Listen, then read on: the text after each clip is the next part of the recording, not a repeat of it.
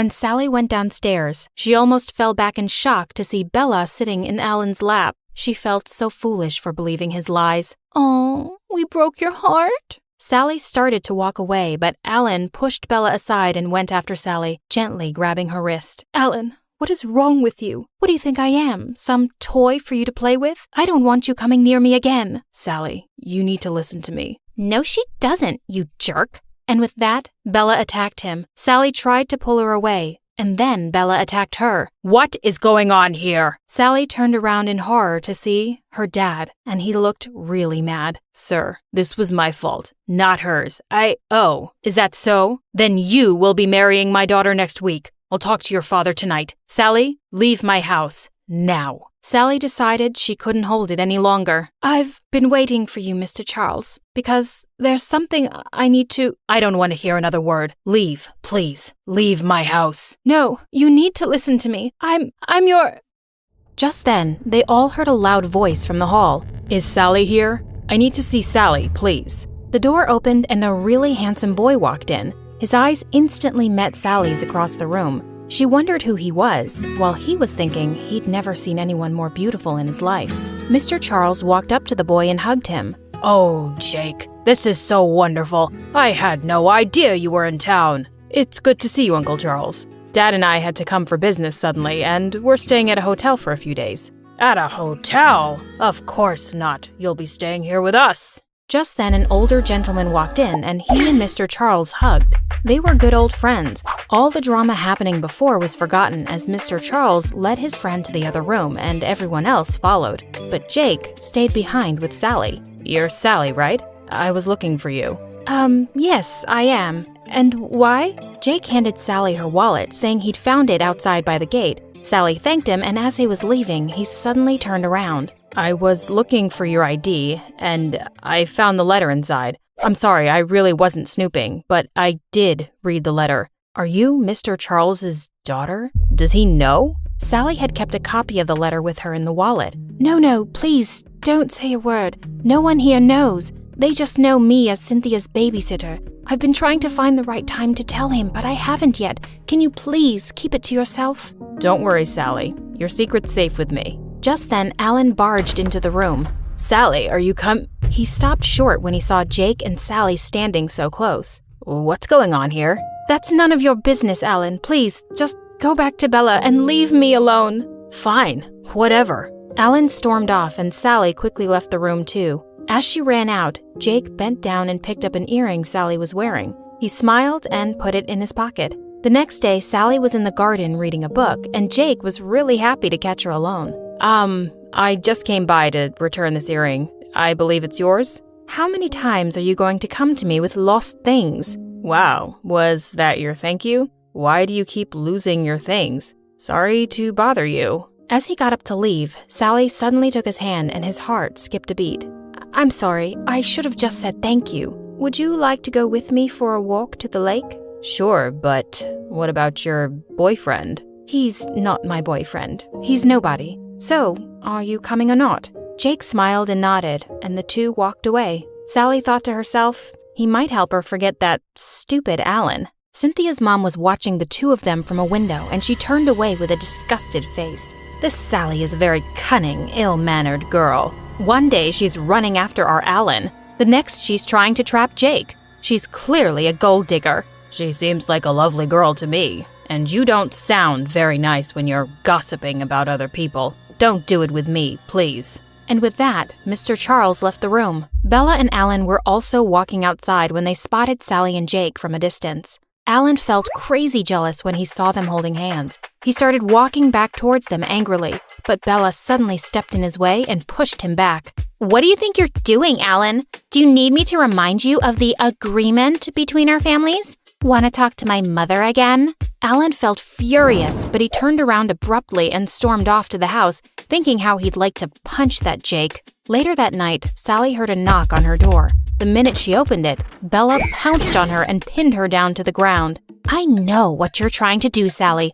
I'm a girl like you. I know all your games." Sally pushed her off and leapt to her feet. "What are you talking about, you psycho? I know you're just flirting with Jake to make Alan jealous."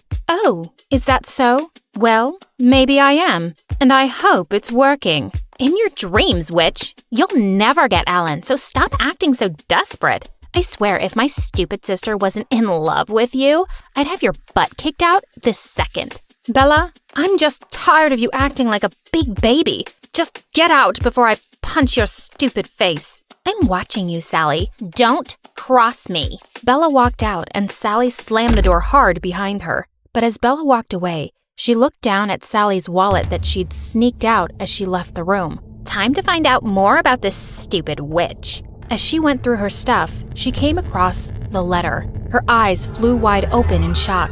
The next morning when Sally went down for breakfast, Jake was waiting for her in the hall. But just then, Alan came forward and gently pushed him away. No one really wants you here, man. When are you leaving? What's your problem? I'm here as a guest, and I think Sally wants me here. Well, Sally's just a worker here, not the owner of the house. She doesn't decide anything. You're not the owner here either. And what do you mean, just a worker?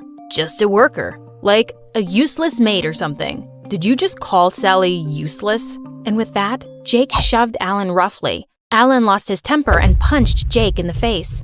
Alan, stop it! What's wrong with you? Just then Bella came running down the staircase.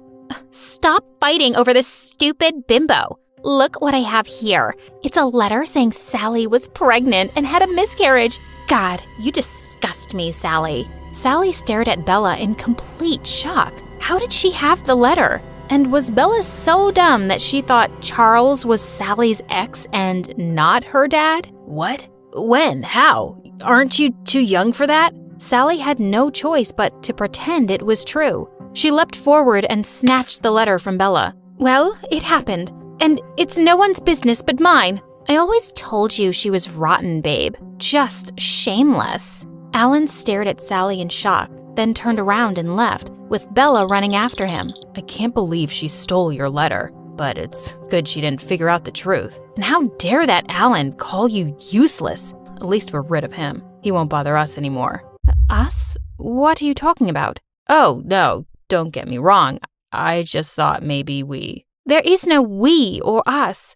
I just want everyone to leave me alone. And with that, Sally ran up to her room while Jake blinked away his tears furiously. Be a man, Jake. There's no such thing as love at first sight. She doesn't love you, and that's that. Meanwhile, Sally was furiously pacing in her room, thinking she would just tell everyone the truth tonight. She couldn't deal with all this anymore. Alan was sulking on the bench outside while Bella was going on and on about Sally. Suddenly, he turned to Bella and said, Let's have our engagement party tonight. What are we waiting for?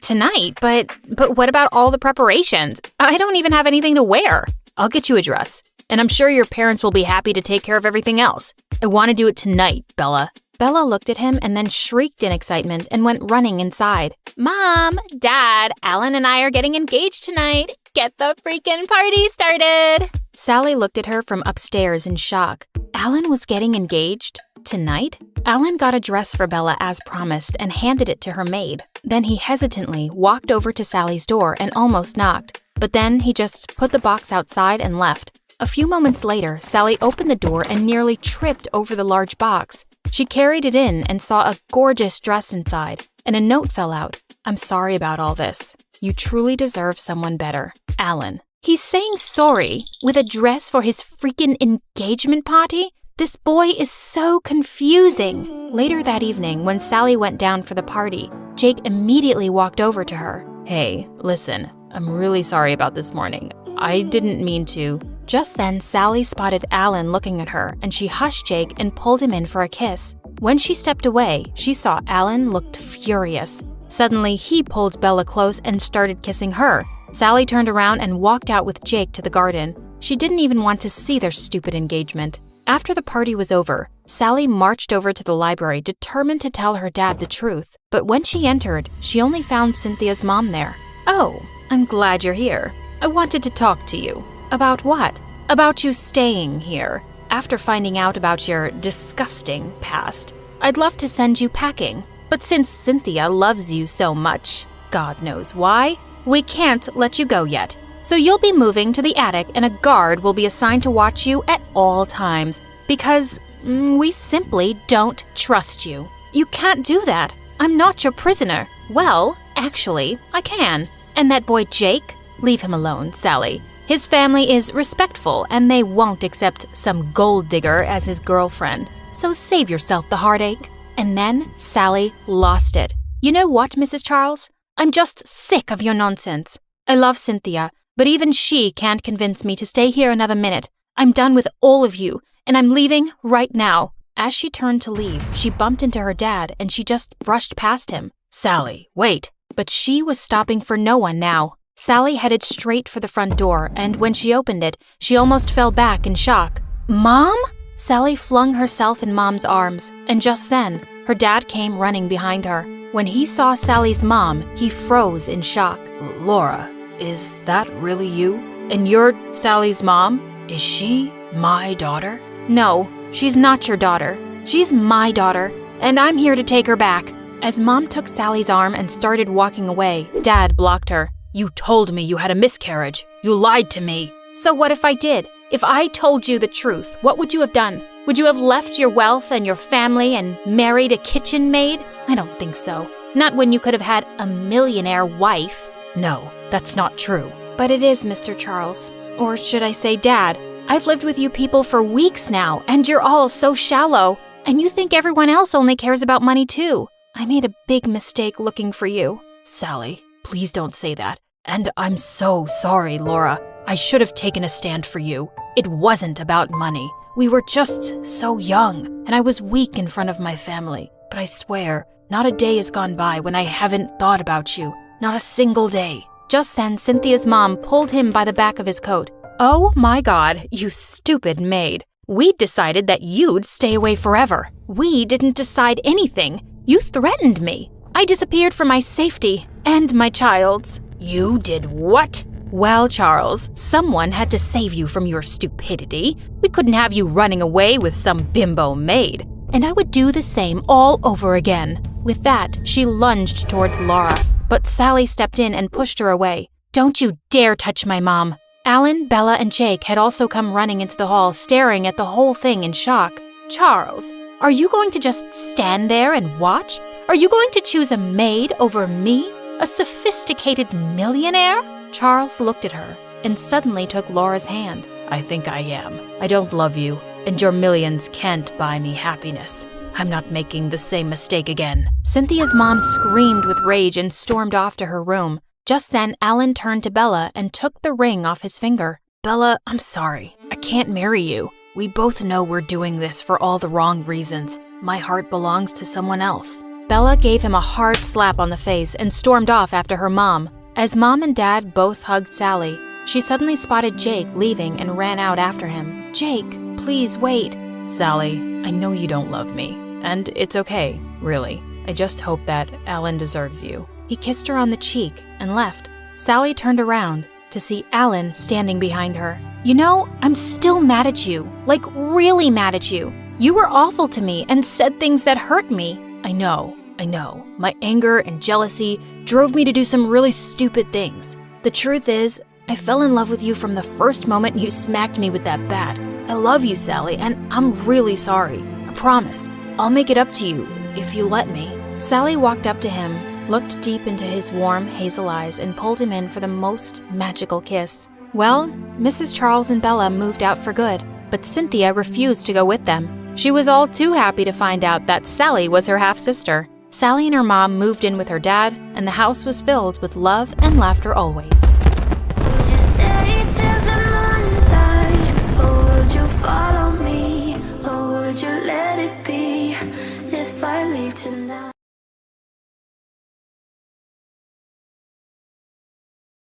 Once there lived a pair of twin sisters who loved each other deeply, so deep that they would share everything they had. It just so happened that they got married at the same time, and then got divorced very soon at the same time. But little did they know, one of them was pregnant. So the pregnant one said, "Don't worry, sis. Whatever is mine is yours too. We will share this baby." They even had it documented that the other one will be the baby's second guardian. Soon after that, a cute little baby girl was born. The aunt held the baby in her arms lovingly. Oh, she's such a cutie. And look, she has my eyes. Huh? You must be kidding. Give her to me. Let me hug her first. And oh, look at her.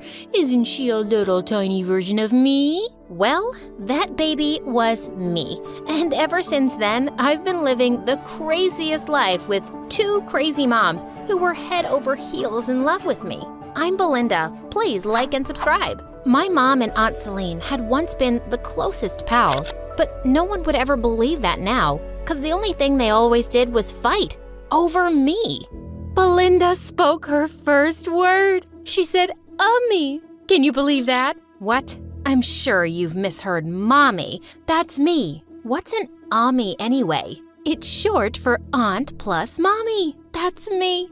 I always knew she liked me more.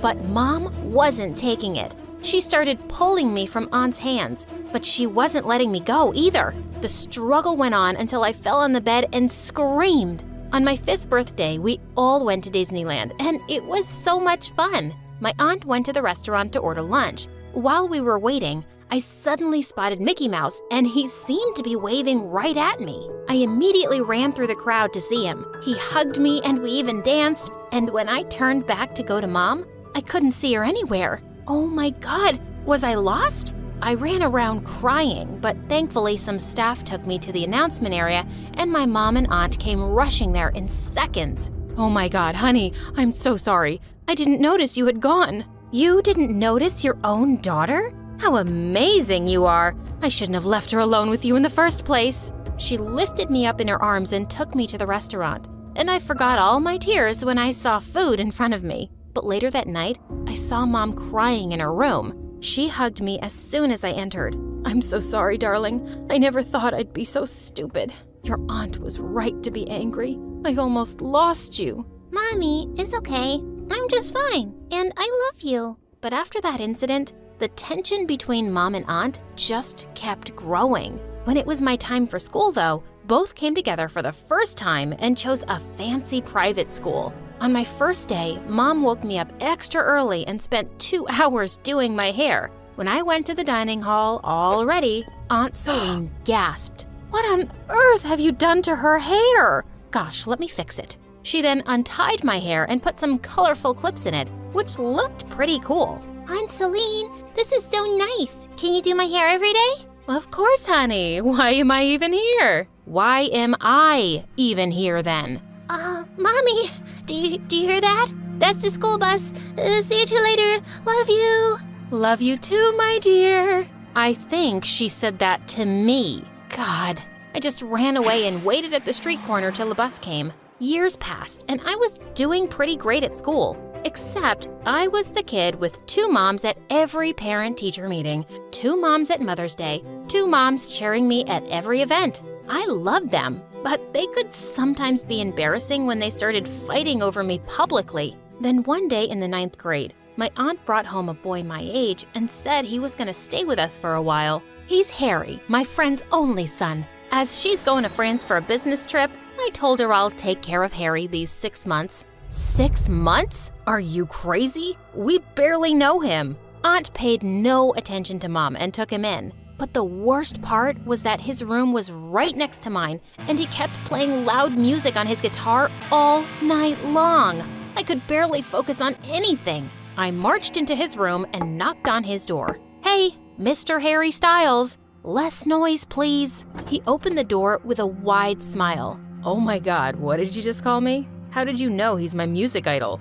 Okay, whatever. Just keep it down. I'm trying to prepare for the National Poetry Competition. You write poems? Let's hear one. Maybe I can write music for it. Oh my God, we could start our own band. Who was this dummy and why was he here? I just walked away and he went right back to playing as loudly as ever. A few days later, it was my 15th birthday, and like every year, it was a war between my moms to decide everything for the party. But in the end, they threw a great one with all my friends from school, and Harry even played some songs, and he was actually pretty good. After he finished playing, I went over to him. Okay, I have to admit, I really like your songs. Whoa, that's a biggie coming from you. Thanks, Mrs. Shakespeare. I laughed and he pulled me onto the dance floor. But just then, someone pulled me away. It was Mom. What's going on here? Is this boy flirting with you? So what if he is? He's a gem. I know him like his mom.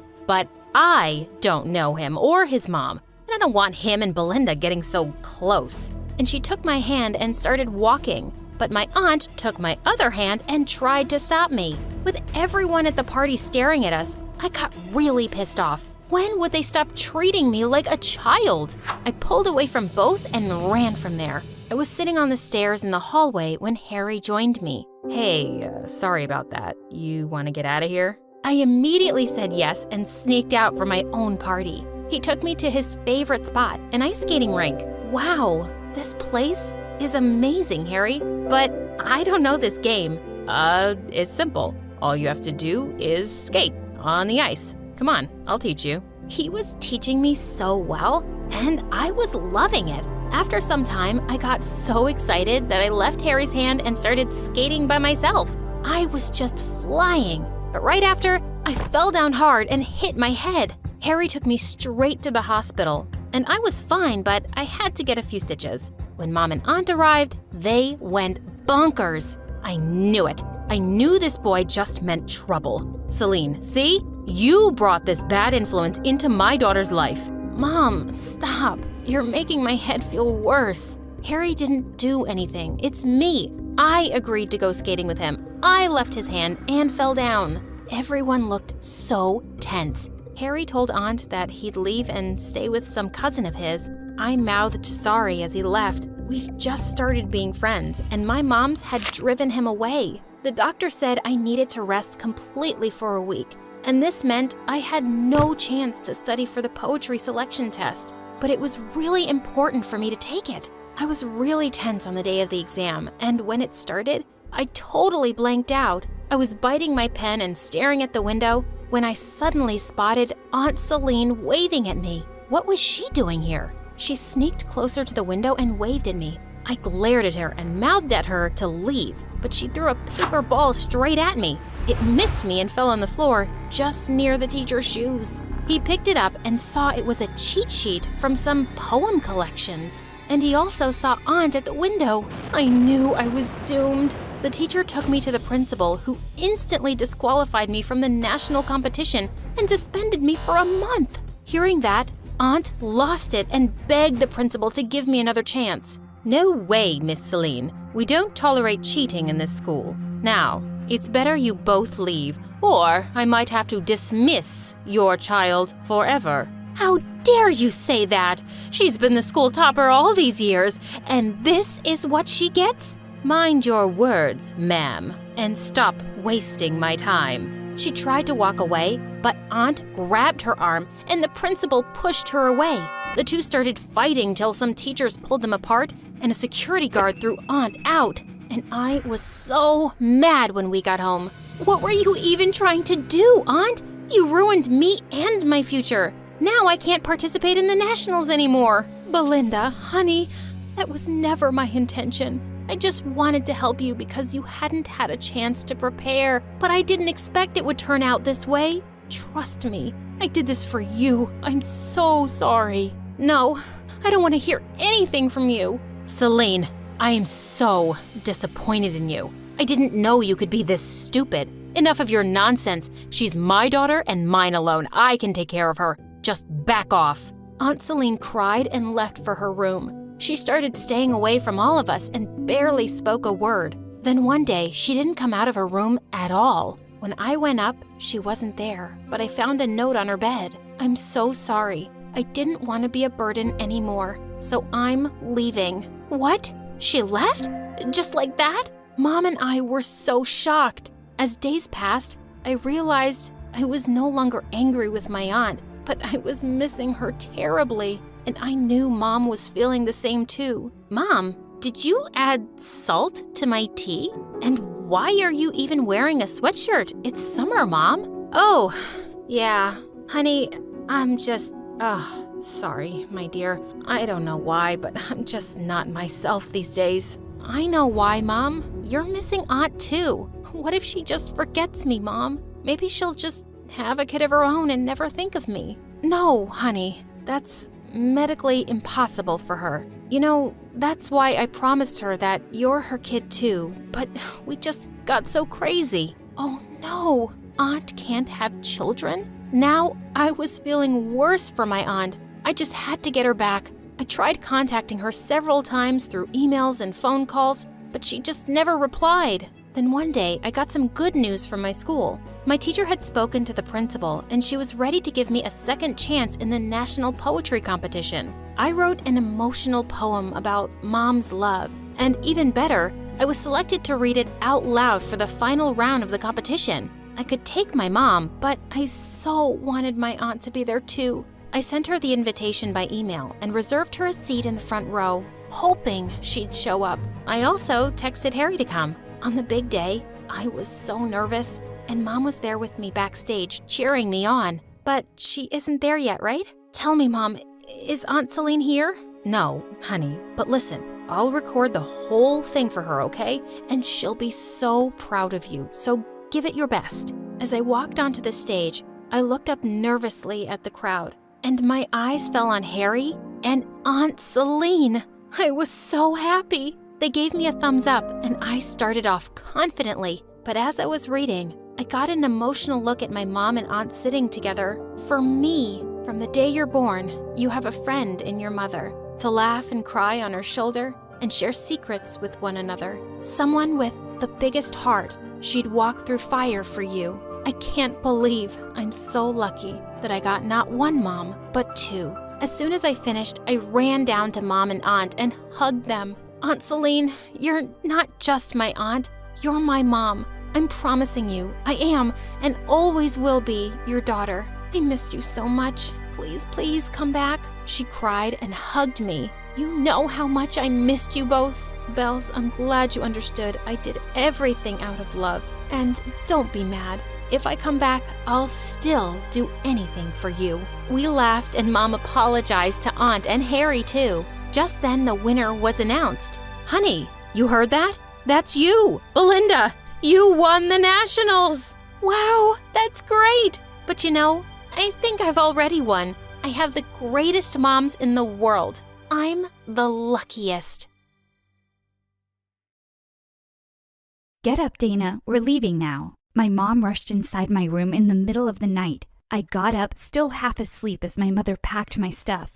What is it, Mom? I asked. It's your grandmother. She asked all the family to come together at her place. Everyone was holding back tears. We all got emotional. That is, everyone but my mom. My mom seemed impatient, always looking away. I didn't want to think about it at the time, but she looked almost excited. She acted proper enough in front of family, but once we got home, she went insane. She started smashing things and slamming doors. I went to try to calm her down, but was immediately to regret it. She told me that I was going to take all of my stuff and move into the basement. Our basement wasn't even finished, so I just moved a basket of my clothes and some sleeping stuff on the cold, wet cement flooring. When dinner came, she refused to let me sit at the table with her and Daniel. After they would have finished eating, Daniel brought me down some of their leftovers. It was just some half-eaten chicken wings and cold mashed potatoes. He told me that he was sorry and gave me a hug. Before he could comfort me, our mom yelled at him to come upstairs before he had to sleep on the basement floor with me. I thought she was just angry about something that happened at the party, so I waited a few days before asking her if I could move back into my room. She got all offended, saying I was so greedy. That's when she let me know that Daniel was moving into my room because it was bigger. So what? I asked. I'm just supposed to move my stuff into Daniel's room? She gave an evil chuckle and laughed a bit. No, actually, I was thinking about turning it into an office. You seem to be doing fine in the basement, she stated. I was waiting for her to say it was a joke, but she was dead serious. She even started painting my walls with colors she knew I hated. I argued with her that the basement was cold and covered in mold and bugs. She said that I needed to contribute more to her life, to give in to her demands. What have you done that makes you so special? She asked. I was just 14. Just like that, I went from the favorite of the house down to Cinderella. I tried everything to get back into her good graces. No matter what I did, she complained.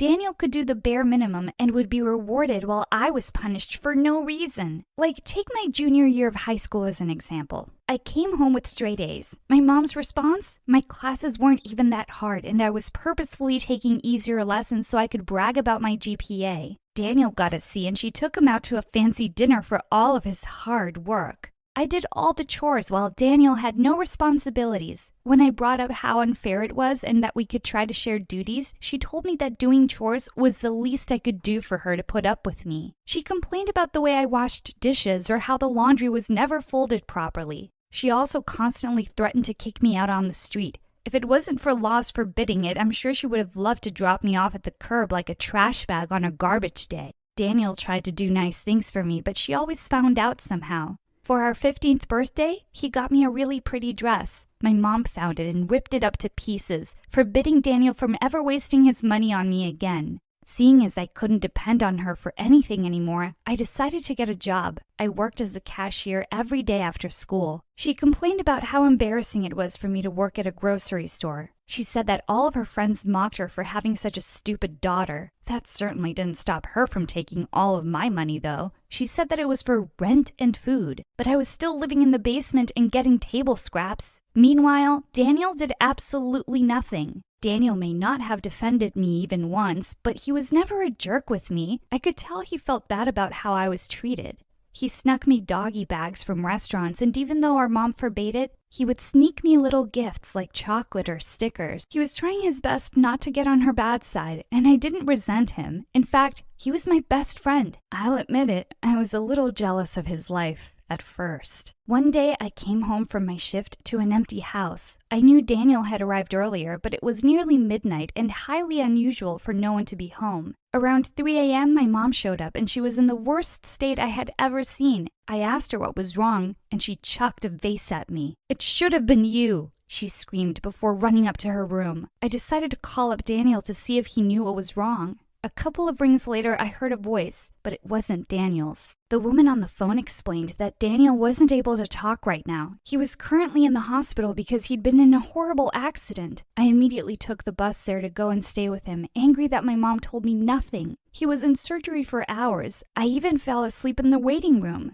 A doctor woke me up and had a very grave look on her face. She told me that things were not looking good for Daniel, and he would have to undergo further emergency procedures. He needed a blood doctor fast. Luckily, since I was his twin, there was a super high chance we were compatible. Of course, I immediately agreed to be tested. The doctors were so sure that it was going to be okay, but they were all confused when they looked at the results. They drew my blood 2 more times just to be sure before they said that we were not a match. But that wasn't the most shocking news. My blood type was O, meaning that both my parents were O. Daniel's blood type was AB. Not only was this the rarest type, but it also meant that neither of his parents was O. In other words, Daniel and I were not twins at all. In fact, it was possible we weren't even siblings. It was a lot to take in. I'm not embarrassed to admit I passed out right on the floor. I woke up a few minutes later and frantically called my mom. She had a lot of explaining to do. I thought my mom would have been ashamed to be caught red-handed in a lie. She just shrugged and said, "Oops, yeah, I forgot to tell you that you were adopted." I was in tears, but she couldn't care less. She told me to stop being a drama queen and have consideration for her feelings as her son was in danger and she was overly stressed. I argued that he was my brother and I had the right to be confused. Her response? "That charade is up to you, Dana. We both know he is not your brother." She even had the audacity to complain that I couldn't even donate blood, like it was a choice. I ran out of the hospital crying hysterically and went straight home. I did not sleep, though. Instead, I picked up a few of my things and ran away. I always thought that being kicked out of the house was the worst thing that could have happened to me.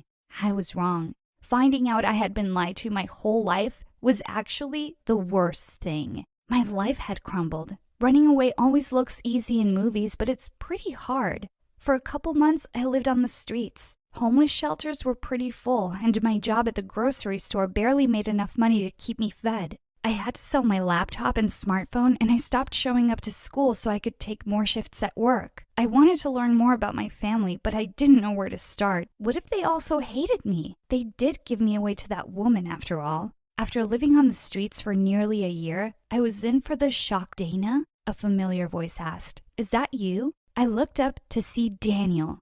He was limping a little bit and still in physical therapy, but he was alive. I felt horrible that I had ran away like that and never checked in on him. I started to apologize when he pulled me close and hugged me. He explained how he missed me so much and tried to call all the time. He also said that our mom told him quite a horrible tale. See, our mom told him that I ran away because I said I didn't want to give anything to him. She told him that I didn't care if Daniel lived or died. He also said that he knew it wasn't true, but he only just got out of the hospital the other week.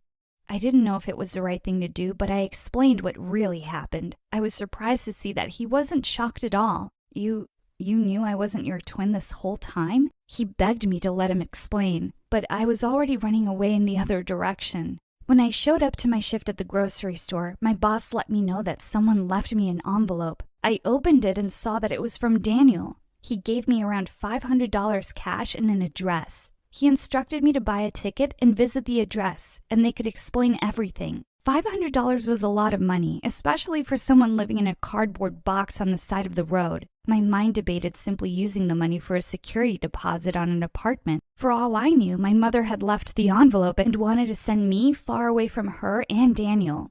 Now, don't judge me for what I'm about to tell you. I decided to take the money and go on this wild goose chase to nowhere. I took a week off and booked my train there. It was about 9 hours of travel.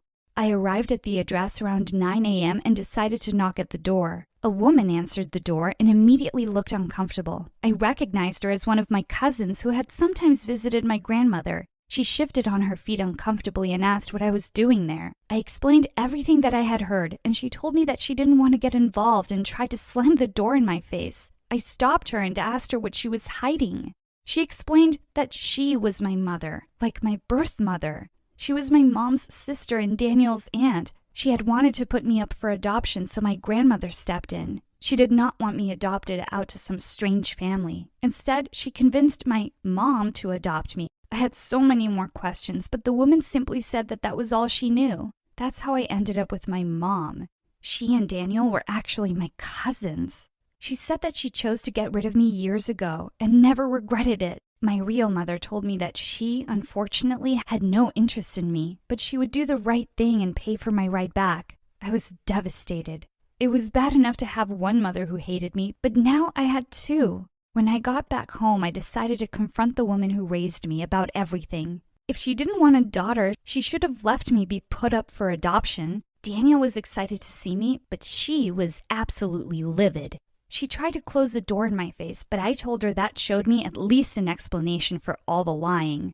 "I don't owe you anything, Dana," she sneered, "so leave my house." "I deserve an explanation," I yelled. "You want an explanation? You'll get one," she shouted back. "I was tricked into taking you. You took everything from me." Apparently, my grandmother told her that if she took me in, she would make some changes to her will. My mom was a single mother struggling to support Daniel, and my grandmother was very rich. She thought that the changes in the will would get her rich. At my grandmother's party, she found out that she actually left everything to me. Even Daniel was shocked to hear this. She even left me with a generous trust fund for a goodbye gift. I never saw a dime of it. She felt like she wasted her time raising me for nothing but stress. She was jealous that I would get to live rich and fancy while she slaved away by raising a kid that wasn't even her own. I screamed at her about how selfish she was. All she cared about was money, while all I wanted was family. I had never felt so betrayed, and I bolted out the door. To my surprise and relief, Daniel followed. He let me know that I didn't have to give him any money at all. He just wanted to be a part of his twin sister's life. I got in touch with a lawyer and gained access to my trust fund. I am literally a millionaire now. If my mother had just treated me properly, then I would have happily shared it with her. Last I saw, her house got foreclosed on, and Daniel doesn't even talk to her anymore. I was able to afford to move Daniel and I out with my grandmother. She knew nothing about the drama in our lives and thought I had simply ditched her after gaining access to the account. We all live together now, in a huge mansion in a tropical region. I never imagined I would get to trade a moldy basement floor for a luxurious room with a view of the sea. But I guess anything is possible with family at your side. I couldn't believe it. I just wanted to scream and dance on top of a mountain in happiness. Jacob, the cutest and nicest boy in school and my longtime crush, was now single after 2 freaking years. This was finally my chance to be his girlfriend, and hopefully I'd be the last one. The competition might be tough, but I had the upper hand. We'd been seatmates in almost all of our classes, and I usually got a hi from him in the hallways. One day in the canteen, I saw him sitting at a table alone. I wondered why he wasn't with his friends. Holding my tray of food, I casually passed by his table, expecting him to notice me, but he didn't, and it made me sad. I stepped back and blurted out, "Oh, wow, pizza! Did you know that you can order it from space?" He turned towards me looking surprised. "Wow, really? That's so cool." He seemed impressed, and I felt relieved. My hands were shaking. I was so nervous, but I had to do this. "Can I sit here?" "Sure." As soon as I'd settled in my seat across from him, his face suddenly brightened up as he read a message on his phone. He looked so happy at whatever it said. "You can have all the pizza, Dana. I have to go." And he left, just like that. At least he'd given me his pizza. I'd just have to try harder next time. Over the next 2 weeks, I continued trying to get closer to him, and he was nicer to me, but he often seemed to be in a hurry. It disappointed me when I realized that he was giving other girls the same treatment. Ugh, I hate that feeling when you think you're special but you're not. This is not good. The next week was crucial. Something had changed about him. He looked so preoccupied whenever I saw him. He was always on his phone, smiling, and I didn't like what that might suggest. My gut feeling was confirmed when a piece of news left me speechless. Jacob had a new girlfriend already, and he'd posted their official couple photo on Instagram that day. It was Sam, a girl from another class. Why her? I mean, sure, she looked nice and delicate, and she always wore these modest, girly dresses, but what made her so much more special than me? I ranted and raved to my friends later that day. I really couldn't believe it. All my efforts had been a total waste. I tried to stalk Sam on Instagram, Facebook, Snapchat, Twitter, TikTok, and every other possible platform, but she didn't have any of them. She was clearly a very private person. I had to find out more about her. I had to know if she deserved Jacob. One night, while out buying some cleaning sponges, a familiar face caught my attention. It was her, Sam. She was wearing a huge black hoodie with the hood almost hiding her entire face. She looked so different. She had her hands deep in her pockets as she was talking to a tall and muscular older guy with tattoos who was also wearing the same black hoodie. They were talking about something seemingly very private in a corner of the store, neither of them holding a basket or anything to buy. They looked suspicious. I hid behind the toiletries rack as I secretly observed them. They then went outside and continued talking in front of the alley. They kept cautiously looking around as if they were hiding from someone. I sensed something fishy. What was Jacob's new girlfriend up to? And what was her relationship with this guy? A few more moments passed, and the older guy handed something to her. I didn't get the chance to see what it was because she immediately shoved it in her hoodie pocket. They then walked into the alley, and I immediately ran to follow them. I squatted behind a smelly garbage can as they checked if there was anyone around. I couldn't hear what they were talking about. They looked like they were planning something, but why in an alley? I suddenly screamed when a huge rat crawled out of the garbage and jumped onto me. I instinctively sprang up and flung it off. Sam and the guy turned their heads in my direction, and I buried my face in the garbage can as if I were a beggar looking for leftovers. I almost puked at the smell. I absolutely stank when I went home that night, and I had to shower 3 times just to get the smell off. You're going to pay for this, Sam. I wasn't able to sleep well that night. I kept thinking about Sam. I could sense that something was wrong with her. If Jacob didn't end up with me, at least he should find a decent girl that he deserved, you know? But it would be really good if it were me. I wanted to chat with him to tell him about what I'd seen earlier, but I was worried that he'd think I was stalking his girl because I was jealous. Of course I was, but I had to keep it low-key. Boys should chase the girl, not the other way around. The next morning, while I was on my way to my locker, I accidentally bumped into Sam. "Sorry," she apologized. She dropped her bag in the process, and some books slipped out. I squatted down next to her to help her and was stunned when I saw one of her books. It was a huge black book about witchcraft. I lifted my head and met her cautious eyes, but she looked away immediately and snatched the book away. With narrowed eyes, I watched her as she rushed towards Jacob at the end of the hallway and excitedly showed him something on her phone. I was itching to know more about this girl. I went to the same grocery store that night and expected to see Sam again, and I did. She was wearing the same black hoodie again, but this time she was talking to an old lady with a crooked nose and a hunched back. The old lady was also wearing a black hoodie. Was that their uniform or something? Sam whispered something to the woman, and the woman nodded back.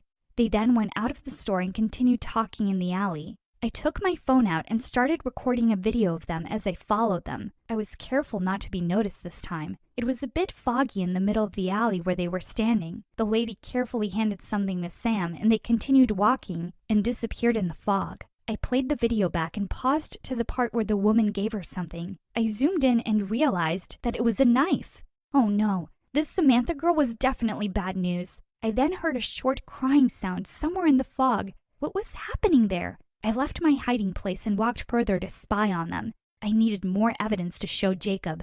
I finally made it out of the fog, but they were nowhere to be found. All I saw were car tracks and a dirty white shirt on the ground. Wait a minute, was that red stain on the shirt? I checked and realized it was blood. Oh my God, Jacob had to know about this. His girlfriend was dangerous. The next day at school, I couldn't concentrate on any of my classes. I was itching to tell Jacob what had happened last night. As soon as class was over, I gathered up the courage to finally talk to him outside the classroom. Hi, Jacob. Can I talk to you for a second?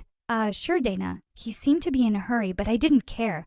He deserved to know the truth. Listen, I trailed off when Samantha appeared from behind him all of a sudden. There you are. I was looking for you everywhere, she exclaimed as she hugged him from behind. She then turned to me and smiled. Hi, I think you're the one who I bumped into yesterday. Sorry if I left so suddenly. I was in a hurry. No problem. It's Sam, right? I pretended to be cool, but deep down I was fuming. How dare she act so nice and innocent when she was holding knives in alleys at night? Yeah, and you're Dana. Nice to meet you. Sam shook my hand while giving me an adorable smile. Who would ever think that this girl was involved in such seedy stuff? As the couple walked away, Jacob looked back at me and said, Oh, hey Dana, I forgot to tell you something. Justin will be throwing a party later at his house at 7. It would be cool if you'd come. Wait a minute. Did he really invite me to his best friend's party later? I temporarily forgot about my problem with Sam in all my excitement. It was the first time that I'd be going to a party where Jacob was, and I could barely contain myself.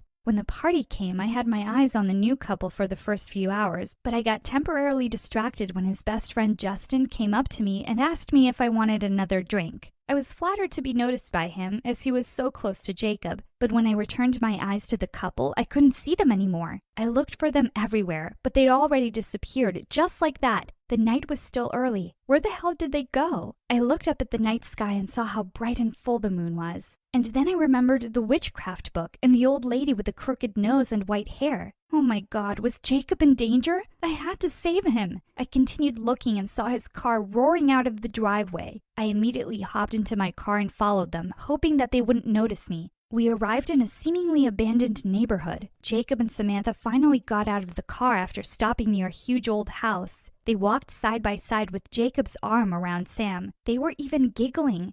Weren't they afraid of such a weird place? After parking my car in a secluded spot, I continued following them. I hid behind the bushes, a tree, a huge rock, and whatever came my way whenever they looked back to check if someone was following them. They finally arrived at the front porch of the old house, and the door was opened by the same suspicious old lady from last night. I got scared as a cold breeze gave me chills. The woman really looked like a witch. I remembered the black book and blood-stained shirt. Were they going to do some sort of ritual on Jacob? Or would they sacrifice him? Oh no. To my bewilderment, Jacob seemed pleased to see the woman. He even hugged her. Don't tell me she was Sam's mother. They went into the house, leaving the door slightly open. I took a peek inside and was shocked to see how bright and lively it was inside, with many people of different ages milling around every corner of the house. I was still watching them, processing what could possibly be happening, when the door suddenly swung open, and I gasped to see Samantha looking at me with a knowing grin on her face.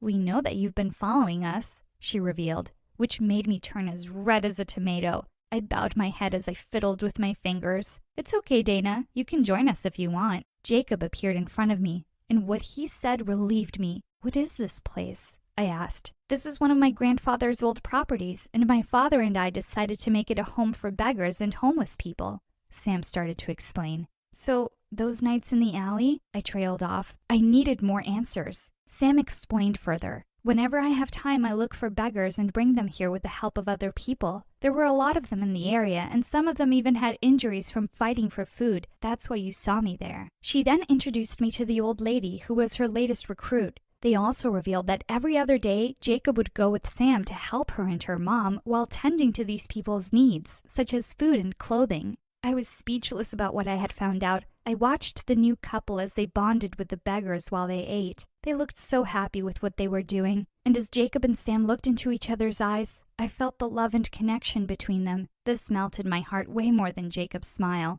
Samantha was actually an angel, and indeed, you can't judge a book by its cover. At that moment, I finally realized that she was perfect for Jacob, and I didn't feel jealous at all. I ended up being good friends with them from then on. I also helped them from time to time. About my feelings for Jacob, I didn't understand why, but I just woke up one day realizing that I had finally accepted that we weren't meant for each other. A year passed and we were only a month away from graduation. While the three of us were having lunch at a fancy restaurant to celebrate the birthday of Sam's dog, Jacob's best friend, Justin, showed up late. He was panting as he sat next to me and across from the couple. "Sorry I'm late. I got stuck in traffic," Justin explained. Despite the messy black hair and sweaty forehead, Justin still managed to look cute. He had this bad boy thing going on, but that was only his looks because he was actually timid. He scratched the back of his head as he sat beside me. I noticed that he was always nervous whenever he was near me. Or was I just assuming things? "Come on, dude, ask her already," Jacob urged Justin as he leaned back in his chair looking impatient. Will you go to prom with me?" Justin stuttered as he asked me. I had been waiting for him to ask me out, and finally he'd done it. I nodded at him as I blushed, and the boys did a happy fist bump. After graduation, Justin became my boyfriend. And throughout the years, Jacob and Sam inspired me and made me more mindful of homeless people and those in need. Hi, I'm Soleil from Monterey Bay, and my life was a nightmare until I turned 15. Before I continue, please like and subscribe to 4Eve. I was born with a condition called macrodontia. That meant my teeth were much larger than normal size. It wasn't a big deal, but people were giving me a hard time for it. Like one time in 4th grade, I was waiting in line for picture day when my teacher, Mrs. Smith, pulled me aside. "Sweetie, I need you to keep your mouth closed for the picture. No smiling, okay? You don't want me showing my teeth, do you? It's just that you're such a pretty girl and your teeth just may be a bit distracting for the picture." "It's not my fault you think my teeth are distracting. I have a condition, you witch." Maybe I shouldn't have called Mrs. Smith a witch. It landed me in double detention. But luckily, I told my parents everything that had happened, and they were furious. They got my teacher fired for discrimination against a kid, and I felt pretty pleased with myself. Though, unfortunately, kids at school started making fun of my teeth after the picture day incident. I ignored them most of the time, but sometimes I just wanted to slap their dumb faces. The only thing that helped me through the day was singing after school in my room. It was my dream to become a singer, but I was way too shy to sing in public. Then one day, everything changed when a new girl came to our class. Her name was Lydia, and she was a famous child actress. I'd loved her movies ever since kindergarten. She was literally my idol. We were even paired as lab partners and instantly became friends. I told Lydia all about the bullying and my witch teacher, Mrs. Smith, and she was so sweet. "Those people are dumb. You're perfect just the way you are. Just stick by my side and none of the bullies will ever bother you again." Soon I found out Lydia was right. Whenever I was with her, the kids left me alone. I was untouchable. By the time Lydia and I were in 8th grade, we'd become besties. But when we got to high school, things got a little crazy. On our first day, kids started staring and whispering at us in the hallway. Within seconds, everyone pushed past me so they could take selfies with Lydia and ask for her autograph. This went on all morning, and by lunchtime, I decided to study in the library for some peace and quiet. Then suddenly, as I was walking to a table, I tripped over someone's shoe from behind. We both fell forward and I landed on top of some girl. "Get off me, you jerk." "Geez, I'm sorry, it was an accident." "Please, I know who you are. You're the new bodyguard of that teen actress Lydia. You think you're so important that you don't have to look where you're going." First of all, I don't think that at all. And second, I'm not Lydia's bodyguard. I'm her best friend. Well, she's telling everyone you're her new bodyguard. If I were you, I'd find out what that's about.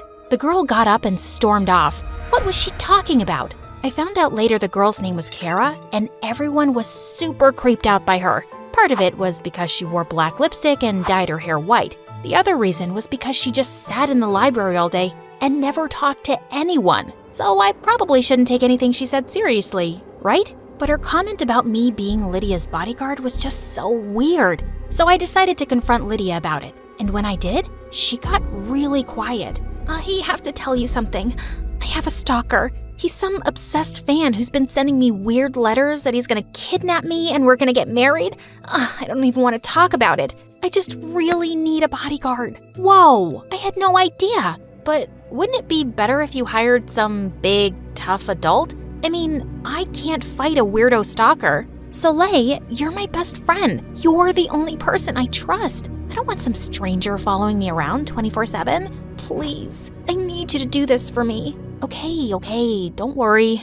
I want you to be safe, so I'll be your bodyguard. Lydia was really relieved and I was glad I could protect her. But soon I discovered being her bodyguard was a living hell. Not only did I have to follow Lydia everywhere, I had to shoo away everyone who tried to talk to her. Lydia just didn't trust anyone, but her fans blamed me for it. I just wanted to know where Lydia bought her bracelet. I'm not trying to hurt her, you jerk. Then one day, things got really out of hand. I was walking Lydia down the hall when this muscular jock tried to shove me. Out of my way, Buckteeth. I want to talk to our local movie star, aka my future girlfriend. Lydia just looked at her phone, and I knew that meant she wasn't interested and didn't want to deal with him. Sorry, dude, but Lydia doesn't want to talk to you, and as her bodyguard, I'll have to ask you to leave. At that second, the guy grabbed my shoulder, and I had no idea what he was gonna do. I turned to Lydia for help, but I didn't see her anywhere. Instead, some girl pinned the guy's arms behind his back. It was Kara. Leave her alone, psycho. My mom's a cop and can have you locked up, so you never see the light of day again. Kara let the guy go and he ran off. I was amazed that she, of all people, had defended me. Wow, Kara, I can't thank you enough for protecting me. I was so scared. Don't get used to it. I just felt bad for you because you're the bodyguard of that stuck-up princess. Notice how she just walked off while you almost got beaten up. Kara walked off and I realized her words made sense. Lydia had abandoned me, and worse, when I kept calling and texting her, she didn't answer. The same day at school, I saw Kara walking into the auditorium, which was empty. This girl was so mysterious. I followed her inside, and seeing her, my jaw dropped. She was playing the piano, and she was incredible. Holy crud, you're a pianist? I didn't mean to sneak up on you. Please don't punch me. But you're really good, dude. Ugh, you again. Yeah, I play the piano, but I'm not that good. I mean, I kinda am, but I could never play in front of other people. I totally get what you're saying. I've always wanted to be a singer, but I've never had the guts to sing in front of anyone. So why not sing something now? Come on, no one's here. And you've heard me play piano. It's only fair. I took a deep breath and started to sing something. And for the first time, I saw Kara smile. You're not bad at all, Soleil. You should try out for the spring showcase. If you do, maybe I'll accompany you. I felt my heart race. Was she serious? At that second, my phone rang, and it was Lydia. Girl, where have you been? I've been calling you all day. I am so sorry, but you have to come to the school parking lot. My stalker just showed up. Oh no. I panicked and hung up the phone. Then I ran out of the auditorium, totally forgetting about Kara. When I got to the parking lot, I stopped short when I saw Lydia kissing some guy. Lydia? What's going on? Where's the stalker? Oh, this is him. I decided in the end I like him, and he's cute. What? Why would you like someone who stalked you and made you feel unsafe? He didn't stalk me. He's just some guy who hit on me at the mall and I wasn't interested, so I thought he might stalk me. But I took his number anyway in case I wanted to give him a chance, and I did. Are you kidding me? Do you know how exhausted I've been being your bodyguard? Some guy even grabbed me and you left me to make out with some stranger? Well, I thought if I told you the full truth, you wouldn't be my bodyguard. You have no idea what it's like to be me. Having to talk to fans all the time and being a celebrity, you've never even had a real friend before me. It's fine, it's just you have no idea what I've gone through. What the heck? I was too angry to even answer her, so I just stormed off. I couldn't believe Lydia. Maybe it was tough being a celebrity, but did she have any idea what I had gone through? Being bullied my whole life and never having friends? I decided then and there I was done living in Lydia's shadow. I was trying out with Kara for the spring showcase. It was my turn to shine. So the next day, I auditioned with Kara and it went amazingly. The director was blown away by our talent and I had no idea what I'd been so scared of. We were in. Craziest of all the other performers were chosen and we got the last spot. But just as we were walking out of the auditorium, I saw Lydia sitting in the back row, and her face was white with rage. How could you do that to me, Soleil? You knew I wanted to sing for the showcase.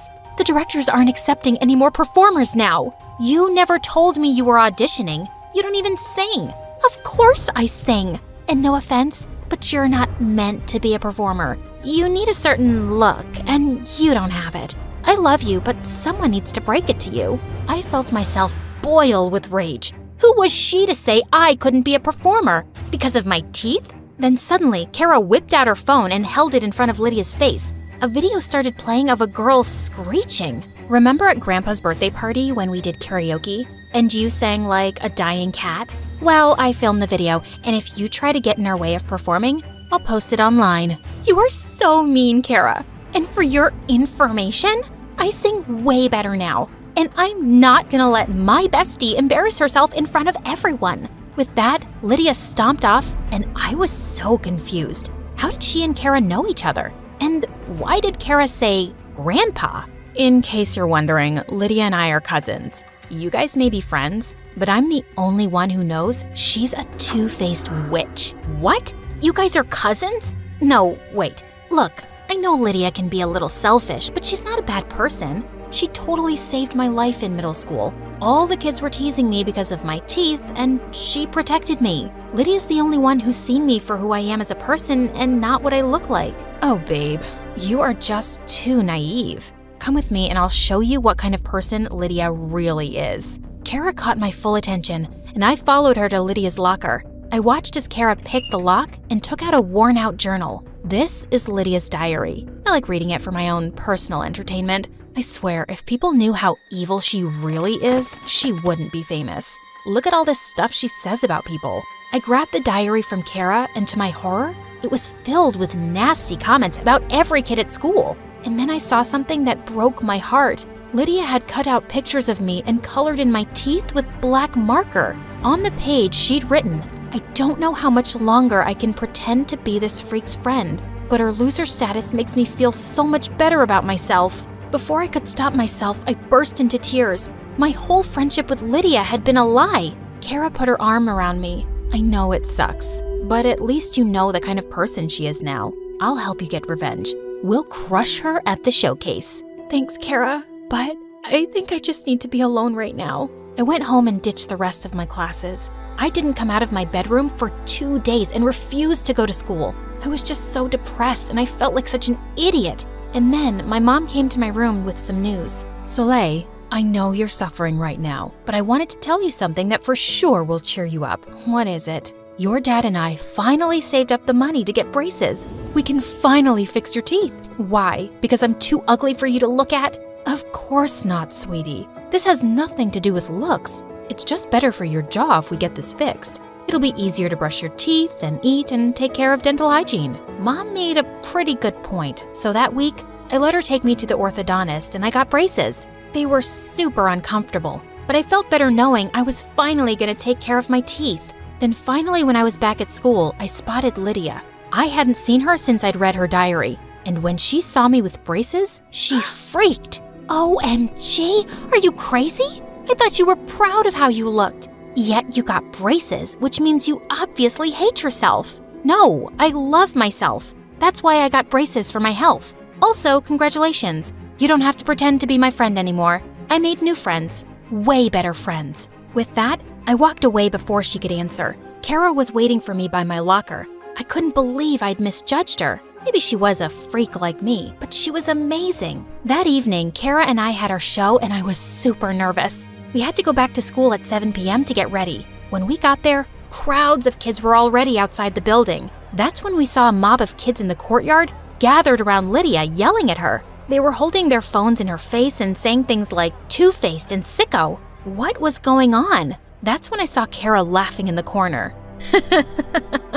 I posted the pages of Lydia's diary all over Instagram. Now everyone knows all the awful things she wrote about them. Whoa, Kara, I know she's a jerk, but isn't that kind of low? Not as low as faking being your best friend for years. And everyone deserves to know the truth about her. Trust me, Soleil.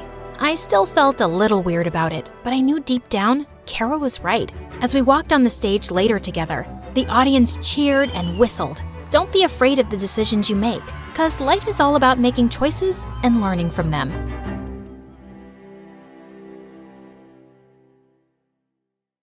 Hi, I'm Claire from New York. Please like and subscribe. I lived with my amazing single mom who had a tough time raising me on her own. As I grew older, I was determined to work hard and give her a good life one day. I got into a great high school on full scholarship and helped her out by waitressing on weekends. One evening, I was dashing like crazy at the subway station. I was so late for my shift. Suddenly, I bumped straight into someone, but I just shouted an apology and ran off to my train. Just as I was about to get on, someone gently took my hand. I turned around to see the most gorgeous boy ever. Hey, you dropped this. He placed something in my hand and I gasped. It was my bracelet. Thank you so much. I would have been devastated if I'd lost this. I'm so glad I found you. No, you found me. I mean, the bracelet. His smile went all the way up to his warm brown eyes. You're welcome. Do you think we could maybe... Just then the door started closing and I shouted, "Sorry, gotta go," as the train pulled away. I felt like such an idiot. I didn't even ask for his name. For the next couple of months, I kept hoping I'd bump into him on the way to work, but no such luck. Summer break was over, and I was really looking forward to seeing my best friend Tessa, who'd been away on vacation. We hugged excitedly, and she put her arm through mine as we walked to class. There's so much I have to tell you. But first, did you ever find the train guy again? No.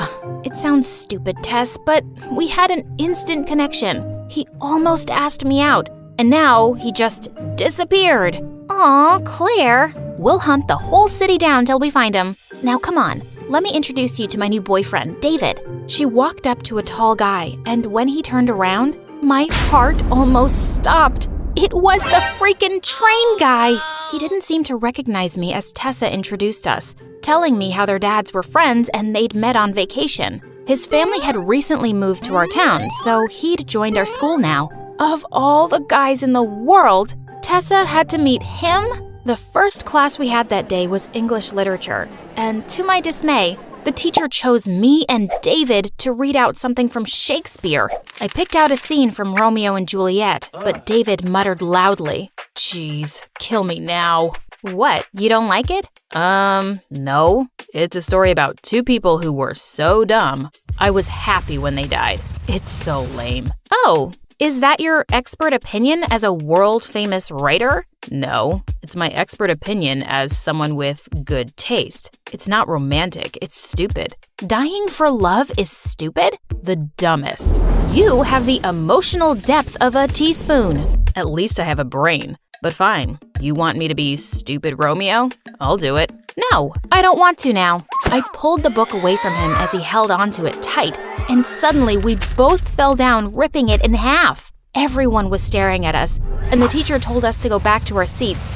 Ugh, this guy was so annoying. It wasn't a great start, but because of Tessa, we both made an effort to be nicer. And I wanted to hate him, but I really couldn't. He was smart, funny, sweet. He was kinda perfect. For Tessa, of course. Some months later, we had a big calculus assignment to work on, but when I went to the library, only David was there. He told me Tessa wasn't feeling well, and I sat down awkwardly. As we got busy working, I suddenly noticed David looking at my notebook. You're doing it the wrong way. My answer is the same as yours. But why use such a long method when there's a shortcut? Because shortcuts lead to mistakes. Watch and learn. He pulled his chair closer and started scribbling away. I could hardly focus. Gosh, he smelled so good. There, done. Okay, you're a genius. I'm calling it a day. I gathered my stuff and started to leave, but he followed me. Have I offended you? Why does it always seem like you're mad at me? No, I'm not. Yes, you are. Am not. Just tell me, Claire, why are you angry at me? Suddenly, the words just came spilling out. Because you didn't remember me. Wait, what? Nothing. It's nothing. I'll see you around. And with that, I ran off. Why did I have to say such a dumb thing? A few weeks later, we had the spring dance at school. and I accepted when a boy from class, Eric, asked me to go with him. I was actually having a pretty good time, and when I stopped to rest, Tessa and David joined me. That Eric seems like great boyfriend material, Claire. Yeah, I guess he's nice. But you're still hoping to find the train guy, right? Oh my god. Tessa, please shut up. Train guy? Oh yeah, babe. This guy found Claire's bracelet on the train station, and they had this, electric romantic moment, but Claire left and never saw him again. She even tried looking for him, but nothing. I just wanted to magically disappear from the most humiliating moment of my life. Eric came just then and whisked me off to the dance floor. The next day, I was just really distracted at work. I broke 2 glasses, knocked over a jug of water, and then I bumped into a waiter, sending food flying everywhere. I was pretty sure I'd be fired. But that night got even worse when I suddenly noticed my bracelet was gone. I broke down into tears, and the staff helped me look all around the kitchen. The manager even let me stay back and search the restaurant once the customers were gone, but I didn't find it anywhere. Feeling crushed, I finally left and walked straight into someone outside. Hey, what's wrong? My bracelet! It's gone. It's the last birthday gift my dad gave me. David pulled me into a hug, and I buried my face in his shoulder. A minute later, he spoke. Claire, you mean this bracelet? I stepped back to see him taking off the bracelet stuck to my coat.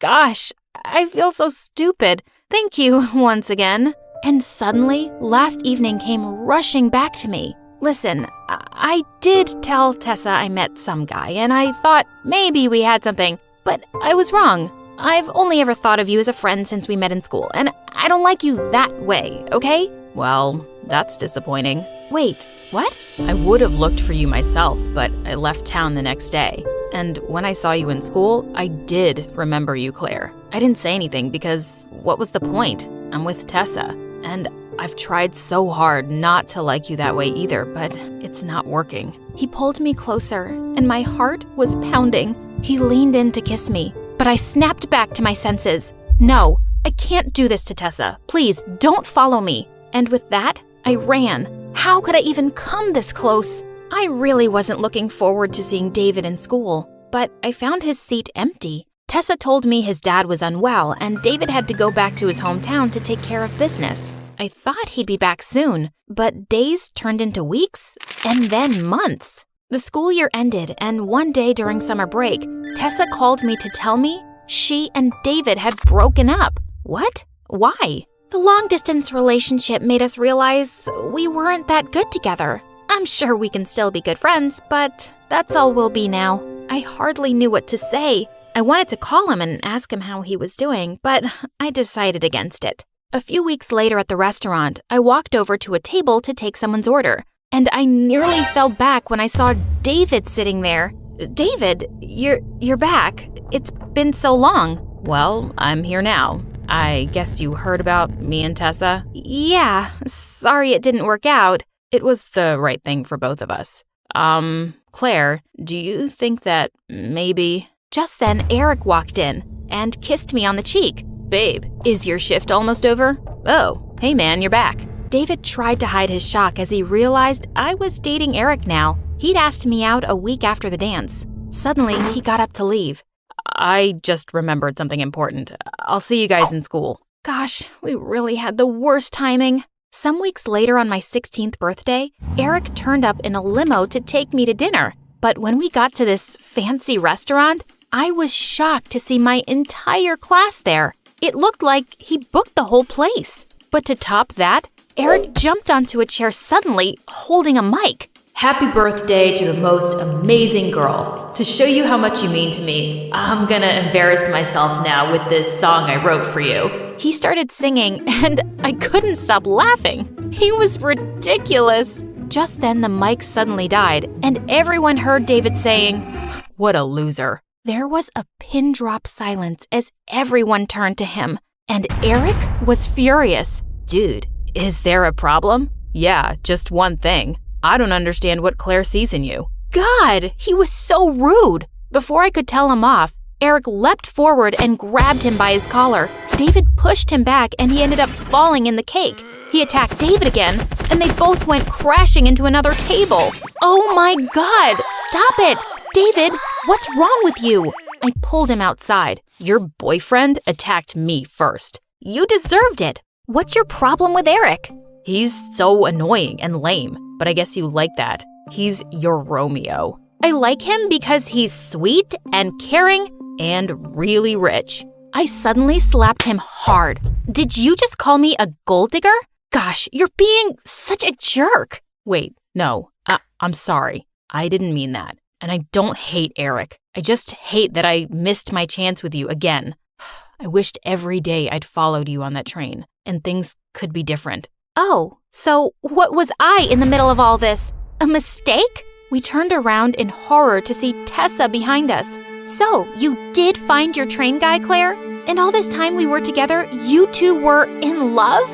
Were you secretly making out? No, Tessa, of course not. Why should I believe you? You lied to my face for so long. I tried to stop her from leaving, but she pushed me to the ground. I'm done with both of you. She stormed off furiously, and I just went back inside. This was a nightmare. The next few weeks were awful. Tessa refused to talk to me. I refused to talk to David, and everything was a mess. Then Tessa didn't come to school for a couple of days, and I began to feel worried. I finally asked the teacher, and she told me Tessa and her sister had been in an accident. Oh my God! I went straight to the hospital and found Tessa in the waiting area. I rushed forward and hugged her tight, and she hugged me back. I'm okay, but my sister's in surgery. I'm just so glad you're here, Claire. I held her hand through it, and we were so relieved when the doctors told us she was going to be okay. We took a walk outside, and Tessa turned to me. Claire, how could you be so stupid? Why didn't you tell me David was the guy? You would have hated me even if I had, Tessa. And it doesn't matter now. I'm with Eric. Just listen to yourself, dummy. You're with Eric, but you're not in love with Eric. I just ignored her. I wasn't hurting Eric now. I'd messed up things enough. A few weeks later, Eric was having a Christmas party at his place. When I came down all dressed up, Mom said a package had arrived for me. I opened it and gasped. There was a beautiful pair of earrings inside that perfectly matched my bracelet. A note fell out. This was supposed to be your birthday present. I'm really sorry for everything, Claire. I'm leaving tonight, and I'll be transferring back to my old school. I hope you and Tess patch things up. David. What?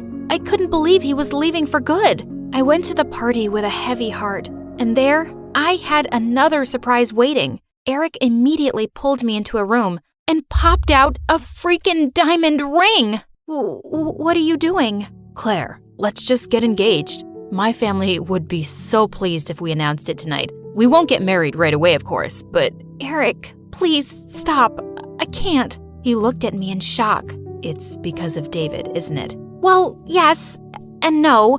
I don't want to be engaged. I don't want my life planned out for me. You're a great guy, but I'm not ready for this. I'm sorry. He quietly kissed me on the cheek and just left. And I immediately called an Uber to the train station. I looked around frantically for David, and just then I saw him climbing onto the train. As I hopped on after him and took his hand, he turned around in shock. Claire, what are you doing here? Taking a train ride with you? Also, I broke up with Eric. We're both single now, so what do you want to do about it? He smiled like the first time I saw him. Do you think we could maybe get dinner sometime? Finally! Yes! And he pulled me in for a kiss. The way my hands feel on your body, we were dancing in the dark. With every move I make, you're falling.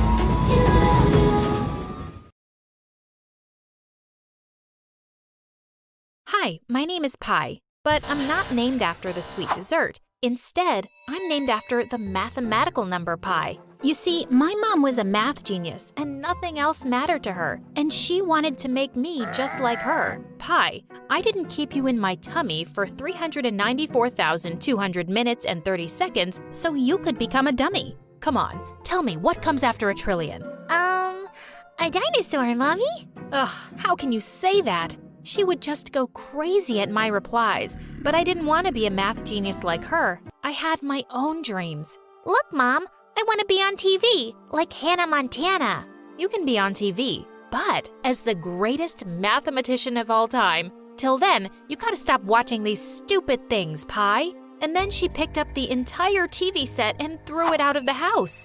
And she just got crazier. Once in the 4th grade, Mom barged into my classroom after my teacher failed me in my math test, and she went all bonkers on him. You must be my daughter's math teacher because you even look like a moron. And what do you even teach here? Top 10 tips on how to suck at math? Mom pushed the math teacher aside and started solving the problems on the board. The teacher tried to snatch the marker from her, and the kids started shouting, "Fight! Fight! Fight!" The principal called security to drag Mom out, and I was the laughing stock. Then one day in 7th grade, I went with Mom to the supermarket, and I saw some people outside the shop with cameras. They were shooting for a TV show. This was freaking awesome. As Mom was busy shopping, I sneaked out and joined the crowd. But the female lead was a terrible actor, and she couldn't even feint for a scene. After the 79th take, when the director shouted, "Action!" I jumped in and fell to the ground. Everyone rushed in to check on me because they thought I'd actually fainted. See? That's how you faint. The whole crew went, "Wow!" Even better, the director gave me his card and asked me to come audition next month for the lead role in a new TV series. OMG, this was like a dream come true. Now I just had to tell Mom about it, but before I could, something terrible happened. At night, I suddenly woke up because I could smell something burning. I ran down and saw the whole kitchen was on fire. I quickly grabbed the extinguisher and sprayed all over the place, but my sleeve caught fire and I screamed. Mom came running and took me to the hospital immediately. I had heavy burns all over my left arm. It took me weeks to recover, and Mom was the saddest about it. "I'm so sorry, baby. It was my fault. I put milk on the stove and started working on a math problem and completely forgot about it for hours. Please forgive me, Pi." Of course, I knew it wasn't her fault, but I was worried about something else. A TV lead with burn scars? A week later, I went straight to the director's studio for the audition, and he was so excited to see me. But just as I removed my jacket, everyone looked horrified. "Oh, what's that on your arm? How did I not see it that day? I don't want someone like this to be my lead. Don't waste my time and just leave, please."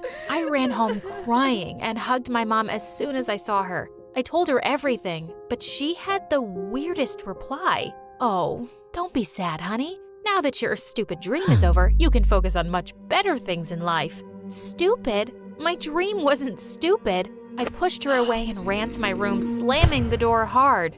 The next morning, we had an uninvited guest at our doorstep, Mom's niece, Mia. She was the same age as me and was going to live with us for a while since my aunt was volunteering in Africa as a medical professional. But Mom didn't seem happy about it at all. Why me? She could have gone to her grandparents. How am I going to look after 2 kids now? Mia looked kinda sad when she heard Mom ranting, but I made sure she felt super comfortable in my presence. I showed her around the house and asked her to sleep in my room with me. But when I took off my jacket, Mia suddenly screamed. "OMG, what's that on your arm?" "It's a burn scar. Don't be scared." "Oh, I'm so sorry that I screamed like that. It must have hurt you a lot, right?" And saying that, she hugged me. Gosh, she was the sweetest. Later that evening, I saw Mia scribbling something on Mom's desk. I ran to warn her, but Mom popped up sooner, and she was furious. "Nobody touches my workspace, Mia. Nobody. Not even Einstein. I'm gonna kick you out if you've ruined something." But then suddenly, I saw Mom's eyes almost pop out with shock. "Oh my, how did you solve this? You're a genius, Mia. You're the daughter I've always wanted. I'm gonna make you the next Archimedes." And in no time, Mom became best friends with her. And I suddenly became her least favorite. They talked about matrices and algebra, even at the dinner table, and laughed over stupid inside math jokes. What did the triangle say to the circle? You're pointless. Gosh, I was low-key hating it now. A few days later, I was shocked as soon as I entered my room. All my stuff was gone. When I asked Mom about it, she told me she was going to move me to the attic so Mia could have more space to work. Mia said she didn't need so much space, but Mom just pushed me into the attic. This was so unfair. One time, Mia and I returned from school, and all my photos in the house were now replaced with Mia's pictures. I wasn't in any of them. Mom even took out my old childhood photos from there. Mom, where are all my photos? In the attic. We don't need to crowd the walls. But I liked looking at my pictures. Ugh, just look in the mirror for God's sakes, Pi. And it's not like you're super smart that we need your face framed and hung everywhere. I was about to burst with anger, but just then Mia came in with a few of my pictures from the attic and took hers down. Mom looked annoyed, but she stayed quiet. Later that night, I confided in Mia that I wanted to go to some drama auditions for the local theater, and she totally encouraged me. A few weeks later, I went in for the audition, but I was a little hesitant due to my scar. As soon as I got onto the stage, I told the director about it, but his reply shocked me. He said no one could even see my scar from the stage, and all he cared about was my talent. This made me jump with excitement, and I aced the audition. I ran home to tell Mia about it, and she was the happiest. The next morning, I woke up to see Mom and Mia getting ready to go out. Mia said there was an award ceremony at Mom's Math Club Association, and she was getting an award. OMG, Mom, that's so cool. Can I come with you too? Please. She agreed, and I was so proud to see her on stage. I couldn't have achieved this without my daughter's support. She's my everything. I'm so blessed to have her. I would be happy if you all could see her. I stood up from my seat and waved at the crowd. But suddenly Mom said, Mia, my darling, please come to the stage. What the crap? How could she humiliate me like that in public? This was it. As soon as we reached home, I confronted her. What was that, Mom? How can you treat me like that? Because that's how you have treated me and my passion. You didn't even try learning for my sake. So I can't treat you any better. I always wanted to bring the genius out in you, but you're so silly and crazy with your dumb acting dream. Enough, Mom. You're right. My dream might be silly, but it's mine, and it's important to me. Just like your dream is important to you. You made it big, and I'll do that too. Because I'm your daughter, stubborn and crazy about my dream, just like you. I stormed off to my room, and Mia came in later and consoled me. After that, I didn't talk to Mom for days. I was busy practicing for my play, and on my big day, I was on stage as Rapunzel. But before I could start, I saw Mom in the crowd. Oh my God, what was she doing here? And just as I was reciting my dialogue, I got a little too emotional and mixed up in my feelings with my lines. You were right, Mom, but the thing is, I wanted to know who I was and where I belonged. I want you to be proud of me, but I can't do it at the cost of my own happiness. And just as I ended my line, I was shocked to see Mom cheering for me in the crowd and wiping tears off her cheeks. I couldn't believe it. Did I make her proud? When the play ended, Mom came backstage and hugged me tightly. I'm sorry, Pi. I had no idea you acted so well. You're so talented. And I'm sorry I never took you seriously. I've been so blind, and I'm so glad Mia brought me here today. Mia? OMG, she was the best. As soon as I reached home, I hugged her. You're the best, Mia. I love you. All thanks to you, Mom came to the play, and she loved it. We went ahead and partied all night. But much later, I woke up to some sound and saw Mia sneaking out of the bedroom. What was wrong? I followed her, and then what I saw next shocked me to my bones. She was copying Mom's research into a hard drive and clearing all the data from her computer.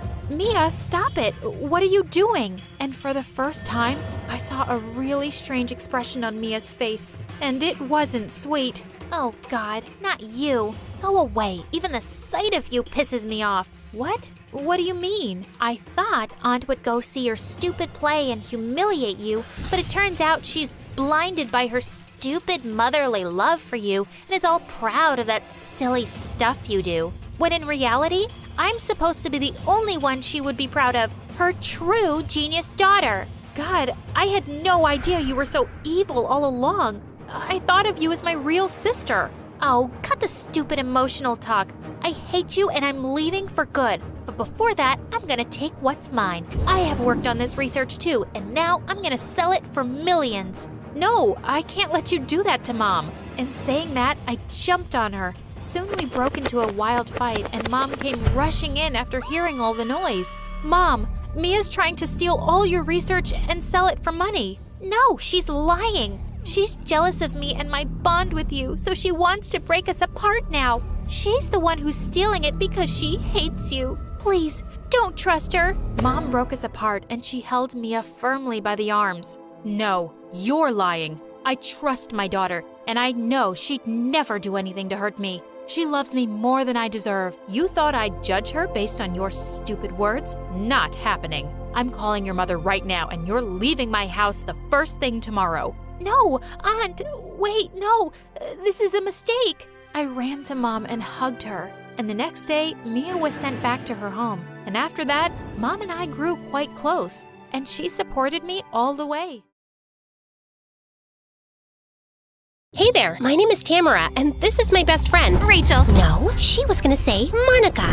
And who are you? I'm Tamara's best friend, ever since you ditched her for the glitz and glam of New York. I didn't ditch anyone. I'm 16. I just go wherever my parents take me. It looks like they took you to a daycare center because your outfit is something my 4-year-old niece would wear. Sounds like a chic 4-year-old. Now back off. I'm back in Tamara's life, and she doesn't need you anymore. Thanks for babysitting her while I was gone, but bye-bye now. Babysitting? Our friendship is way deeper than that. I mean, my face unlocks her phone. See? That's nothing. I know her bank password. Rachel Tamara Loved 112. Top that. Don't yell it. I've got a mole she got removed last year in my necklace. Ew, what? That's nothing. I've got 2 of her baby teeth right here in my earrings. Okay, this is weird enough. There's room for all 3 of us in this story. No, there's not. And with that, the hair pulling started. While they're busy with that, I'll tell you the whole story of how this feud came to be. Growing up, I had an amazing but lonely life. My parents adopted me when they were pretty old, so they couldn't always keep up with the energy of a wannabe actress who was 7 years old. Plus, I was an only child with no pets, so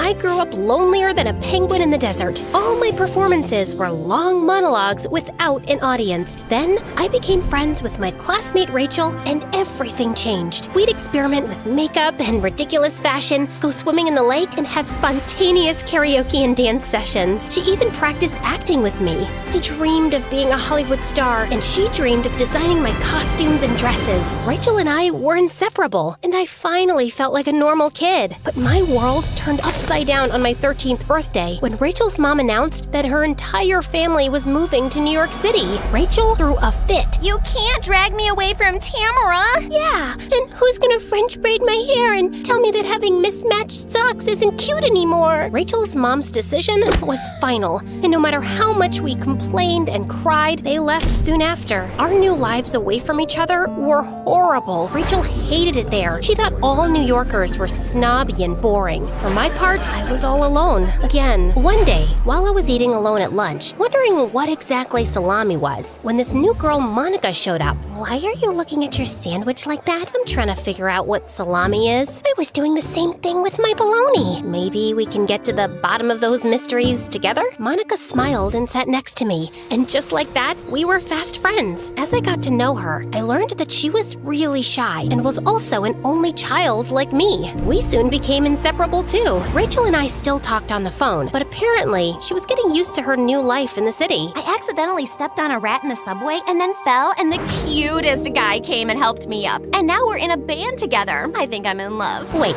you slipped on a rat? From then on, it was like she didn't need me anymore, and we started drifting away. Then, 3 years later, while Monica and I were crying over our new favorite tween drama, Summer Wishes, Rachel called me sobbing because her boyfriend dumped her. Everyone here is horrible. I just want to come back to Arizona. I ended up speaking to Rachel for an hour to calm her down, and Monica felt left out. That's when their rivalry began. It got even worse when Rachel's aunt and uncle let her move in with them back in Arizona. Of course, I was so happy she had returned home. But Monica, not so much. They just couldn't stand each other. Monica thought Rachel was a snob who made her feel small, while Rachel used to say that Monica was obsessed with me because she was insecure and had no other friends. Of course, I was always in the middle of their fights, sometimes literally. I needed them to get along for the sake of my mental health. So once, in the middle of one of their crazy fights, I had a light bulb moment and burst out, "Stop! I can't take this anymore! I'm sick. Sick? Yeah, like really sick. Are you okay? Is it serious? Just like a pro actress, I started to improvise, even shedding a tear or two. I have a really strange skin condition. Normally, with a lot of makeup and skin creams, I manage to hide it. But when stress hits, it goes into full-out freak mode. So, unless you want me to transform into a human blowfish, can you two stop fighting all the time? Oh my god, I didn't have any idea. What is the name of your condition? Stresszilla skin syndrome? Why didn't you tell us before? It's a weird thing to have. I didn't want to be left out because of it. Then I turned on the waterworks. We'll never do that. We love you no matter what. She's right, and we'll stop fighting, we swear. They both hugged me, crying too. I want to thank the Academy. Surprisingly, my crazy lie actually worked like a charm. Despite hating each other, Monica and Rachel put my condition first and stopped fighting. They were even compromising. Can you please cover your mouth when you sneeze? Only if you stop chewing with your mouth open. Deal. Those months were awesome. Monica and Rachel got used to each other, and I used my lie to improve my acting skills. I was like Meryl Streep, caught in my character. While a part of me felt horrible for having stretched the lie so far, my friends were so nice and went out of their way to take such good care of me that it was hard telling them the truth. Still, soon after, my lie was exposed. So, I went to see my dermatologist yesterday, and he told me there's no such thing as Stresszilla skin syndrome. Uh-oh. And all those fancy and super special creams you put on are just regular moisturizers and sunscreen. We know now. Wait, I can explain. I just said all that so you would stop fighting and be friends over your love for me.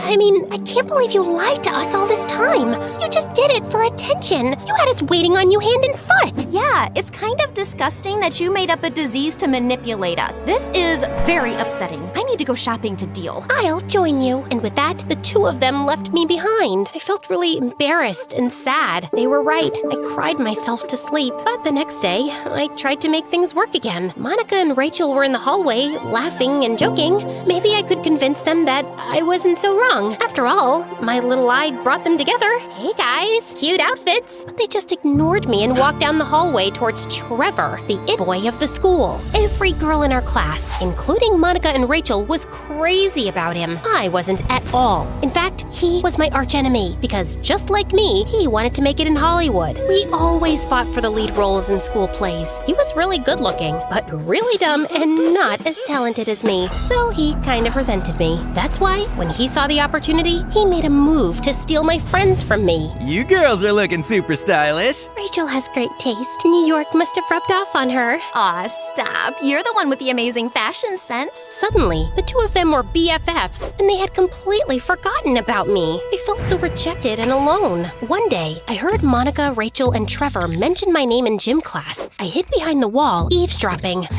She is so pathetic. Yeah, no one likes her. She can't even act. I'm way better. Totally. Oh, way better. I couldn't believe they were laughing at me. And whenever I walked past the trio, I was ignored. I wasn't only sad anymore, I was also really pissed. And I wanted my friends back. At lunch, I watched Trevor gulping down a Slurpee. His love for that sugary drink seemed like the perfect revenge. The next day in class, I spied on Trevor's phone passcode, and I asked him if he wanted to finish my Slurpee. 20 minutes later, he was running desperately to the bathroom. Yeah, I slipped in a laxative. I unlocked his phone and got to work. Rachel, can't stop thinking about you. Meet me at the bleachers after school. Monica, you're running laps around my mind. Meet me at the bleachers after school. I spied on them after school. Monica and Rachel showed up at the bleachers, but not Trevor. Monica, what are you doing here looking so cute? Trevor asked me on a date. What are you doing here, looking like a queen? Trevor asked me on a date too. What the? And then Trevor showed up looking so embarrassed. Before Monica and Rachel could lunge at him, he jumped to his defense. I didn't send those texts. Someone hacked into my phone. Who? Uh-oh. I tried to slip away, but luck was not on my side. A strong breeze blew my hat off my head, and it landed right by the furious trio. They spotted me. Tamara! Yeah? What? Okay, fine. I did it. But how could you guys just replace me with this loser? You know I hate him. He's my nemesis. What? You don't care about us. You're just angry that you aren't the center of attention anymore. You are the ones who can't stop talking about me, like in gym class. She's so pathetic, no one likes her. I heard it all. Monica and Rachel looked at each other, confused. Oh, you overheard us talking about Tamika from our favorite reality show, Cheaters and Liars. Wait, you thought we were talking about you? You may not have stress-zilla skin syndrome, but you do have a disease, main character syndrome. You're totally right. Then I got super furious. Maybe because I knew they were right about me. Yeah, I may have main character syndrome, but what about you two? You don't even really like each other. Yes, we do. We're friends. Oh, is that right? So you didn't say that Rachel was a snob who thinks she's better than everyone, but is really a drama queen with a superiority complex? What? You said that?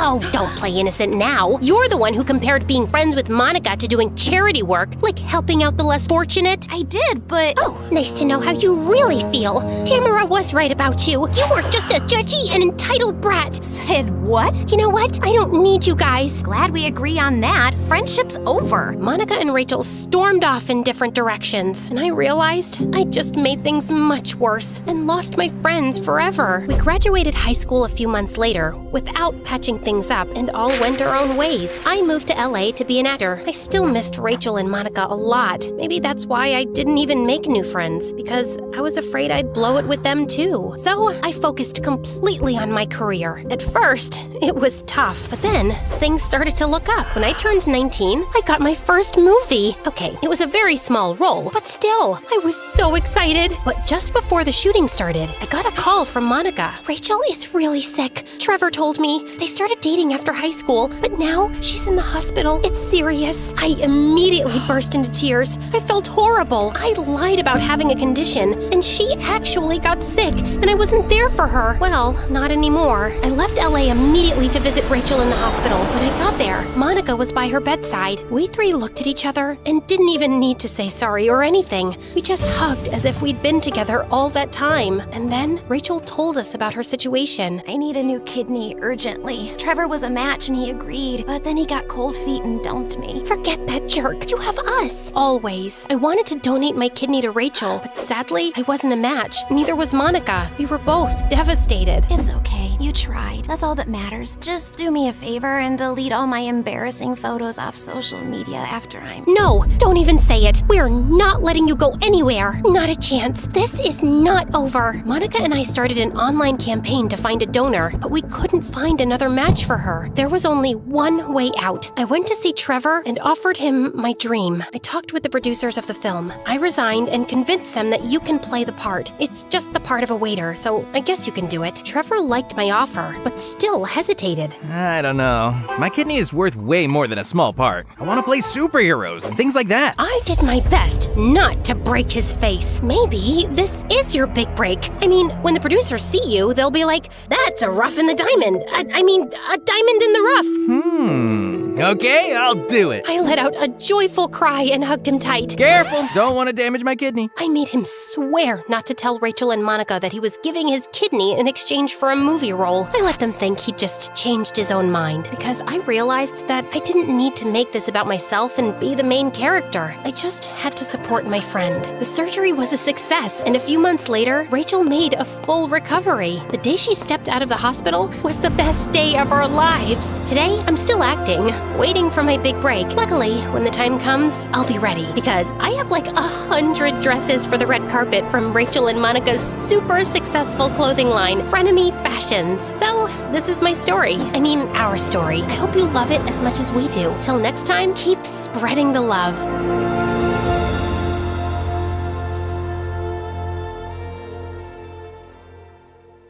Wake up, you lazy bum. I woke up with a start as my stepmom stood over me, barking the list of chores she needed me to do today.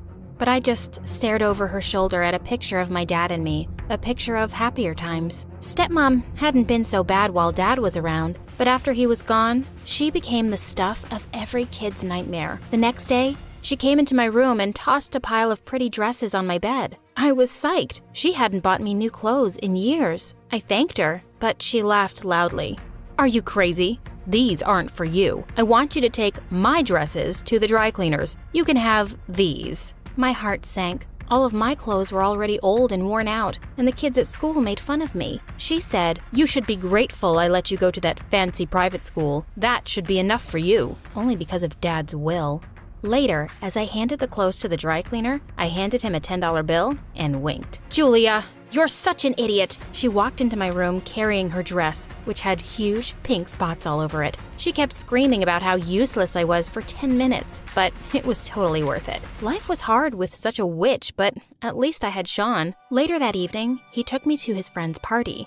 A lot of those snooty kids from school were there. I just knew they were talking about me. Feeling awkward, I told Sean that I was going to go touch up my makeup. When I came back, I nearly passed out. Sean was kissing another girl. I walked over to them and pulled the girl away from him, but the moment I saw her face, I was stunned. This girl looked exactly like me. Sean looked at the two of us in shock. "What the hell?" We just stood there, staring at each other. Who are you?" The girl touched the necklace I was wearing. "Where did you get this?" "Seriously? That's what she wants to know?" "My dad gave it to me." She laughed. "Julia? Who was she, and how did she know my name?" "I'm Suzanne. Didn't Dad ever tell you about me? I'm your twin." I stepped back, looking at her in disbelief. "I don't have a sister, let alone a twin." She pulled down her shirt and I gasped. She was wearing the exact same necklace as me. When our parents divorced, we were separated. My mom told me that she left you with Dad and took me with her. My head was spinning. I had the chance to meet my mom? When can I see her? She's probably out dating some loser again. We went to her boyfriend's apartment. I needed to know everything. The tiny studio apartment seemed quite nice. Well, until my eyes landed on the sleazy guy sitting in the corner. "Yo, twins. I'm Emmett." Suzanne said he was her boyfriend and how awesome it was to date a college guy. I looked at her boyfriend. If Mom was out dating losers, well, like mother, like daughter. She told me how Mom would just come and go all the time, depending on whether she had a job or a man. All the guys she dated were losers, but Mom didn't care as long as they bought her pretty things. I was shook by everything I'd found out today. When we got home, my stepmom was having a dinner party with her friends. I grabbed Sean's arm and tried to sneak past everyone. As soon as she saw us, she started yelling in front of her friends, "How dare you bring a boy home? Sneaking him into your room, were you? Shameless. Look at this little flirt. Even I don't bring men home." Sean ran out as fast as he could. A few days later, Suzanne called me. "Mom wants to meet you." I'd heard all these weird things about her from Suzanne, but I was still so excited. This was the first time I was going to meet my real mom. Whoa. Mom wasn't at all what I was expecting. She walked over to me and eyed me up and down. Why was she dressed like that? "Hey, Julia, you could really use a makeover." "What? No hugs? No, I missed you? So where have you been this whole time?" "I've been busy raising a daughter. Your dad only gave me enough money to raise one of you." And honey, it wasn't easy at all. This was not the reunion I had imagined. I needed to get some air. I ran down the stairs only to bump into Emmett. He blocked my way. "You hurtin', baby girl? Let me take care of you." He leaned in to kiss me. I thought I'd pass out because of his bad breath. "I'll give you $10 if you get away from me." He stepped back and held out his hand. Disgusted, I handed him a note from my wallet and walked past him. What a creep. A couple of days later, I came home from school to find my stepmom talking to someone. "It's been a long time, but I need you now." As soon as she noticed me walk in, she hung up and turned around. I had almost forgotten what her face looked like when she smiled. "Let's order some pizza today, darling." Darling? Was my stepmom dying? Was she finally gonna poison me with my favorite food? No, thanks. Not really hungry. I walked to my room in a daze. The next few days were crazy. My stepmom gave me an allowance, I had no chores, and she even stopped yelling at me. I got a call from an unknown number one day. It was Mom. "Listen, honey, I know we got off on the wrong foot the other day. I wanted to get to know you better. Meet me for lunch?" I really did want to get to know her better, so I agreed. I told her to meet me at the cafe after my shift. The next day, while I was still working, I saw my mom talking to some young guy. He was my English teacher. Oh, this man outside just snatched my purse. I'd taken some money from the bank. As she sobbed on his shoulder while he hugged her awkwardly, I saw her hand go into his coat pocket. She deftly took out his credit card and slipped the wallet back in. After he left, she walked up to me. "Ready for lunch?" let's go grab some sushi. My treat. I couldn't wait to tell Sean about how weird Mom was. When he came, though, he looked annoyed and distant. I asked him what was wrong. I want to break up.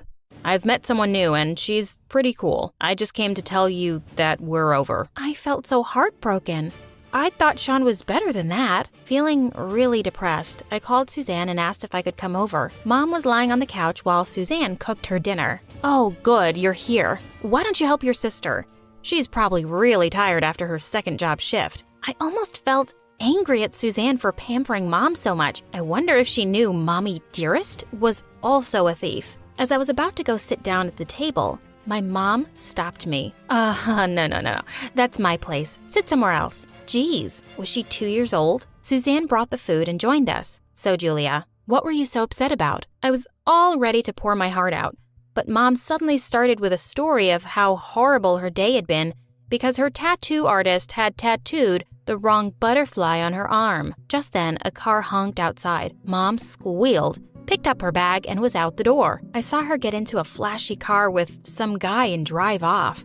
A few days later, she walked into the cafe. Buy me a coffee, why don't you? I walked to her table with her order. Where's my muffin? Suzanne never forgets. This woman was just too much. She was waiting around till the end of my shift, and I wondered what she wanted from me. She said she'd drop me at home. I'm really curious to meet this stepmom of yours. I don't think it's a good idea. Things had been so much better at home lately. I didn't want to ruin the peace. You think too much, Julia. Hurry up now. We walked into the lounge and I cleared my throat. This is my mom. I just recently found out that she and my twin sister live across town. Stepmom's reaction completely shocked me. That's marvelous, honey. I'm so happy you finally found your family. There's nothing more important. And she gave me a hug. Then she turned to my mom. Why don't you stay with us for a few days? I'm sure Julia would like to spend quality time with you. All this sickly sweet acting was killing me. And to my horror, Mom accepted it and came back with her bags within an hour. A few days later, I needed to work on a family tree project, so I decided to go through some old albums in the attic. I came across an album from Dad's college days. As I flipped through it, I suddenly stopped short. I knew Dad had met my mom in college, but why was my stepmom standing in the middle? And why had Mom and stepmom pretended not to know each other? I quickly went down. I had so many questions. I didn't see them anywhere, but I heard some low voices as I passed by my stepmom's room. I peeked in and almost passed out. My mom and my stepmom were kissing. Oh, I can't wait to go on a beach vacation with you. As soon as we get both the girls' signatures for their trust fund, we'll have to give them some kind of allowance, of course. Of course, we aren't complete monsters. We've actually reunited the sisters.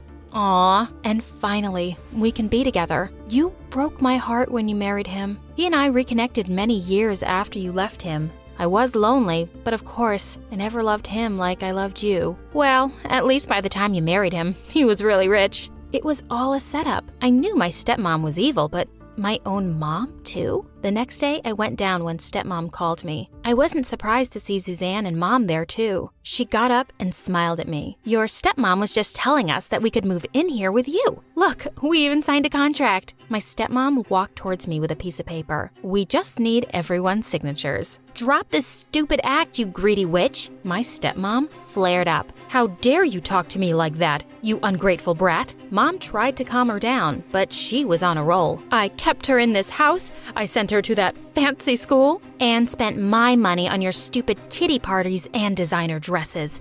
She looked startled, as if I'd slapped her. Then she saw the piece of paper in my hand. Yes, I found this in your study. Now that Suzanne and I were about to get our trust fund at 18, you decided to have us sign it over? You evil, evil woman. I turned to my mom. And you? You've never cared about us. You just followed the money no matter where it comes from. You're even okay with stealing from your own kids? Suzanne listened in complete shock as I revealed their plans. Come live with me. You don't have to deal with Mom or put up with that stupid Emmett anymore. I kicked Mom and stepmom out of the house.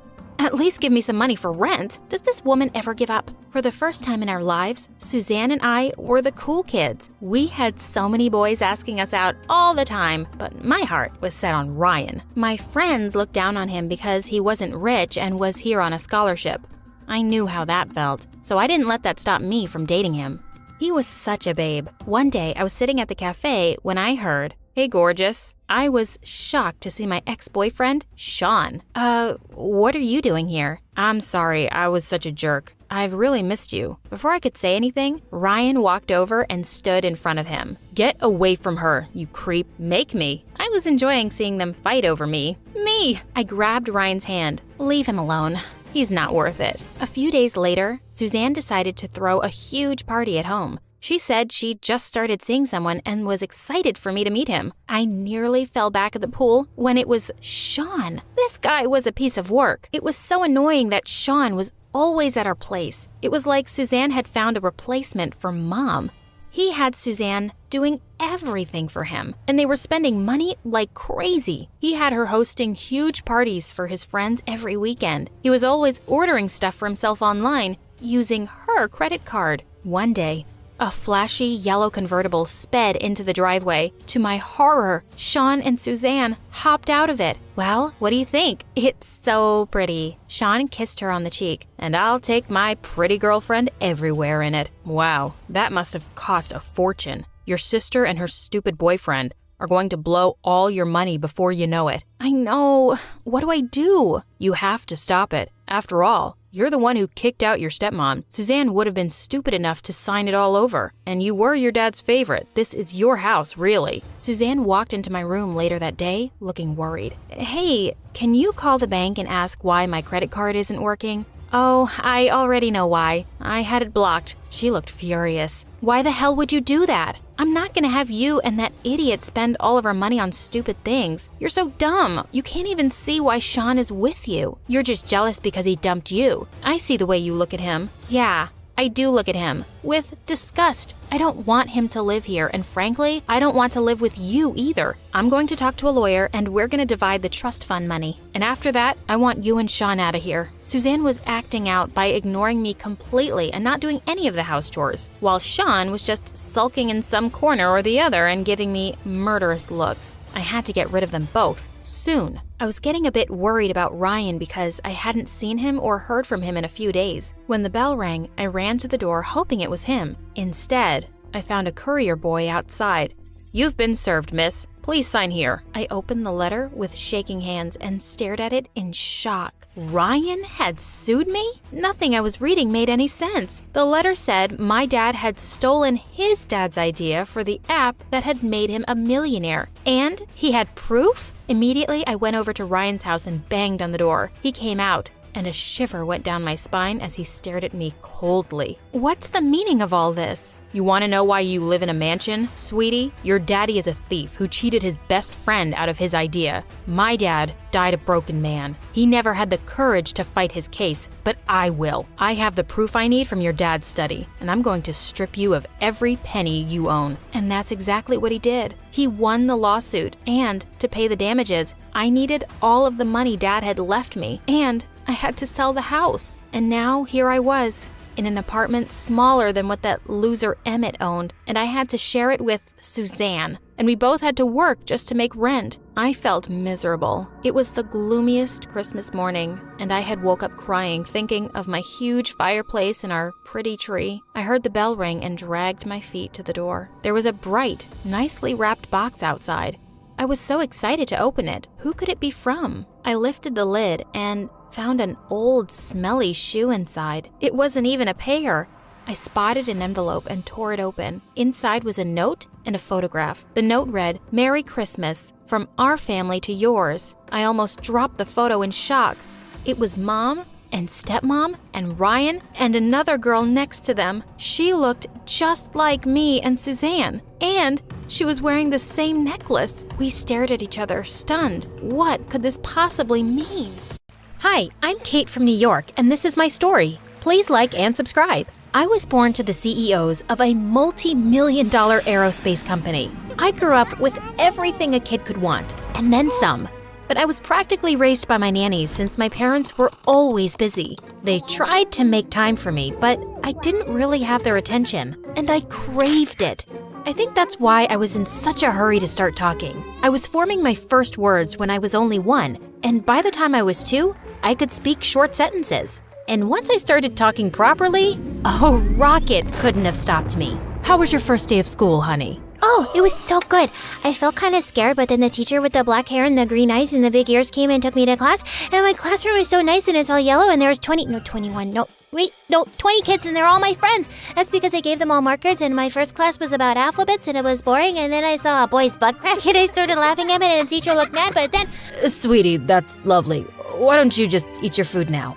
I was at the best part, Daddy. Oh, now I have to start again. Okay, so my first day of school, I just had this need to interact with people. I chatted to strangers in the park, at the grocery store, at the cinema. When my friends came over for play dates, I had tried to make them stay as long as I possibly could. but you haven't seen our basement yet. It's really cool and I think it's haunted. And you still haven't met my imaginary friends. Okay, how about I show you my magic tricks? I even talked to people in my sleep. My parents found me exhausting, and soon my teachers started complaining about my disruptive behavior in class. I was tested for ADHD, but there wasn't anything wrong with me. She's very bright and just seeks attention a little more than other kids. It's not uncommon in an only child, and she'll grow out of it. Do you spend quality time with her? Well, we try, but we're very, very busy. The doctor recommended some activities we could do together every day, but of course, my parents couldn't keep up. Then one day when I was 8, my whole life changed. I got home from school to find my parents in the living room with a beautiful older girl who didn't look very happy. Kate, we have some exciting news. Come meet Lola. She's 11 and she's your new sister. She's my sister? But I didn't see your tummy growing, Mom. Where did she come from? Why is she so big? Why is her hair red? What? Honey, she's our employee's daughter and we've adopted her. I'll explain to you later what that means. Why don't you say hello and show her to her room? Lola still hadn't spoken a word, but I talked nonstop as I took her hand and led her away. And then she shut the door in my face. She didn't even come down for dinner later. My parents said she just needed time to adjust and I should give her space. I tried really hard, but I just couldn't fall asleep and crept into her room. I quietly opened the door and found her sitting next to a carton crying. Lola, what's wrong? Nothing. I was just looking at some old things and it made me sad. Ooh, space boots. My dad got them for me when I was your age. I always wanted to be an astronaut. Well, you should. It'll be so cool. Yeah, but my dad won't be there to see me become one. As the tears rolled down her cheeks, I suddenly hugged her tight and she didn't push me away. I'll be there to see you take off on a rocket. I'll always be there for you, Lola. Lola smiled, then suddenly hopped onto the armchair and held out a hand to me. Want to take a closer look at the Milky Way? Welcome aboard the North Star Express. We imagined flying through the universe, dodging meteors and alien spaceships, and it was the best night of my life. And I quickly grew to love Lola. She had long red hair that she let me braid as much as I wanted. She'd play with me whenever I asked, even if she was in the middle of something. And soon, I became as obsessed with everything space-related as she was. We both dressed up in matching Princess Leia outfits that Halloween, and everyone in the neighborhood agreed we looked incredible. Let's be Buzz Lightyear next time. Sure thing. Lola was an excellent student too, and she helped me with my studies. But my teachers still complained about my behavior, and Lola had a solution for that too. I used to get really scared of making speeches in class, so my dad showed me a trick. I'd hold on to a penny so I could channel all my fear into it. It totally works. So whenever you feel the urge to talk during lessons, just hold on to this and channel all your energy into it, and save all your stories for me. My parents were so proud of my progress, and they adored Lola. Life seemed perfect. But then Lola started high school and everything started changing. She cut her beautiful hair short and changed her wardrobe. And when I asked her to do something with me, she always had an excuse. I have a club meeting after school. I'm meeting up with a couple of friends. I have a paper to finish. Sorry. On the weekends, she started interning at my parents' company and we spent no time together. But the perfect opportunity came on my 13th birthday when my parents gifted me tickets to an amazing space park and even arranged a hotel stay for me and Lola. I'd barely seen her at home lately, so the next day at school, I ran over to her at recess. Hey Lola, guess what we're doing on my birthday? We're going to Space World and we'll have the whole weekend to ourselves. Woohoo! This weekend? I completely forgot it was your birthday. I'm going to a concert with my friends. What do you mean? It's my birthday. Well, we can do it another weekend. But how could you forget? If you won't come to Space World, then at least take me to the concert with you. No way. No toddlers allowed. Of course I'm not bringing her. We always spend our birthdays together, Lola. What's wrong with you? You've changed so much, and now… Will you stop being a baby? The universe doesn't revolve around you. I have a life, and it doesn't have to include you all the time. Why can't you make friends of your own? You're being annoying. Lola had never spoken to me that way before, and I ran off before she could see my tears. I hid in the janitor's closet and was crying my eyes out when suddenly I jumped out of my skin. A boy from my class, Jamie, was sitting on a bucket and casually eating his lunch. What are you doing here? I could ask you the same thing. I'm crying, can't you see? I'm eating a sandwich. Can't you see? Do you want one? This is really not a good sandwich. Oh, I know that. And I have to eat 2 every day. My sister never eats her lunch because she hates it, and I don't want to hurt Mom's feelings. But why are you hiding in the closet? Aren't you one of the cool skateboarding kids? Yeah, but I like being alone sometimes. I have 3 older sisters and the youngest one who practically lives in my room. She's so annoying. My house is almost empty and my sister's too busy for me. She's like you, I guess. She finds me annoying now. Yeah, so how about you back off a bit? And dude, your house sounds like heaven. Jamie and I became friends that day, and soon I started inviting him over. We play video games and have arm wrestling matches. He even taught me how to skate. And maybe he was right. I just needed to give Lola some space to fix things between us. Except they got so much worse. Over a few months, Lola changed into this person I no longer recognized. She suddenly ended the internship, saying she didn't want to work at my parents' company anymore. One day, I walked past her room to see that she'd torn down her Neil Armstrong poster and replaced it with Justin Bieber. She was never home for dinner because she was out with her friends, and even her grades began to suffer. Late one night in 9th grade, when my parents were away, I woke up to some sound and spotted Lola outside in the garden kissing a strange boy. I sneaked out to get a closer look, but then they both climbed onto his bike and left. I hopped onto my bicycle and pedaled fast to keep up, and to my surprise, they ended up outside my parents' company and then started putting on ski masks and gloves. We don't have a lot of time. The security guards will be coming by in an hour. I'll get you into the system, and you have to make sure the software is completely wrecked, okay? Are you sure about this? Yes, I'm sure. Okay, just checking. It'll only take me 30 minutes, babe. Hold it. What do you think you're doing, Lola? Kate, did you follow me here? Yeah, and good thing I did. Are you insane? Why are you planning on wrecking our parents' software? Your parents are not my parents, and there are things you won't understand. I'm not a kid anymore, so try me.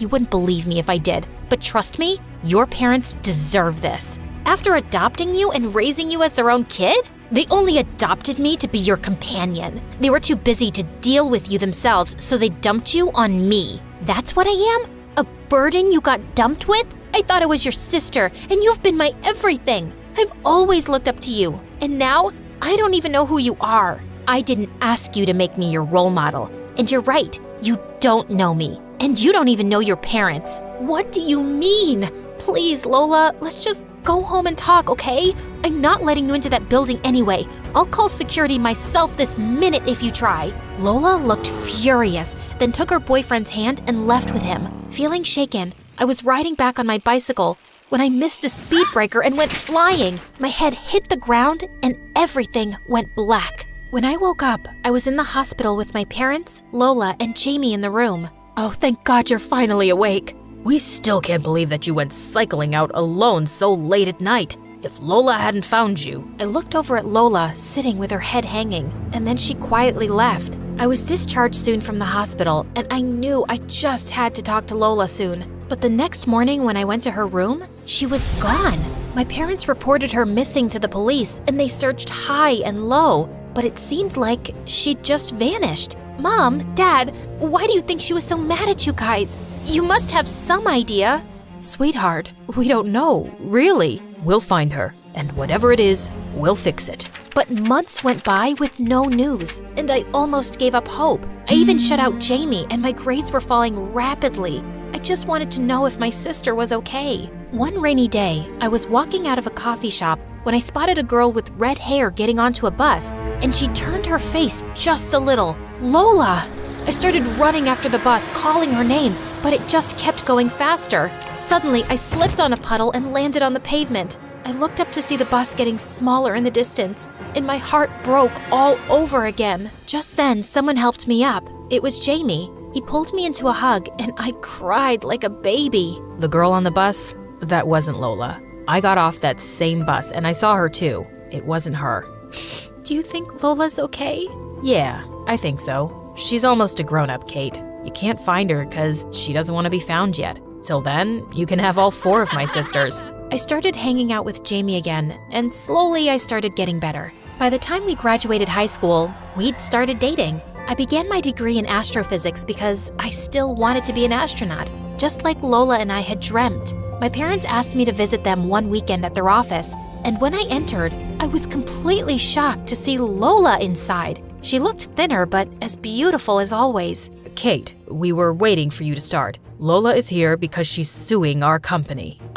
What? Why? Because your parents are responsible for what happened to my dad. What? When I started working as an intern here, I wanted to know more about Dad's accident at work. I looked into his records and realized that he'd been working 80 hours a week. Sometimes he'd work both day and night shifts. I'd hardly see him at home because you guys worked him so hard.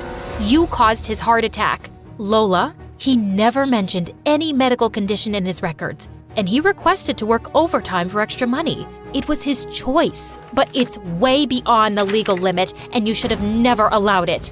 My parents stepped out of the room with their lawyer while my head was still spinning. When they returned moments later, my dad spoke.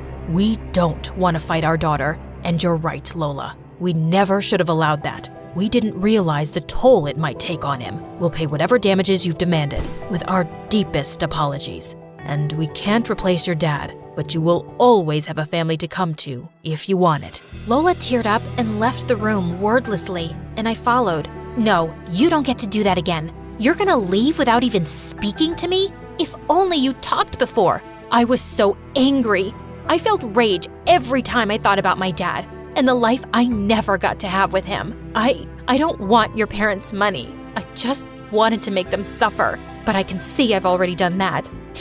Maybe it was nobody's fault. Just come home, please. I can't, but I'll make plans to see you in a few days. I promise. And she kept her word when she met me at a cafe a week later with a beautiful red-haired baby. Is this your daughter? Lola then told me that she'd moved to another town with her boyfriend, who she was still happily with, and she'd put herself through community college to study engineering and had also been working on the side. I was so driven to save up for a lawyer to fight your parents, and I've caused everyone so much pain. Most of all, you. I am so sorry. You were in pain yourself, Lola. Just come back and be an astronaut with me. I don't think that's my dream anymore, Kate. It hasn't been for a while, but I'm so proud that you're pursuing yours. And I'll be there to see you take off on a rocket, and I'll always be a part of your life. 4 years later, I'm on my first mission to space, and my big sister's face is the proudest.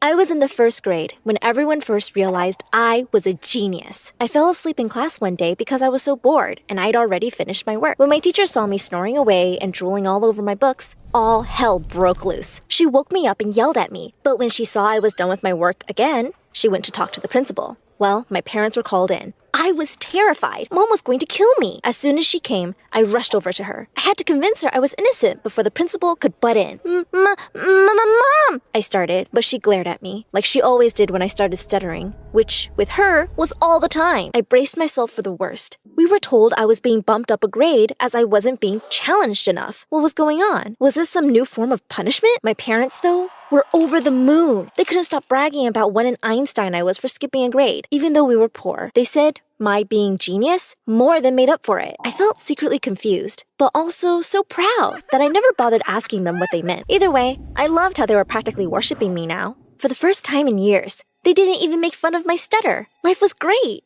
But then they decided I needed to be smarter. Suddenly, Mom and Dad started taking way too much interest in my classwork. They were always at home and always on my back, asked me to go over everything that I learned. Why did I need to do extra work at home? Then there were all these lame juices I was suddenly drinking. Could my parents not waste money on all this stupid stuff and just take me to McDonald's instead? In the 3rd grade, I got an A- on a test, and my mom thought that something was wrong with me. She took me to a doctor.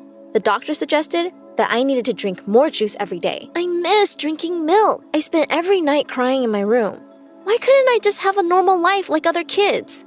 To make matters worse, suddenly I wasn't allowed to watch TV or even hang out with friends. One day, when my very best friend Brittany came over, Mom took away our toys and said, "Play chess. All the smart kids do." Brittany looked so shocked, I thought she'd cry, but it got so much worse. When Mom saw she couldn't get the hang of chess, she turned to Brittany and said, "You're the dumbest kid I've ever seen. Your parents are probably so disappointed in you." That's when Brittany started crying and ran home. She never spoke to me again, and that broke my heart. By the time I was in 4th grade, I had a sad realization. It wasn't cool to be a genius, especially one who stutters. Every time I raised my hand to answer the teacher, I heard laughter behind me. And when I turned around, 2 girls were imitating me. Then to make matters worse, someone called me Baby Genius, and that stupid name just stuck. 6 months later, I skipped another grade and walked right into the most embarrassing situation. My parents had signed me up for the science fair. I did this whole thing on the solar system when I realized my booth was right next to the cutest guy in the world. I smiled at him, and then suddenly I started to feel woozy, like I had no energy. Before I knew what was happening, I fell. Literally just fell for no reason, and straight onto my science project. As if that wasn't bad enough, I took the cute guy's project down with me. My little styrofoam planets rolled over to his feet. He and my parents looked like they wanted to murder me. He walked over to where I had fallen and gave me a swift kick. I started to cry. No one helped me up, though Mom and Dad just looked uber pissed. That wasn't the end of that humiliating experience. The next day at school, Mr. Cute But Pretty Mean, whose project I had ruined, was busy reenacting my fall for all his friends. I tried to run past them in the corridor, but I bumped into someone and all my books fell to the floor. "What a loser! I thought you only talked slow. Why do you keep bumping into everything?" he called out. His friends laughed. I ran out of there, feeling crushed. I felt like the most unloved person on the planet. Just because I was smart and I had a speech problem, I couldn't help those things. And just because I'm different doesn't mean I don't have feelings. I felt so lonely and unhappy. No one liked me or understood me. Not my parents or anyone at school. I'd had enough, and I just needed a break from everything. I decided I was going to skip school the next morning and spend the day in the public library. I could use the peace and finally read something fun. Mom didn't want to see a book in my hands unless it was related to my studies. I skipped back home, my head still half dizzy with excitement over the mystery novel I'd read that day. My bubble of happiness burst the minute I saw my parents standing at the front door. If looks could kill, I'd be lying dead in my driveway from the glances I was getting from them. The school had called them and told them I hadn't shown up today. "Where were you all day?" I was just at the library, Mom. I was actually studying.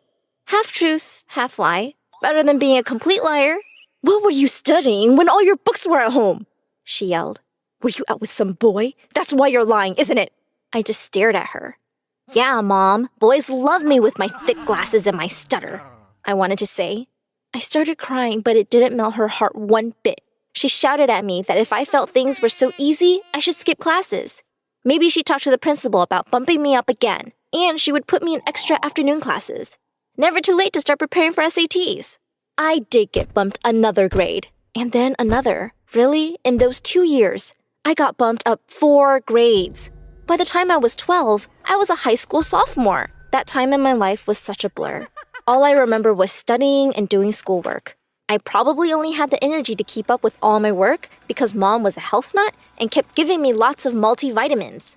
I was definitely at the top of my class, but no one even talked to me. I could hear them whispering about me, calling me a freak. No one wanted to sit next to me.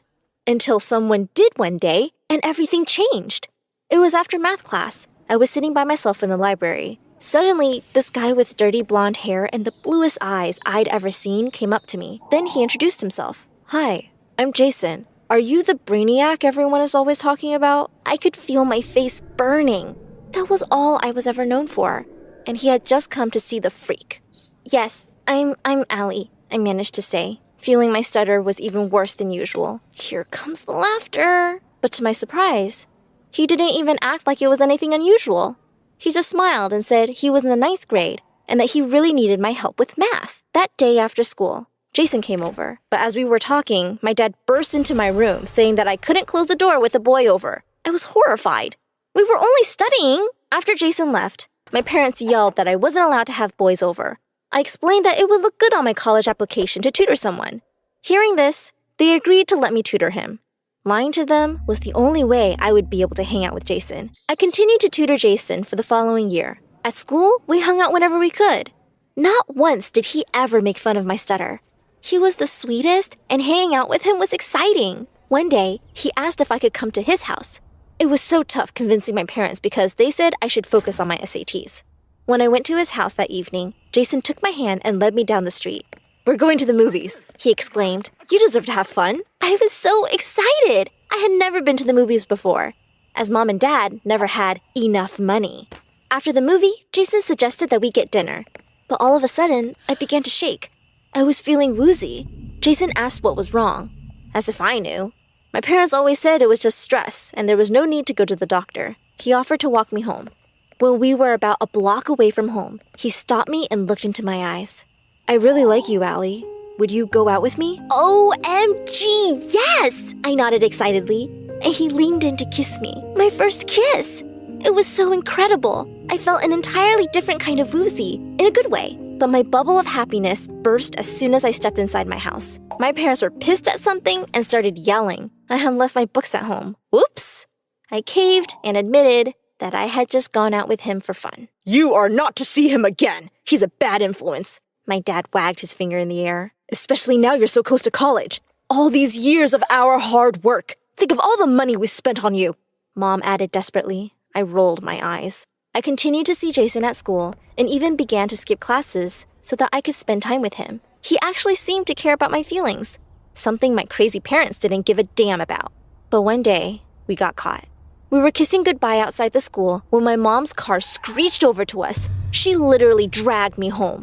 "No wonder you didn't get an A+ on your English exam. That boy is making you dumb like him. If you keep seeing him, you'll ruin us," they yelled at me. I gasped. It was true that I had gotten an A- for the first time in my life. Maybe Jason was making me dumber. The next day, I marched up to him in school and said, We're over. I can't spend time with the dumbo like you anymore. You're going to make me dumb too." He looked so confused and hurt, but I wasn't going to be weak, especially if he was making me dumb. I had to think about myself and my grades. He didn't talk to me again. A few months after that, I applied for college at my parents' insistence. When I was filling out the application, I noticed another piece of paper that said, "Gifted Students Scholarship." But my mom snatched it away quickly. "That's nothing important," she said. I shrugged and continued filling out my application. Next thing I knew, I actually got into college. Who needed friends or a boyfriend when you were as smart as me? But college turned out to be very unexpected. The very first day, I felt like a lost lamb. In my first class, the professor saw me in the front row and asked if I'd lost my way. Everyone laughed, and I felt so embarrassed. I tried to explain that I was a genius, but I felt so nervous I blurted, I'm a genie! Everyone roared with laughter, and the professor looked as though he enjoyed how nervous I was. I ran home crying that day only to find out that my parents weren't home. I looked around everywhere. Their rooms were a mess and everything was thrown about. I checked their closets and realized their clothes were gone. I tried calling them on their phones. No luck. What was going on? I began to panic. I had the strangest thirst. I stumbled over to the fridge and grabbed a bottle of juice. Immediately, I felt better. I knew what would fix me, a multivitamin. Then I began trying to call my parents again, wondering if there was any clue as to where they went. I searched the papers scattered all over the floor and saw an envelope addressed to me. I picked it up. It was the same letter my mom had snatched from me, the one that read, "Scholarship for Gifted Students." I skimmed through it and realized I had apparently been given $100,000 as a stipend to cover the cost of college. Why hadn't Mom and Dad told me? They were always complaining about being short of money. This was great. But where were they? I tried calling my aunt who lived out of town and even checked with the neighbors. No one had any idea. The next day, I skipped college and was still asking around for my parents when I came home to a for sale sign on the door. What? I ran inside and saw some strangers knocking down a wall. Just what do you think you guys are doing in my house? I yelled at them. They looked at me and said, "Your house, kid? The last owners moved out today. They never mentioned having a kid." What? I demanded to know where they were. They shrugged and said they'd not seen my parents since last week. That's when they had said they were leaving town. Leaving what? Without me? Panic rose in my chest and the world began to spin around me. Suddenly, I heard Jason calling my name. I looked around desperately and began to hear my parents too. They were all calling me, "Allie, Allie, Allie." The world spun out of control, and I fainted. When I woke up, I felt someone holding my hand. I didn't want to open my eyes. Mom? Dad? I asked. I had the weirdest nightmare. Allie, it's me. I heard Jason's voice. I opened my eyes. It was Jason. What was he doing here? I looked around. I was in a hospital. What was I doing here? Before I could ask anything, the nurse and doctor rushed in and took tests. When they were done, I finally asked everyone what the hell was going on. Finally, Jason took my hand and said the craziest thing. He said my parents had run away with my scholarship money. I laughed. There was no way. Then he said something even wackier. He said I had been ill for so long because they had been giving me medicines and drinks to make me smarter. Those medicines had side effects, Sally, Jason said. You passed out when you panicked, and they called me because I was the only other number you had saved on your phone. What medicine? I demanded. They only ever gave me multivitamins and juices. You are all crazy. Just call them. I yelled at everyone, but the look on their faces told me they weren't lying. A few months later, I dropped out of college and started school again. I had moved in with Jason's family for a while. The police were looking for my parents. One day, I got a phone call from them, telling me to come over to my old house immediately. My parents had been trying to break in and had been reported by one of our neighbors. Must have forgotten something more important than me, I thought bitterly as I rushed over. There they were, my parents. I ran to them yelling and they just looked at me coolly. I demanded to know why they had done what they did. And they told me something I had never imagined I would hear. They said I wasn't their child. They said I was the daughter of a very distant relative who had made them my godparents. My real parents had promised to leave them money to look after me, but they left me nothing but a cradle.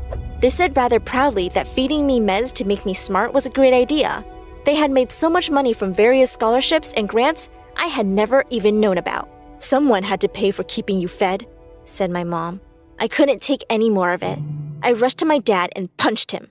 Before he could retaliate, the police took them away. I turned to Jason and told him I was sorry for all the trouble I had put him through. I moved out that day to a shelter. A year has passed since then. I've actually shifted back a few grades because once I stopped the meds, my mind was working much slower than an average 15-year-old's. I still live at the shelter, but it's not half bad. In a few years, I'll move out. And Jason? Well, Jason helps me study now. And I have the hugest crush on him. I wonder what he'll say if I ask him to go to the movies with me. Hi, I'm Zelda from Michigan. Before I continue with my story, please like and subscribe. My brain works a little differently than most people's. When I was in preschool, I thought it was a good kind of different. I was already teaching myself to read and do math. I also had a perfect memory. I could point and remind my parents where certain stores and markets were. I even helped them remember long Wi-Fi passwords. But once I got to first grade, I noticed something was off about me. Every time I talked to someone, they acted like I said something weird. One time, Mom invited a friend of hers over and I started asking her questions I was curious about. How'd you get that bald spot? Have you ever gotten pregnant? Do you ever pee in the middle of the night? Mom's friend was super offended by what I was saying and left dinner early. Mom was super embarrassed and Dad tried to tell me that my questions were rude and too personal. Next time you meet someone for the first time, ask questions like, where are you from? What's your job? Dad gave me a bunch of example questions I could ask, but soon I learned I didn't know how to act around people at all. And whenever I tried to make friends, I just ended up annoying them, whether I talked too much or stood too close to them. By the time I was in 10th grade, I got used to not having friends. Zelda's like a robot. What planet did that weirdo come from? So instead, I studied super hard and became #1 in my class. I won tons of science fairs and awards for school projects. My whole life was books and homework. Then one day, something happened totally out of the blue. Skylar, the most popular guy at school, asked me out. It's so fun being in biology class with you. You're funny and interesting, and hands down, the smartest person I know. I had no idea how to answer, but from that day on, Skylar treated me like a queen. He bought me jewelry and roses and always wanted to be my lab partner. 2 weeks later, we started dating, and everyone was super confused by it. What's a guy like Skylar doing with a loser like Zelda? She's gonna ruin him socially. We were the talk of the school. Every day, I asked Skylar why he chose me out of all the girls he could have dated, and he always told me the same thing. You're different, Zelda. I like that about you.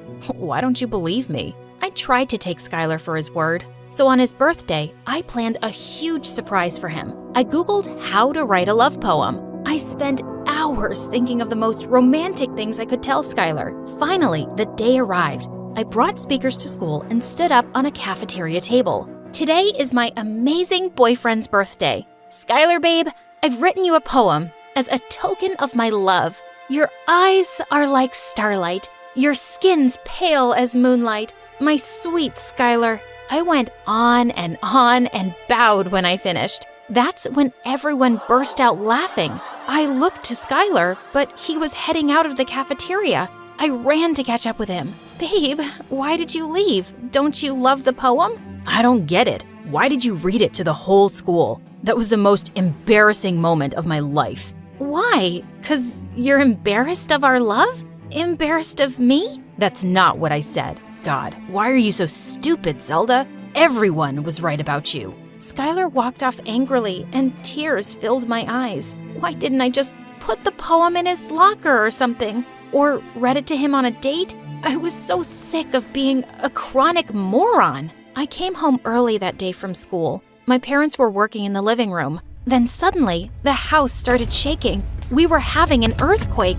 Within a few hours, half of our house was destroyed. And the next day, the earthquake was all over the news. Then, all of a sudden, my picture popped up on the TV screen with my first and last name. And next to it was written, "Reported missing after earthquake. Young teenager last seen yesterday evening after the earthquake."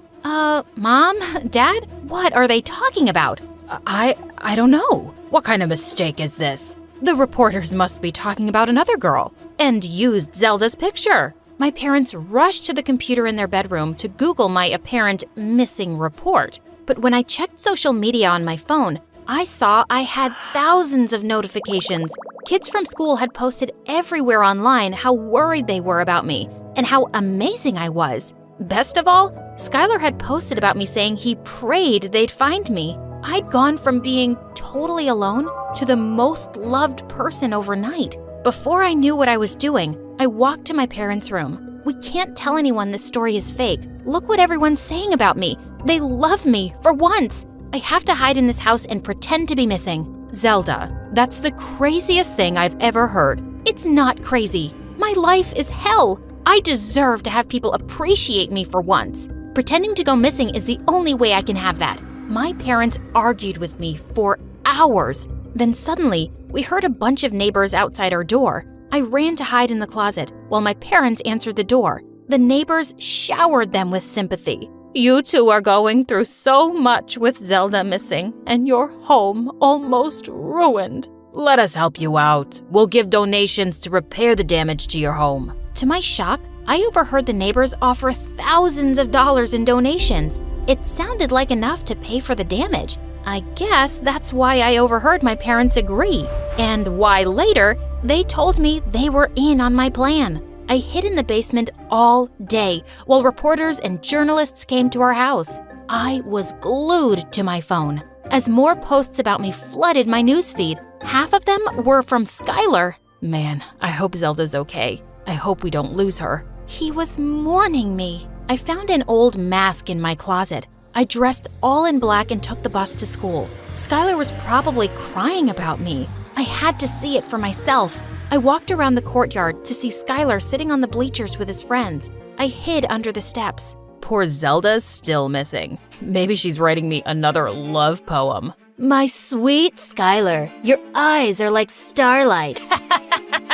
I told you guys I could get that weirdo to date me for 2 months. Now pay up, $200 each. I watched in horror as all of Skylar's friends gave him $200. My head was spinning, and I had to keep from crying. I ran from the bleachers and wandered the street for hours. Of course, Skylar had never liked me. Instead, he dated me as a joke, for money. I decided then I wasn't gonna let Skylar get away with it. The next morning, I started to walk out of the door with my mask on. I was going to find Skylar and let him have it. Zelda, why are you carrying your school backpack? You're not leaving the house, are you? I'm wearing a mask. No one will know it's me. That's ridiculous. You could get this whole family in trouble. This going missing scheme was your idea. I'm still allowed to leave the house. I'm not gonna stay cooped up in my room forever. I am going to school today, whether you like it or not. Zelda, wait. If you're going in disguise, let's at least make it believable. I'll help give you a little makeover. But in the end, we didn't just do a makeover. I decided to completely transform myself. I got a whole new wardrobe, fake eyebrows, eyelashes, and a black wig. But I covered all of it up with a mask and hoodie. When I got to school, a couple of kids approached me, wondering who I was. Are you new here? Why are you wearing a mask? Because I like wearing masks. I'm like a mugger. Come at me, bro. The kids walked away quickly, and I was glad. All I could think about was Skylar. I followed him around the whole day, hiding under stairs and even sneaking into the boys' bathroom. But Skylar just seemed like his normal, popular self. Just a hot guy who'd rejected a dork like me. Maybe I was the problem, not Skylar. Then suddenly, I saw Skylar in the alleyway, smoking with a bunch of guys. They were all wearing the same bandanas and counting money from a giant backpack. I paid you $50 to date that emo girl. You should have paid me $1,000 to date that freak.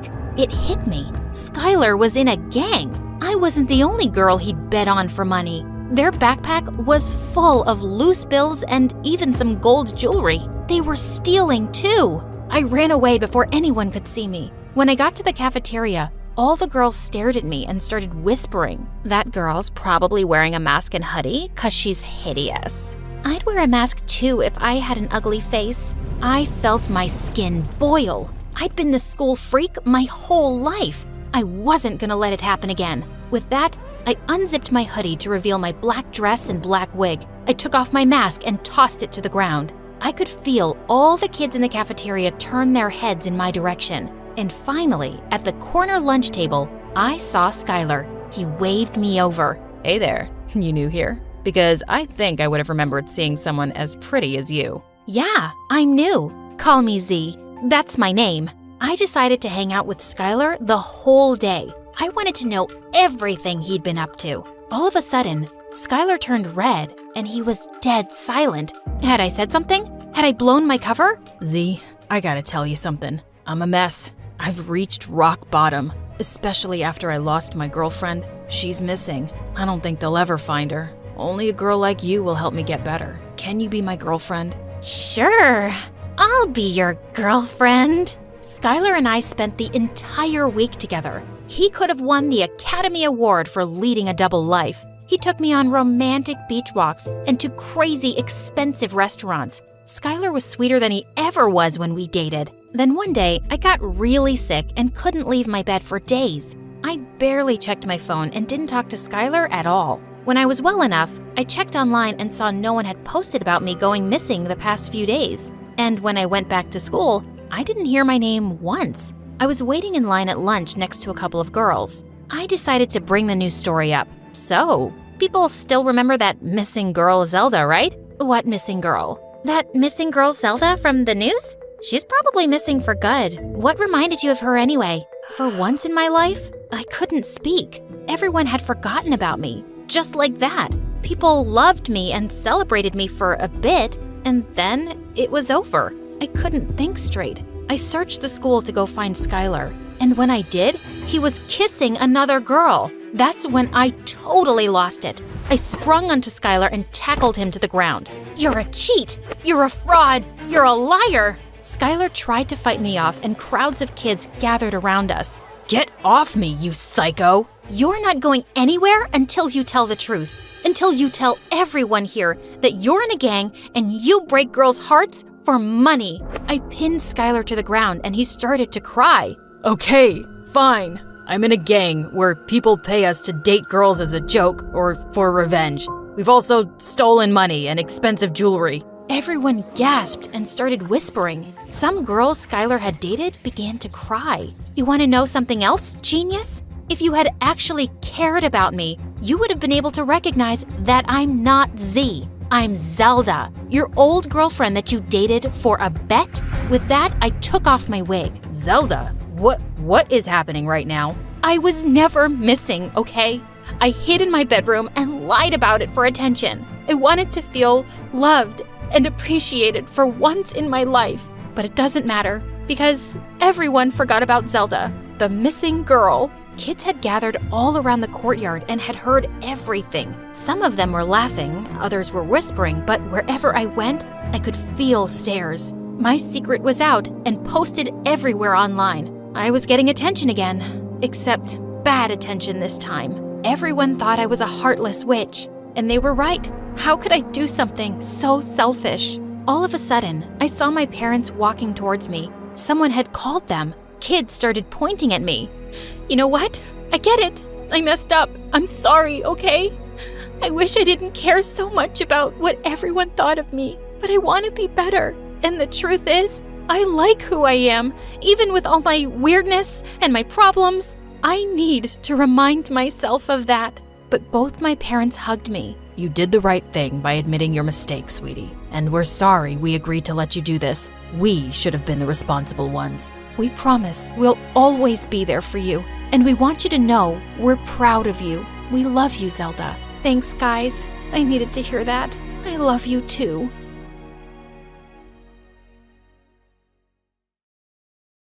Surprise! Jess, my fun-loving twin sister. Why couldn't she let me study? I said, "I have exams, Jess. I don't have time for this." She said, "It wouldn't hurt to have a little fun. Some of us actually have to study to get scholarships and don't have Daddy to pay for everything." "Oh, you think my life is so easy? Try walking a mile in my shoes, why don't you? How hard could her life be?" She has everything. She lived with our rich dad and his wife, while I lived with our mom. I had to work an entire summer to buy a bike and shopped at the thrift store. I said, "You know what?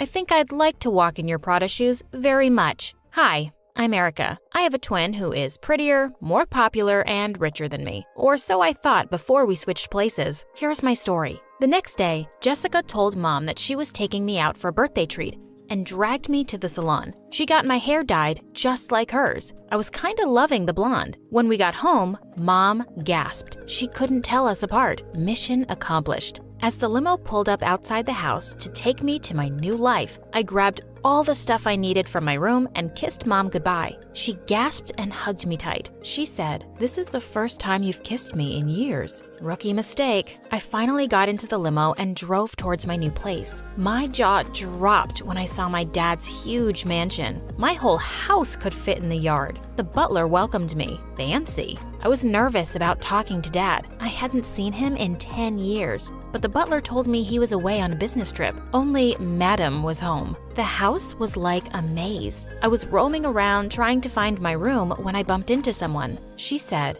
"Shouldn't you be in school?" I turned around to see her, the dreaded stepmom.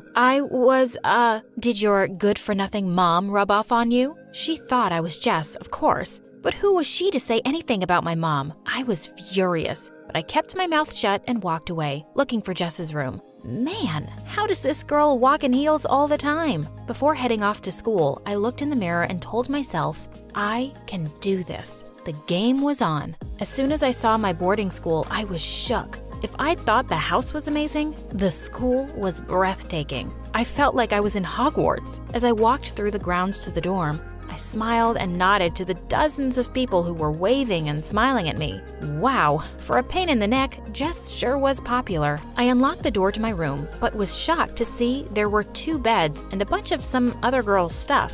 Great. Jess hadn't even told me she shared a room with someone. Just then, a spunky girl walked in and gave me a bear hug. Thank God you're back. This place was so dull without you. So this was my roommate, and I didn't even know her name. And boy, was she like a radio station that you just couldn't turn off. She wanted to know everything about everything. Tell me about your poor shabby sister. As much as I wanted to tell her that I was the prettier and smarter twin, I held back. Don't even get me started. She was such a party pooper. My roommate seemed to buy my Jess imitation, and I was about to unpack when this handsome guy walked in. He had the most chiseled jaw I'd ever seen. He walked straight up to me and pulled me close. He said, "Babe, I missed you." Had Jess actually forgotten to tell me she had a boyfriend? I said, "Whoa, slow down." "Whoa there yourself. Can a guy kiss his girlfriend now?" I have some travel germs. I feel icky. I quickly grabbed my stuff and headed to the shower. I needed to stay away from this guy. Over the next few days, I tried to fit in and not look like a fool, which is really hard when you don't even know anyone's name. I found a copy of the school magazine and tried to learn everyone's names and faces from our class picture. I saw my roommate reading the latest edition of my favorite magazine, Sky and Telescope. Oh my God, I've been meaning to read this. Since when do you read anything besides beauty magazines? Jeez, Jess, why you gotta be so dumb? I also tried really hard to make sure I was never alone with Matt. Luckily, he had a lot of friends and was always surrounded by them. There was one in particular that I really didn't like, Remy. She was always hanging around Matt and always had some insulting remark to throw my way. I was walking down the corridor one day when Remy stepped in front of me, along with her clan. I said, "Move out of my way." Remy said, "Or what? You're gonna go cry to daddy?" I didn't know what her deal was, but I wasn't gonna stand around listening to her. I'd just walked a few steps when her expression changed. "You chose to mess with the wrong girl today. Get lost or else." "Please don't hurt me. You can have all my allowance." "What? What's going on here?" I froze. It was the headmistress. Remy said, She was forcing me to give her all my money." I started to argue, but the woman was on a mission and wouldn't hear a word. "The semester has barely begun and you're already making trouble. You will not be allowed to leave the school premises for 1 week." That was so unfair. I went to my room and took out my diary to vent. I couldn't wait to talk to Jess and ask what the deal with Remy and the principal was. Clearly, they both hated her. "Writing about me, gorgeous?" I jumped up on my seat and quickly closed my diary. I could feel my heart racing. Matt was just so close to me, and he smelled so good, and he had such tempting lips. And he's your sister's boyfriend, idiot. I didn't think it was possible, but you came back even more beautiful than before. Oh my God, Matt thought I was more beautiful than Jess. I was so lost in his blue eyes that when he leaned in, I didn't stop him. I felt so guilty, but I couldn't help it. He was just so perfect, just like Jess's life. He said, "I heard about what happened with Remy, and yeah, I know we'll miss our weekend trip, but I'm gonna be here the whole time. We'll still have fun." My stomach did a somersault.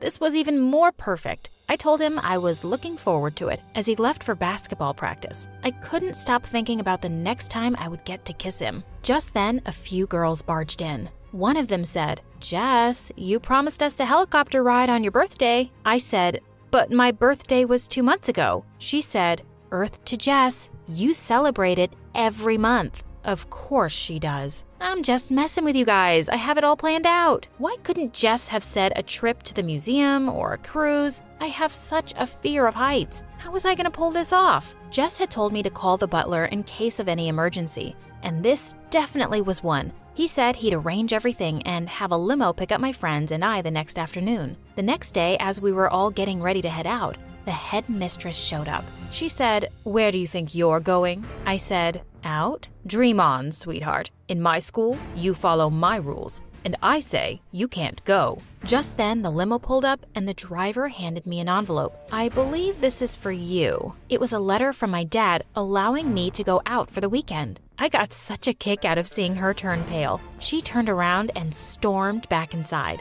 The ride to the helipad was full of excitement and giggles. Everyone was going on and on about how awesome the ride was, while I didn't look down once and tried not to throw up. After the helicopter ride, I treated the girls to a fancy dinner at the hottest new restaurant in town. Whoever said money couldn't buy happiness didn't know where to shop. It was the least Daddy Dearest could do for me. When I got back, Matt was waiting for me. My heart skipped a beat whenever I saw him. There's my favorite girl. I miss you when you're not around. He said he had promised me a fun weekend, and he was a man of his word. He led me up to the rooftop, and I was speechless when I saw everything he'd arranged. This could not have been more perfect. Oh boy, I was in trouble. He spun me around and said he had a surprise for me. I gasped when I saw the necklace he'd put around my neck. It had our initials on it. Well, not mine, actually. He looked deep into my eyes and said, "Something about you feels really different, Jess. Good different. Like we might actually make things work this time." What was he talking about? He was about to kiss me when someone totally ruined the moment. You really need to raise your standards, Matt. What was Remy doing crashing my date? It was time to show her who Matt really belonged to. I grabbed him by the face and kissed him. She slammed the door and left. Remy 0, Erica 1. I got a call from Jess later that night, and I really didn't want to talk to her. What was I supposed to say? "Hey sis, kissed your hunky boyfriend, twice." Reluctantly, I went to the phone booth. She said, "How's it going, sista?" I gave some vague answers and asked her instead about how badly she'd been messing up my grades. "I'm not as dumb as you think I am, twit." I said, "Well, your reputation here says otherwise. Also, what's the deal with Remy and the principal?" "Oh, Remy's just jealous. And don't get me started on that crazy woman. She just hates everyone. But we're smart and always find a way to have fun." Time's up, princess. I turned around to see the crazy woman standing behind me. I cut the call and walked away, leaving the receiver hanging. She wasn't the boss of me. The next morning, Remy barged into my room without even knocking. How dare she? "What do you think you're still doing in bed? I need you down at the lacrosse field, now!" And with that, she just walked out. I said to my roommate, "Is she crazy? What is she even talking about?" Jess, the lacrosse match? You play for the team, remember? Did you hit your head last night?" "Oh my God. I talked to Jess last night and she couldn't be bothered to tell me? I'd never played a sport in my life. How was I supposed to fake this?" I made my way to the sports field to see Remy barking orders at the whole team. Of course she's the captain. Suddenly, I felt Matt pull me in and kiss me on the cheek. He said, "Right on time to cheer my star player on. Break a leg." That might actually happen. No amount of luck was going to get me through this. I was terrified out on the field. I really had no idea what I was supposed to be doing. Remy looked like she was about to kill me. Just then, a girl bumped into me out of nowhere and I fell face forward on the ground. There was a timeout and I was carried off the field. "Hey, you okay, babe? What's going on with you today?" I told everyone I was just having an off day and I'd like to sit this one out. Luckily, with me out of the game, we actually won. I said, "Woohoo! Let's party Jess style." I had to throw the party of my life to make everyone forget about this horrible morning. There were so many cute guys at the party, but I only had eyes for Matt. He was hanging out with his teammates, and when he smiled at me, I felt weak in the knees. I saw Remy walk up to him and put her hand on his arm. Why was she touching my boyfriend? Okay, not mine, Jess's. She was all over him, and I saw him shrugging her hand off his arm more gently. But man, she was persistent. But I did something stupid because I was super angry. I grabbed one of the jocks and started dancing with him. I looked over to see if Matt was looking at me. Instead, I saw Remy giving me an evil smile. She whispered something in his ear and moved aside. He looked at me for a minute, his eyes full of anger, and then he stormed out. Well, I wanted to make him a bit jealous, but I hadn't expected that. I turned to my roommate. Why'd Matt leave like that when he saw me dancing with that guy? He was just dancing with Remy. Well, if you dance with a guy he caught you making out with last summer, what else do you expect? What? Jess, you moron. I rushed out to him. Matt, give me a chance to explain. He said, "There's nothing to explain. I thought you'd change, but I was wrong. You're the same selfish person. We're done." How I wanted to wrap my arms around him and tell him I was different, but I just stood there watching my McDreamy walk away. The next day, I couldn't bring myself to get out of bed or eat anything. I was heartbroken. Some of the girls came by and were begging me to take them shopping. Were they blind? How can you guys be so insensitive? My boyfriend just broke up with me. With a whatever, they just filed out of my room. I realized the girls didn't care about Jess at all and were only using her for her money. Everyone was so fake in this place. For the first time, I felt sorry for her. Thanks to Remy, I had no permission to go out and no boyfriend to spend time with. Matt was still avoiding me and it broke my heart. I spent any free time moping around my room and watching this awesome YouTube channel, My Story Animated. My roommate had introduced it to me, and I was hooked. As the mids drew near, I started studying harder.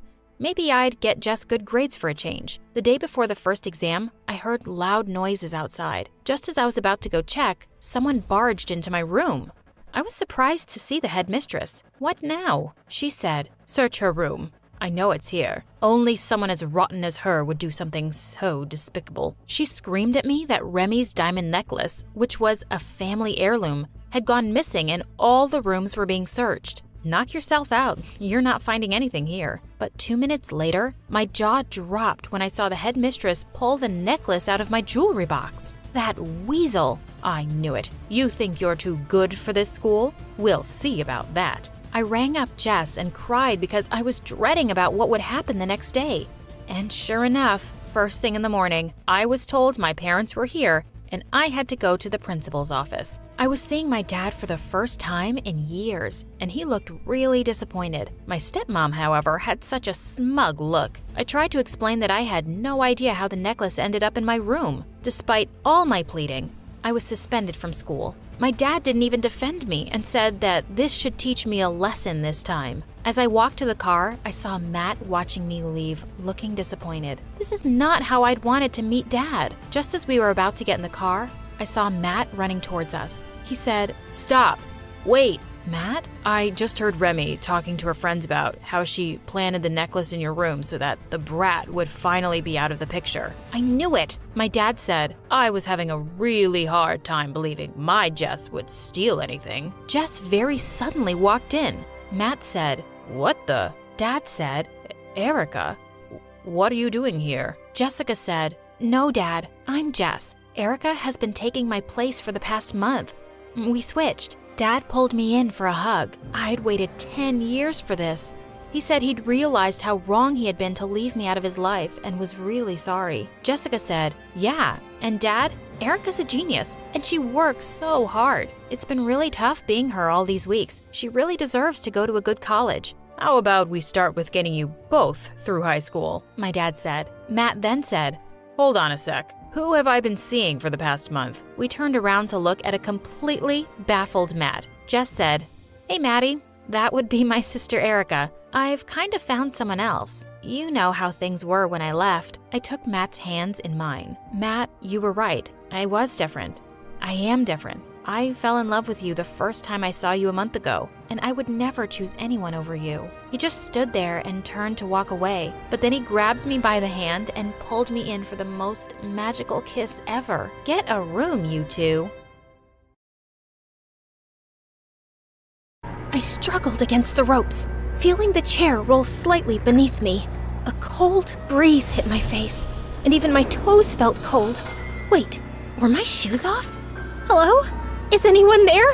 If this is a prank show, you guys took it way too far. Suddenly, the blindfold was yanked from my face, and I realized I was on a rooftop with no boundary walls. And standing before me was a tall woman, smiling like she was about to enjoy torturing me. Josie Hart. So you're Alexander Kingston's new girlfriend. Though I cannot understand why he dates so beneath his league. Yeah, I get why you're confused. I really do. But that's no reason to kidnap me. We can discuss this on the ground floor of a really nice cafe. My treat.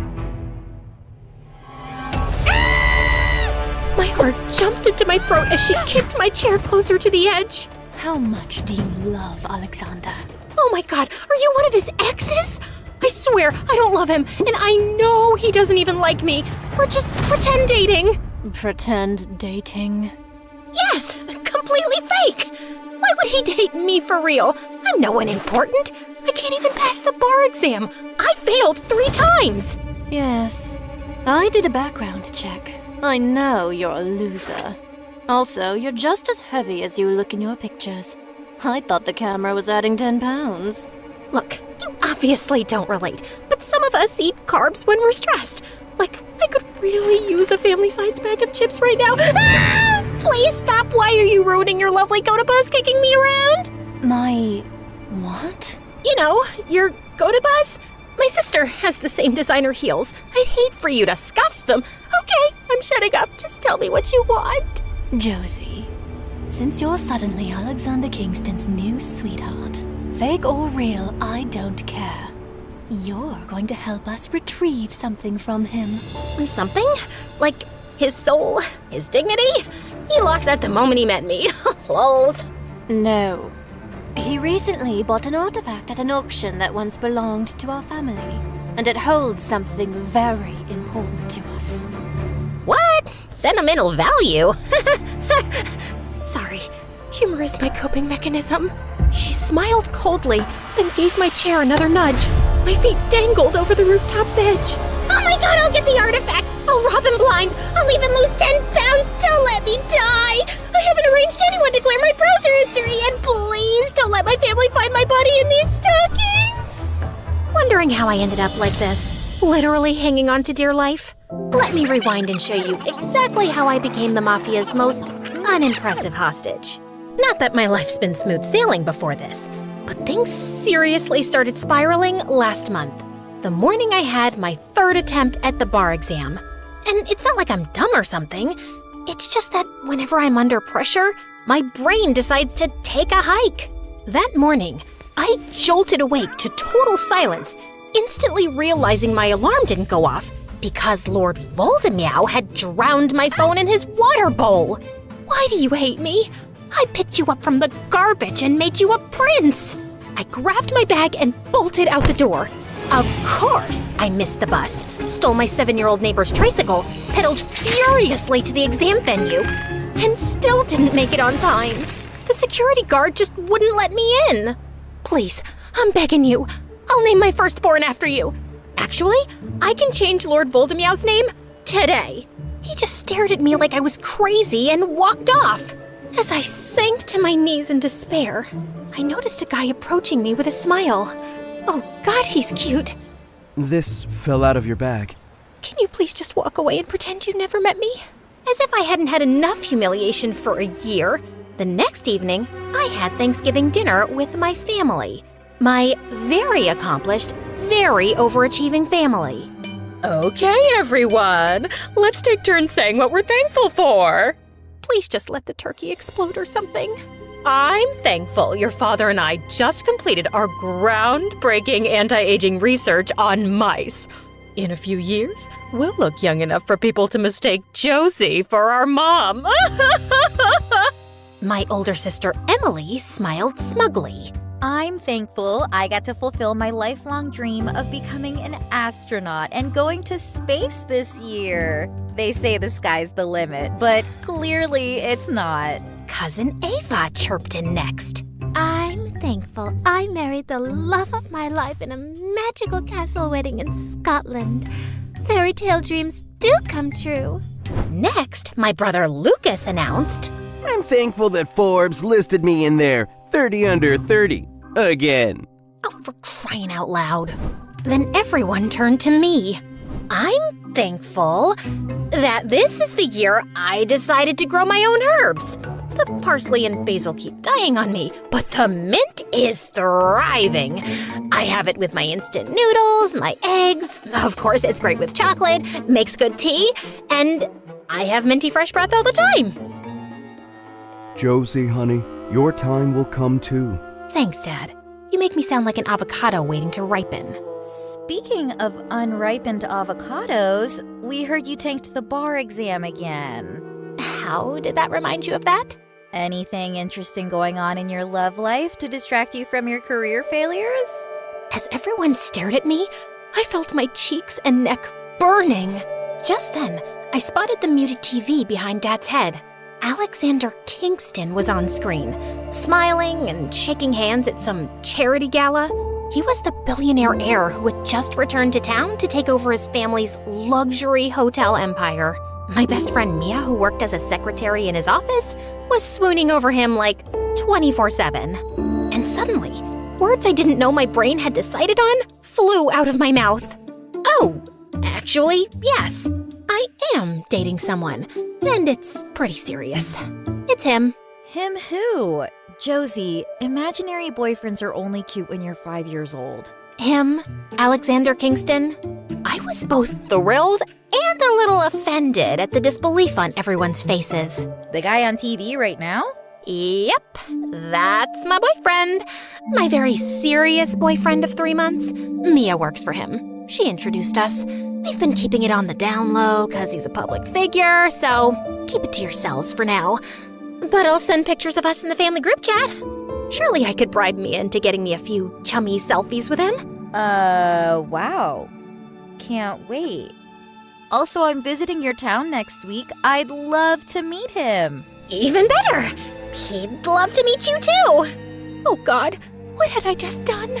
Of course, the next logical step was to fall on my knees and beg Mia for help.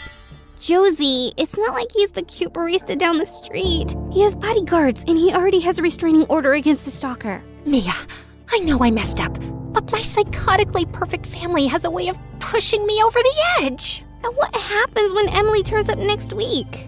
Well, I'll just have to dump him by then, won't I? We'll cross that bridge when we get there.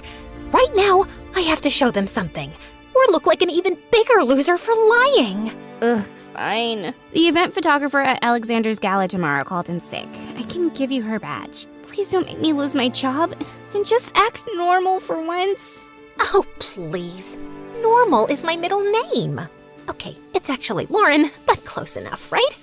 I promise, I'll be the picture of normalness.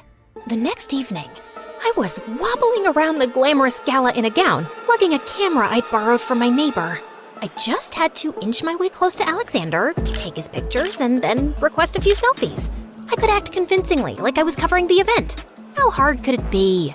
I aimed the camera at a couple having a heated discussion and snapped a series of blinding photos.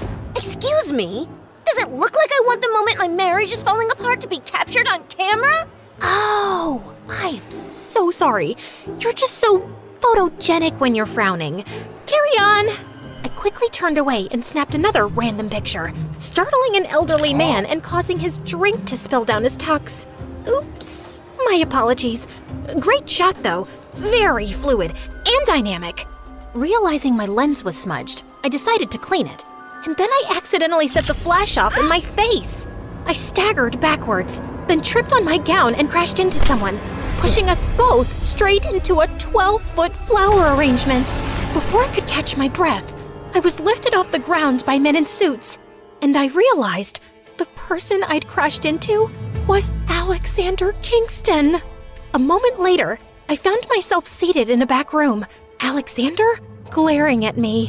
What's the name of your agency? I swear, I'm gonna fire that secretary of mine! No, please don't. I found out the photographer hired for the event was sick, and I stole her badge. Why? Who are you, the paparazzi? I need to know who sent you. I sent myself. Listen, I'm Josie Hart, and I just need a couple of selfies with you, where you need to look like you're rather fond of me. Even in love, maybe? So you can't be glaring at me the way you are right now. What? See, this is all because my mother is Benjamin Button, and my dad called me an unripe avocado, and my sister's an actual astronaut, my cousin's a Disney princess, and my brother is Elon Musk, and all I've got is enough mint to start a toothpaste factory, a garbage cat, and a pretend billionaire boyfriend. And that's sort of where you come in, you lucky guy.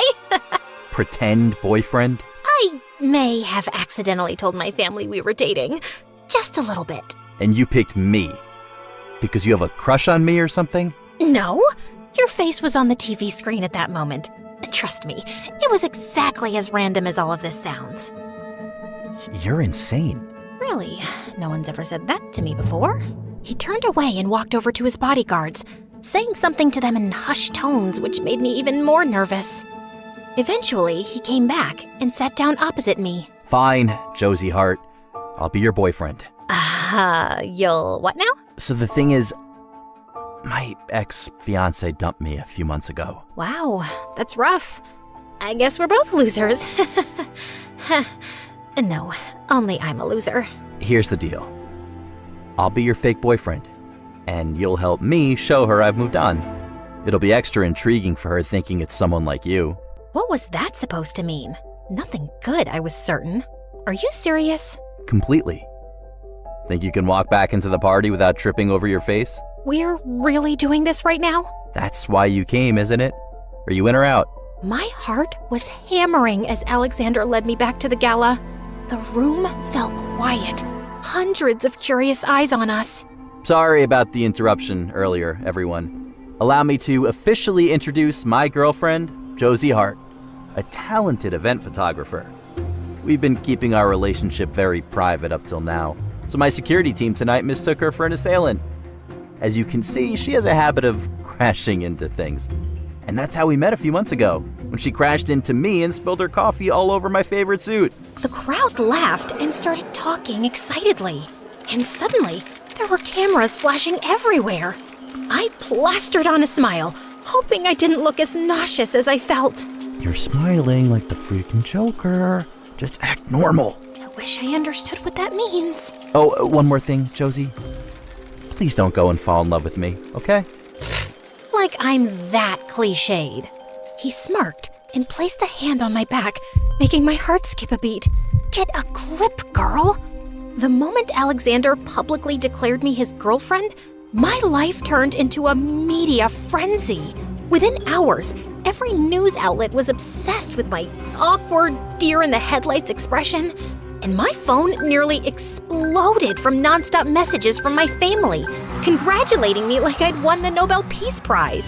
And Mia showed up the next evening at my apartment, looking frazzled.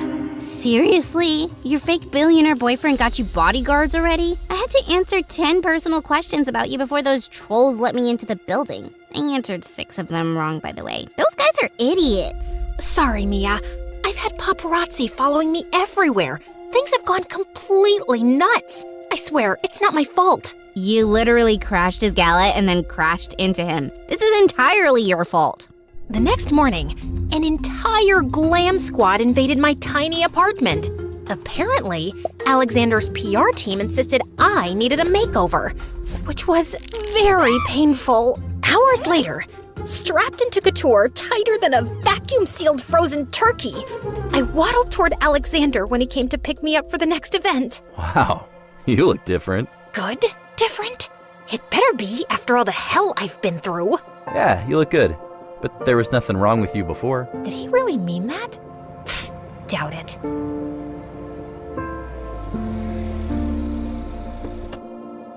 I took a deep breath, or at least I tried, wondering how I'd managed to trade my simple life for suffocating clothes, glamorous parties, and national scrutiny. Though, it didn't feel half bad being on the arm of someone like Alexander. He was smart, charming, confident, and he could give Henry Cavill a run for his money. His smile was as bright as Emily's future, and his eyes deeper than my regrets after eating a whole cheesecake. If Mary Poppins pulled out her measuring tape for him, he would measure practically perfect in every way. This guy didn't have a weakness. Boy, was I wrong. Ow, Alexander, you're crushing my ring finger. You know, I might need it one day, despite my family's doubts. I'm so sorry. It's just that, well, gosh, Serena's here. I followed his gaze to a girl who was a dreamy vision in lilac chiffon. Of course his ex looked like America's Next Top Model. And he looked like a pale, sweaty loser right now. Oh God, she saw me. She's coming this way. Jane, what do I say? What do I do? What's happening to my voice? It's Josie? And please, wipe that sweat off your upper lip, clear your throat, and be cool. Is calling a girl Shorty still cool? Like, hey, Shorty? Or more like, hey, Shorty. Please don't say that to anyone, ever. Up close, Serena was even more poreless. She just ignored me as she swooped in to kiss Alexander on the cheek, and then fixed his collar. Alexander, you look good. The shade of blue always did bring out your eyes. Thank you. You look great in lilac, too. Well, I don't know if there's a color you wouldn't look good in. Lime yellow. She would look like she has jaundice. You're welcome, babe. Hi, Sabrina. I'm Josie, Alexander's girlfriend. It's Serena. And really? I just thought it was a paparazzi scandal. I mean, wow, that's surprising. So, how did you two meet? Well, like all good stories, ours starts from a mental asylum, too. Haha, she doesn't mean that. She's not really crazy. I didn't mean I'm from a mental asylum. I'd just gone to the mental asylum to see my Aunt Hilda, like I do weekly. And the staff told me she'd somehow managed to run away. And I had to go to the police station to file a report. But on the way, I stopped for a caramel latte. And then it hit me. You figured out where your aunt went? No, a ball hit me. Some kids were playing in the coffee shop and it hit me on the back of my head. I lost my balance and fell straight into someone's arms. Guess who that was? I'll give you a hint. It's not Aunt Hilda. I'm guessing it was Alexander. 10 points for Celine. Yes, that's how we met. And we've been inseparable ever since. Right. Well, you're very unique, Josie. Not Alexander's usual type. Maybe he was looking in all the wrong places before. Because we're definitely soulmates. We love all the same things. We practically finish each other's... Sentences? No, silly. Sandwiches. You know, those sandwiches you love, but you can never finish them, so I have to eat yours too. Oh yeah, I'm so lucky I never have to feel guilty about wasting food again. Well, Alexander, I hope we can catch up some more soon. She squeezed his arm gently and gave him a look before walking away. Well, someone's regretting dumping you now. You're welcome. Oh, thank God. I wasn't just imagining it. She was flirting with me, right? Josie, this is fantastic. I think I have a chance with her. You want her back? I thought you just wanted to rub your relationship in her face, like a mature adult. Yes, and if she's jealous, it means she still cares about me. And you just saw her, right? Why wouldn't I want her back? Ugh, why were men so dumb? And, as luck would have it, Serena was seated at our table. Well, practically seated in the lap of a very good-looking, very Italian guy at our table. No, babe, it's pronounced cupcake. Ah, cupcake. Has anyone ever told you that you're just too cute? Alexander pulled me close to him and brushed some hair away from my ear. Please smile like I'm whispering sweet nothings to you. Now listen, there's no way she's dating that guy for real. She's just trying to make me jealous after seeing us together. It's working. So keep acting like the world's most affectionate girlfriend, okay? Seriously? Weddings are just so romantic. Babe, do you remember that magical sunset in Capri when we kissed for the first time? Boo-boo! Do you remember that time we watched that sunset on YouTube because we were too busy cuddling on the couch? And what was it, our 10th kiss? Serena definitely looked annoyed. And then she started feeding Lorenzo chocolate-covered strawberries. I shoved a breadstick in Alexander's mouth, who started choking. You make every day feel like Valentine's Day. I feel so loved. You make every day feel like, Thanksgiving. I feel stuffed and sleepy. Lorenzo gave me this bracelet of rare blue diamonds. When they catch the moonlight, they reflect constellations that can only be seen from his family's private villa in Tuscany. Wow, fancy! Alexander gave me this watch from Target. If you press this button, it lights up neon green. And if I angle it just right, it blinds pigeons. That's your own watch, Josie. They don't know that. Suddenly, Serena rose from the table and glided over to the wedding band, grabbing the mic. There's so much love in the air tonight, and I can't help getting caught up in it. I want to dedicate a song to the guy in my life, my handsome Italian boyfriend, Lorenzo. I rolled my eyes, but her annoyingly pitch-perfect rendition of I Will Always Love You had the whole crowd in tears. As the applause died, Serena gave me a look that made my blood run cold. Oh no! And now I'd like to ask my friend Josie to sing something for the man in her life. Oh, no, I can't. Josie, you have to, please. I walked over to the mic with jelly legs. She wears short skirts I wear t-shirts, she's cheer captain, and I'm on the bleachers, dreaming about the day when you wake up to find what you're looking for has been here the whole time. Yeah, you belong to me. My face burned as I saw guests visibly cringing. When I stopped, there was complete silence, and I dropped the mic and ran off. As I caught my breath outside the wedding hall, Alexander came out too. Hey, it wasn't that bad. Honestly, it was cute-ish. Oh, shut up, Alexander. I sounded like a dying seagull. You made me make an absolute fool of myself. Do you think Serena's impressed with your idiot girlfriend? I'm sorry, I really thought... Thought what? If you made Serena think you'd moved on with some loser, you'd have her attention again? How pathetic are you? Chasing after someone who broke your heart and is still playing games with you? Or are you so blind that you can't even see it? Listen. Which one is it? Pathetic or blind? Josie. No! You can go embarrass yourself chasing Serena. I won't stick around to be humiliated anymore. Before he could respond, I stormed off. As my heels clicked furiously on the pavement, I barely had time to notice the black van screeching to a halt beside me. The door suddenly opened, and a pair of arms yanked me inside. Then suddenly, everything went dark. And when I regained consciousness, I found myself hanging off a rooftop with my life flashing before my eyes. After which, I was dragged down into a room with expensive villain layer vibes. I was seated at a table, and the woman sat opposite, placing a file in front of me. Open it. Oh, cool! Is this your scrapbook of people you've murdered and enjoy revisiting in your free time? 'Cause same girl, same. When I came across a photo of a shiny, jewel-encrusted egg straight from a fairy tale, she placed a blood-red fingernail on it. This is what I want. Okay, but why would Alexander even buy this?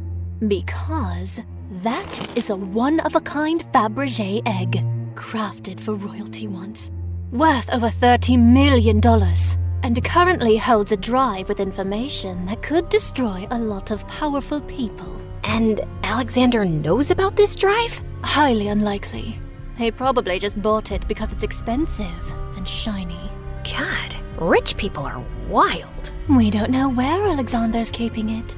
So who better to find it for us than his girlfriend? You have 1 week. Okay, but I'm not very competent. There's a high chance I'll trip up, literally and figuratively. Josie, what do you want from life? You mean existentially? Like inner peace, a sense of purpose, that kind of thing? Or more practically, like a personal jacuzzi, soft serve machine, affordable skincare? You get me that egg, and I'll make sure you pass that bar exam.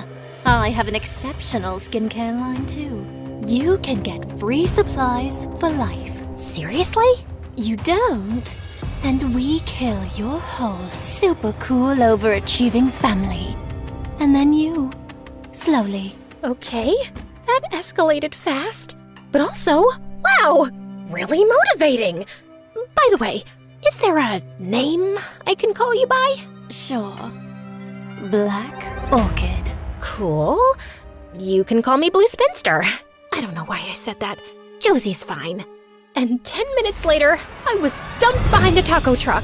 So, I had 7 days to betray my fake boyfriend I may or may not be developing feelings for, steal an invaluable egg, and somehow not die in the process. Easy peasy. Alexander turned up the next day at my apartment with a cheesecake and an apology. I may be a fool for Serena, but I should never have pushed you the way I did. I overreacted too. I mean, this was the deal, right? Being your fake girlfriend to make your ex jealous. Yeah, but we can end this if it's too much for you. Oh, no, I'm fine. I'll have a lot of disappointment to face when my family finds out this relationship has ended. But maybe we can keep it up a little longer? Just don't ask me to sing in public again. Not even in private. Just a week more, and I'd be out of his life for good. Knowing how hung up he really was over Serena, I knew I had to guard my feelings and just keep my eye on the ball. The egg, I mean. I had free access to Alexander's mansion. And while I went there under the pretense of taking a dip in the pool or relaxing in his home theater, I took every chance I could to snoop around. And after 3 days of exploration, I knew he owned more cashmere sweaters than anyone could ever need. Only had books about how to become a successful person. And like all rich people, loved horses. But no egg in sight. I still had to explore the study where he held his meetings. So one evening, when he was out of town, I snuck in. I was going through the cupboards when my phone started ringing loudly. Gosh, what is this volume? Lord Voldemyau's work, of course. It was Emily calling. Ew. Hey, Em. Hi, Josie. Mom, Dad, and I just landed in town for a conference, and we'd love to meet your boyfriend. We're free tomorrow evening. Does that sound good? I guess. Just let me check with Alexander. Well, I've made a reservation at a trendy new French bistro for 7 tomorrow, so see you both there. Then why'd you even ask? But she'd already hung up. I took a deep breath and refocused on my mission. As I had my head stuck up the fireplace, I suddenly heard loud voices from the hallway outside. One of them definitely sounded like Alexander. He wasn't supposed to be back till midnight. I had no time to hide. Oh God, think of any excuse, dummy! Just then, the door burst open and in jumped Alexander Kingston. Wearing a velvet cape, a shiny breastplate on his bare chest, and a full VR headset on his face. Who dares enter the realm of Zorg Lord, defender of the Sky Kingdom? He swung his fake sword around aggressively and impaled a poor ficus. Okay, so I was right in front of his face, and he had no idea I was here?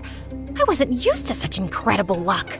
I tiptoed to the door and was almost there, when suddenly he came charging straight at me. And before I could dodge him, he crashed into me and we were both on the ground. Ow! I think I've cracked a rib. Josie, what the heck are you doing here? What are you doing here? You said you were out of town. And seriously, what are you doing, Zorg Lord? It's a stress relief program recommended by my therapist. Level 3? Battle for the Sorcerer's Amulet? Cool therapist. Love the costume too. That breastplate is so shiny and so plastic. It's a fully immersive experience. Ugh, okay, fine. I'm into cosplaying and video games. It helps me blow steam. And I really needed it today. Serena messaged in the morning about wanting to meet. I've just been so nervous that I canceled everything and decided to relax at home. Can you please forget everything you just saw? There it was. That pang I felt hearing Serena's name. Trust me. I'm gonna go home and stick my head in the microwave or something. Listen. I kinda have a favor to ask. My family's in town and they want to have dinner with us tomorrow. Of course I'll be there. You don't have a ribbon-cutting gala or a yacht launching ceremony or Comic-Con? I'm available, Josie. See you tomorrow, and don't tell anyone about this. Your secrets are safe with me. Oh, mighty killer of ficuses and defender of the sky realms. I was almost at the mansion gate when I realized I'd left my bag in the study. I went back for it, and that's when I saw it. Alexander was at the far end of the study, standing in front of a sleek panel I hadn't noticed before. Suddenly, a small circle lit up and beeped as it scanned his eye. Then a click. A smooth, dark wooden door opened, and Alexander stepped inside. And I decided to leave without my bag. Seriously? A retinal scan? How was I supposed to get in there? I had to postpone thinking about it for another day, because I had that family dinner to get through. They seemed super impressed by Alexander, but I knew they'd find ways to put me down soon enough. You should get appetizer number 2, Josie. You always loved that one, remember? I knew exactly what she was doing. You get it, Em. But it's your favorite. Go on, order it. Fine. We'll have the charcuterie board. Some things never change. Josie's tongue always did get tangled over the simplest things. Honestly, I couldn't pronounce it for years either. Once at a business dinner, I asked for the charcuterie platter, and the waiter stared at me like I'd requested a raw dolphin. As we all laughed, Alexander squeezed my hand under the table. I really have to say, Alexander, you're the most normal guy she's ever dated. Josie has such a unique dating history. Remember that magician, Josie? What was his name? Danny, the disappearing boyfriend? Oh, and that clown who made balloon animals? Besides the fact that he had no future, I liked him. Speaking of no future, Josie, are you thinking about taking the bar exam again? You should, honey. They say 4th time's the charm. No, Dad. The 3rd time's the charm. And, well, that's past. You know, you should think of a career change. I mean, it's not like your career's even started yet, right? Alexander set his fork down on his plate, a little too hard. Josie's one of the smartest people I've ever met, and she knows what she's doing with her life. You all seem to have an unhealthy obsession with her, which I kind of get. I'm obsessed too. I feel lucky she picked me out of all the billionaires in the world. I almost choked on my drink. Yeah, it was between you and that prince from Monaco, but he didn't have the waffle station in his kitchen. See? Josie knows exactly what she wants and isn't afraid to go for it. If I wasn't already halfway in love with Alexander, that dinner might have pushed me over the edge. The only thing standing in my way now was Serena, a retinal scan, a Fabergé egg, and a mafia woman who was dressed to kill. Oh God, what was she doing here? She gestured at me to come outside. I made an excuse to go to the bathroom and joined her and her goons across the street. Way to blend in, guys. You look like the Grim Reaper's PR team. We just came from a man's funeral. Beautiful ceremony. Casket stayed closed. For good reason. Wonderful. I'm sure he didn't suffer. Not for long, anyway. Okay. So, progress update. I think I might know where that Fabergé egg is. I discovered a hidden room in his study, but it requires his retinal scan. The mafia woman drew out a Swiss Army knife from her bag and tossed it to me. That's easy. Just take his eyeball out. You know, I mean no disrespect, but your sense of humor is terrible. She smiled and reached into her bag again, this time tossing me a sleek device. This is a portable retinal scanner. Just hold it close to his eye without him noticing. That's not even the weirdest thing I've done this month. Good girl. Oh, and Josie, you're doing so well. Don't make us go to more funerals. Later, after we'd said goodbye to my family, Alexander and I took a walk around the block. So, tough crowd. I understand why you lied about dating a billionaire now. Right? They really know how to push my buttons. Thank you for everything you said today. I didn't know you could be so charmingly passive-aggressive. Didn't say anything I didn't mean, except for the charcuterie part. As you can see, I can pronounce it just fine. Didn't doubt that for a second. As he smiled at me warmly, I felt my heart sink. It was getting so much harder to steal from him. I didn't sleep a wink that night, trying to think of ways I could casually scan Alexander's eyeball. But the universe must have taken pity on me, because the next morning, Mia called. Alexander's sick, like full-blown flu, delirious with fever kind of sick. He just called to cancel everything and then asked me to buy 1,000 lottery tickets. I mean, what? I dropped everything, grabbed soup, and headed straight to the mansion. It felt wrong to be this excited about someone's immune system collapsing, but this was my chance. He opened his bedroom door, dressed in dinosaur pajamas. Hey, it's Josie. You're glowing, girl. Glowing like a firefly's butt. Okay, wow. You're very sick. What? No, I feel great. I took 4 of those green pills, or maybe 6, I don't know. I guided him to the couch and handed him the soup. He immediately spilled half of it on his lap. Oh no, my thighs. Are they burning? Was that soup hot? No, it got cold on the way. You're fine. Why would you bring me cold soup, Josie? Why? I sighed, got him some paper napkins to clean up, and sat beside him.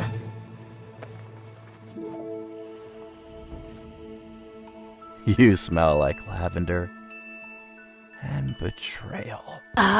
What now? Oh, that's just my shampoo. It's called Floral Deception. Ah, it's nice. You know what, Josie? I'm very confused about Serena. She wants me back, but I don't know. Sometimes I'm not sure if I really love her. That made me freeze. She never really made me feel good about myself, you know? It's not like it's with you. With you, things are easy. I don't feel like I have to prove anything. I can just be a regular guy. Can you clean my nose? Well, Serena's perfect. She'd make anyone feel like they're not good enough. And I'm a walking, talking disaster. So I probably make people feel better about themselves. Like, hey, at least my life's not as messy as Josie's. Or, I've got it more together than she does.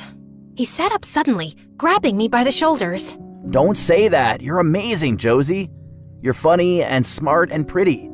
And you have these eyes that make me want to do stupid things. Like kiss you right now. Okay, whoa. This isn't real. It's just the meds talking. No, really. I want to kiss you. Unless you don't want to. Which is fine. My heart was pounding, and I defo wanted to kiss him. But I had to stay laser focused. If you're serious, then look deep into my eyes first. His gaze locked onto mine, like a lovesick puppy. And then I whipped out the scanner and hovered it near his eyeball. Did something just beep? What beep? No, you're just hearing things, sweetie. You should sleep. He leaned in suddenly with his lips puckered. He kissed some air and passed out face first in my lap, snoring like a walrus. Mission accomplished. But did he really mean that about Serena? And what he'd said about me? Ugh, even if he liked me, I was stealing his egg. We could never work out as a couple. I put a blanket over him and then made my way towards the study. Once inside, I locked the door, stepped up to the hidden panel, and whipped out the scanner with Alexander's retinal image saved on it. There was a click. Yes! And the door opened. At the end of a small passageway was a room full of collector's items. But in the center, covered with a glass box, was a glittering Fabergé egg. Okay, I really didn't think an egg could be so pretty. I lifted the glass cover like I was defusing a bomb, then carefully picked up the egg and made my way back to the study. Great. There was no way this thing was fitting in my handbag. I spotted a trash can filled with tissues and receipts, so I put the egg in and slung the trash bag over my shoulder. But I barely made it 10 steps down the hallway before a housekeeper appeared out of nowhere. Ma'am, why are you taking out the trash? Here, let me. No, you stay away. I mean, this bag is full of Alexander's highly contaminated tissues. It really doesn't look like the regular flu. His snot has a weird color. I've already been exposed, so I'll just dispose it off somewhere. You stay healthy, drink orange juice, and yeah, bye! I burst into my apartment, locked the door shut, and collapsed onto the floor. Once I'd caught my breath, I took the glittering egg out. And with bated breath, I opened it. It was empty. I turned it around and upside down, but I couldn't see anything concealed anywhere. My lifespan has probably gone down 7 years with the amount of stress I've dealt with this week. And for what? I tried to calm down and tilted the egg one more time. And that's when I saw a barely visible seam near the base. I pressed gently, and a tiny compartment popped open. Inside was a micro USB drive. Well, hello there, my sneaky little friend. What are you hiding? I plugged the drive into my laptop, and files exploded onto the screen. Folders with names of politicians, celebrities, judges, details of offshore bank accounts, and more zeros in those accounts than my eyes could even make sense of. It didn't take a genius to figure out that this was very incriminating evidence of very high-level corruption. And in the middle of all this, the word Kingston suddenly glared at me like a neon sign. Alexander's grandfather was on the list. Oh my God. Alexander doesn't even know this egg's got evidence that could turn his family to toast? Oh no, you get off this laptop, Lord Voldemort. I can't have you accidentally uploading this to Facebook. My week wasn't up yet, and I tossed and turned all night, wondering what I was supposed to do. And I reached the conclusion that I had to tell Alexander the truth. I just couldn't hand over information about his family like that. The next morning, I went to the sketchiest cafe on the outskirts of town in disguise and messaged him my location, telling him it was urgent. When he arrived, he kept looking around and was walking straight past my table when I grabbed his arm. Hey, what the... Josie? What are you doing? Sit down. Act natural. Says my fake girlfriend in disguise. Okay, whatever this is, it better be good. I still have fever, and now I'm also coughing up phlegm. Alexander, I stole your egg. You mean from the kitchen? You can take as many as you want. No, that big, glittery thing hidden in the vault you open with your eyeball, that egg. Alexander's eyes grew wide, and then his face twisted with anger. You did what? Shh, don't make a scene. You thought it was a good idea to talk about this here? Yes, a very smart idea. You can't scream or throw things at me in public. Josie, how? What? Where do I even begin? Why? Maybe because I was threatened by a mafia lady who said she'd kill me and my whole annoying family if I didn't find the egg? Look, I am so terribly sorry I stole from you, but I really didn't have a choice. Believe me.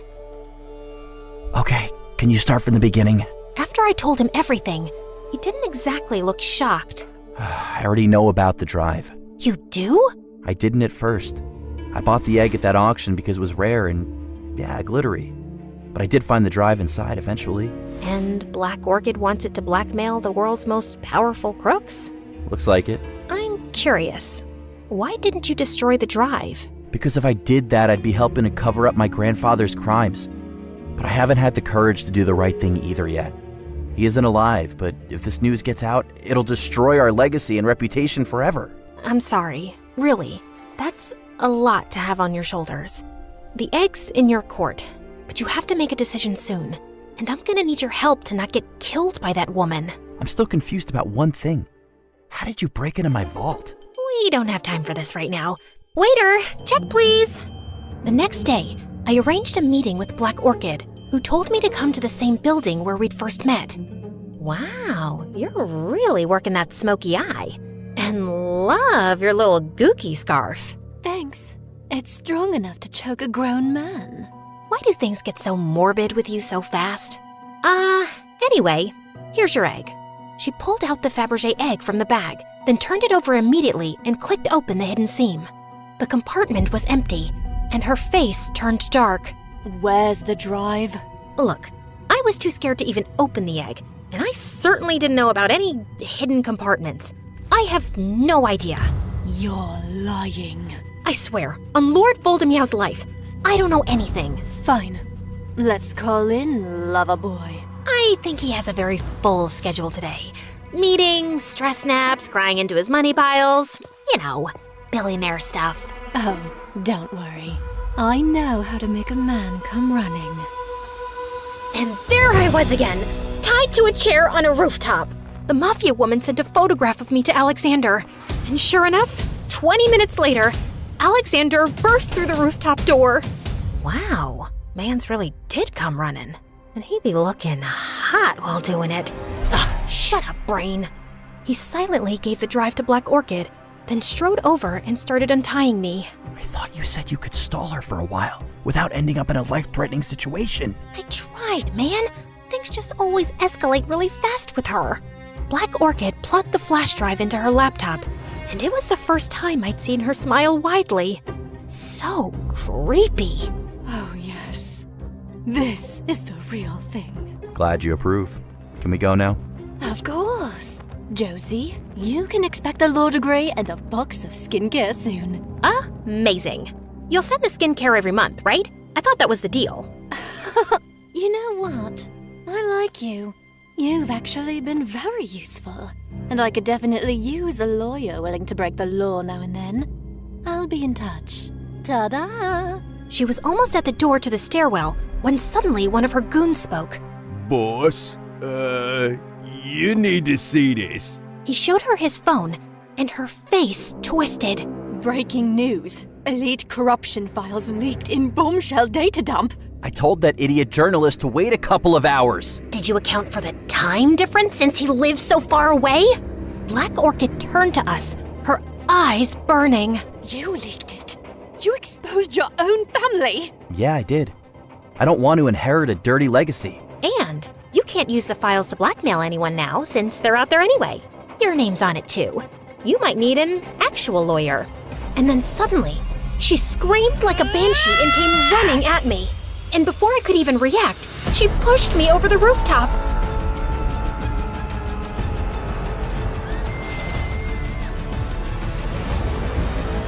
Alexander lunged forward to grab my hand and went over with me.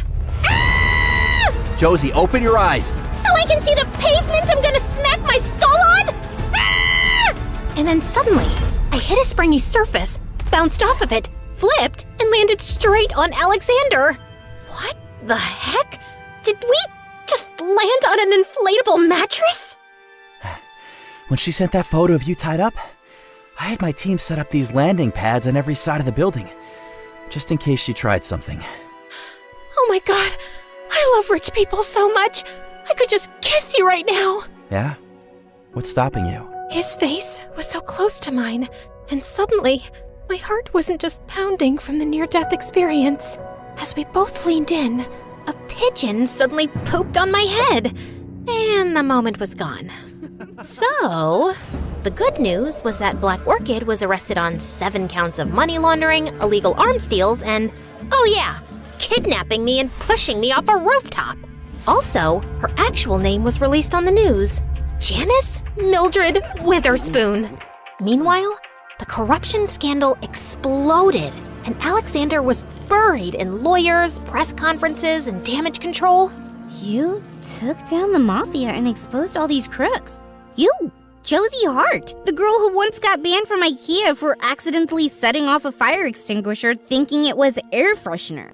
Yeah, I still can't believe it either. I'm not the kind of person crazy exciting things happen to.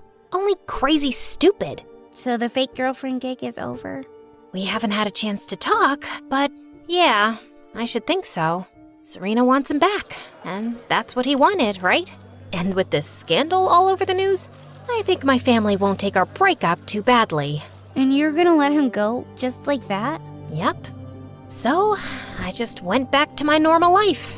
If you can call baking a dozen loaves of banana bread every day and sobbing into a pillow watching Pride and Prejudice for the 100th time normal. One morning, as I was eating chocolate ice cream, the doorbell rang, and I found Alexander outside, looking slightly tired, but as good as ever. Hi, I should have called before coming, I guess, but I assumed you'd be home. Because what? I couldn't possibly have plans? Missed you, Josie. You mean that? What about Serena? Ugh, that insufferable woman. So I figured I'd just been hung up on her because she dumped me. And I didn't really want her. And I went to tell her just that. Except she rejected me first, again. She said after my family's scandal she didn't want me. I really gave her a piece of my mind. I was bold, eloquent. I even quoted Shakespeare. Oh, what did you say? Shall I compare thee to a summer's day? No, I shall not. Because a summer's day is not a witch. That's really something. Thank you. Also, I had Mia send your application for the bar exam again. Honestly, after the pressure-filled situations you've been in, I have a feeling you'll breeze through it now. But if you need me to, I can buy a law degree for you. That's very sweet. But maybe you stay away from doing illegal things, okay? And yes, I'm free for a date tonight.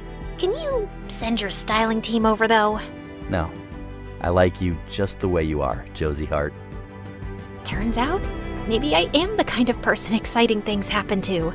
And maybe, just maybe, I'll pass the bar exam next time. If not, at least I've got a really hot backup plan.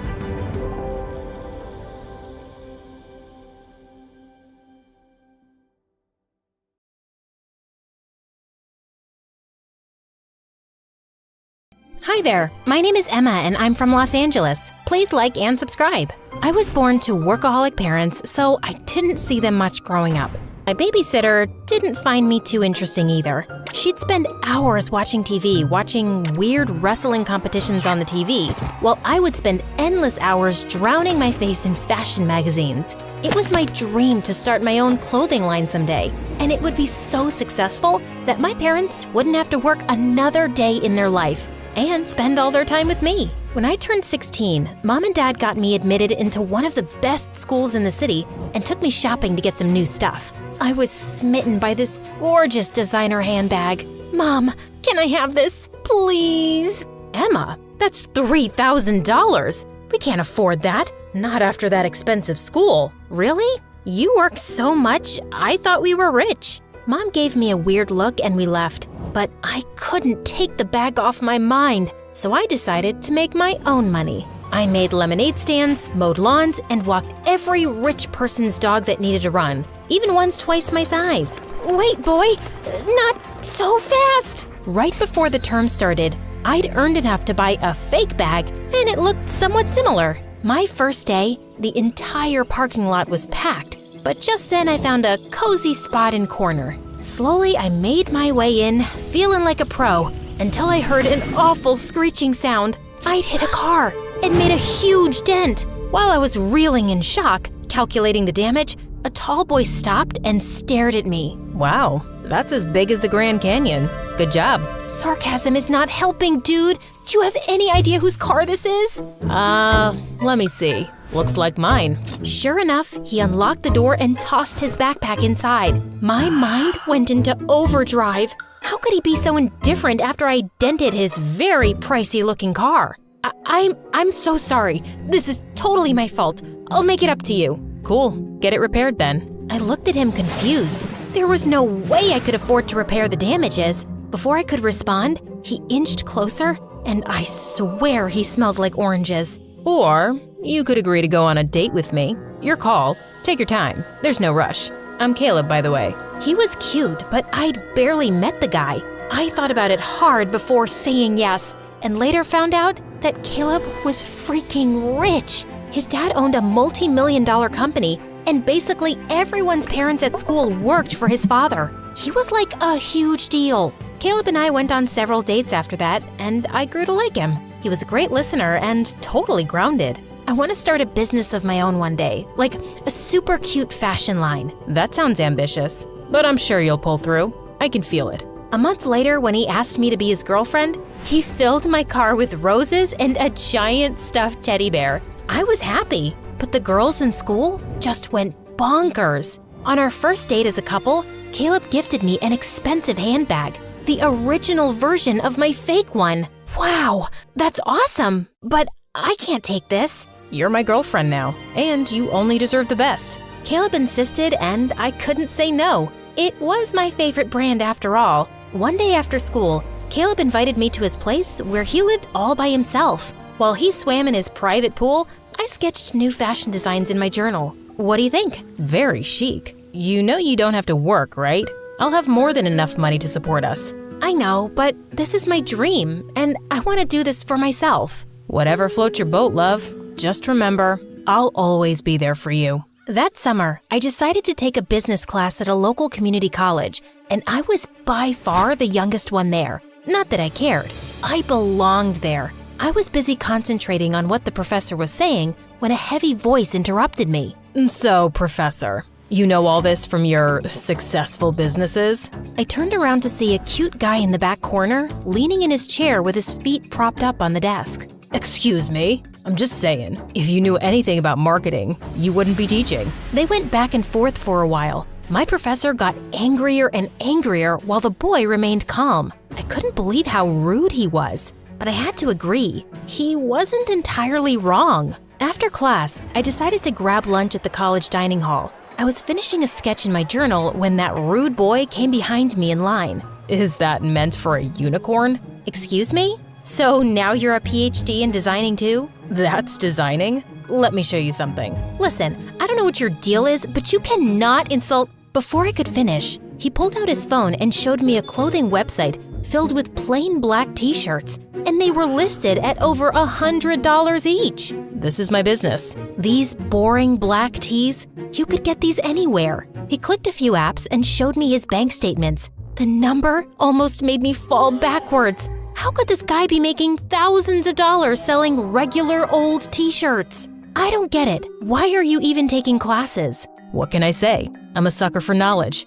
You're crazy. Actually, I'm Eric, and you need a better teacher. Someone who knows how to make big bucks in real life and not some loser professor. He went on to cut me in line and buy the cheapest thing on the menu. For a while, I avoided Eric like the plague. I didn't want my work associated with him, but the more I researched about his business, the more I realized I needed his expertise. He could sell t-shirts just from the hype alone. So that following week, I put my pride aside and asked him to tutor me. Little did I know, it would turn out to be my biggest mistake.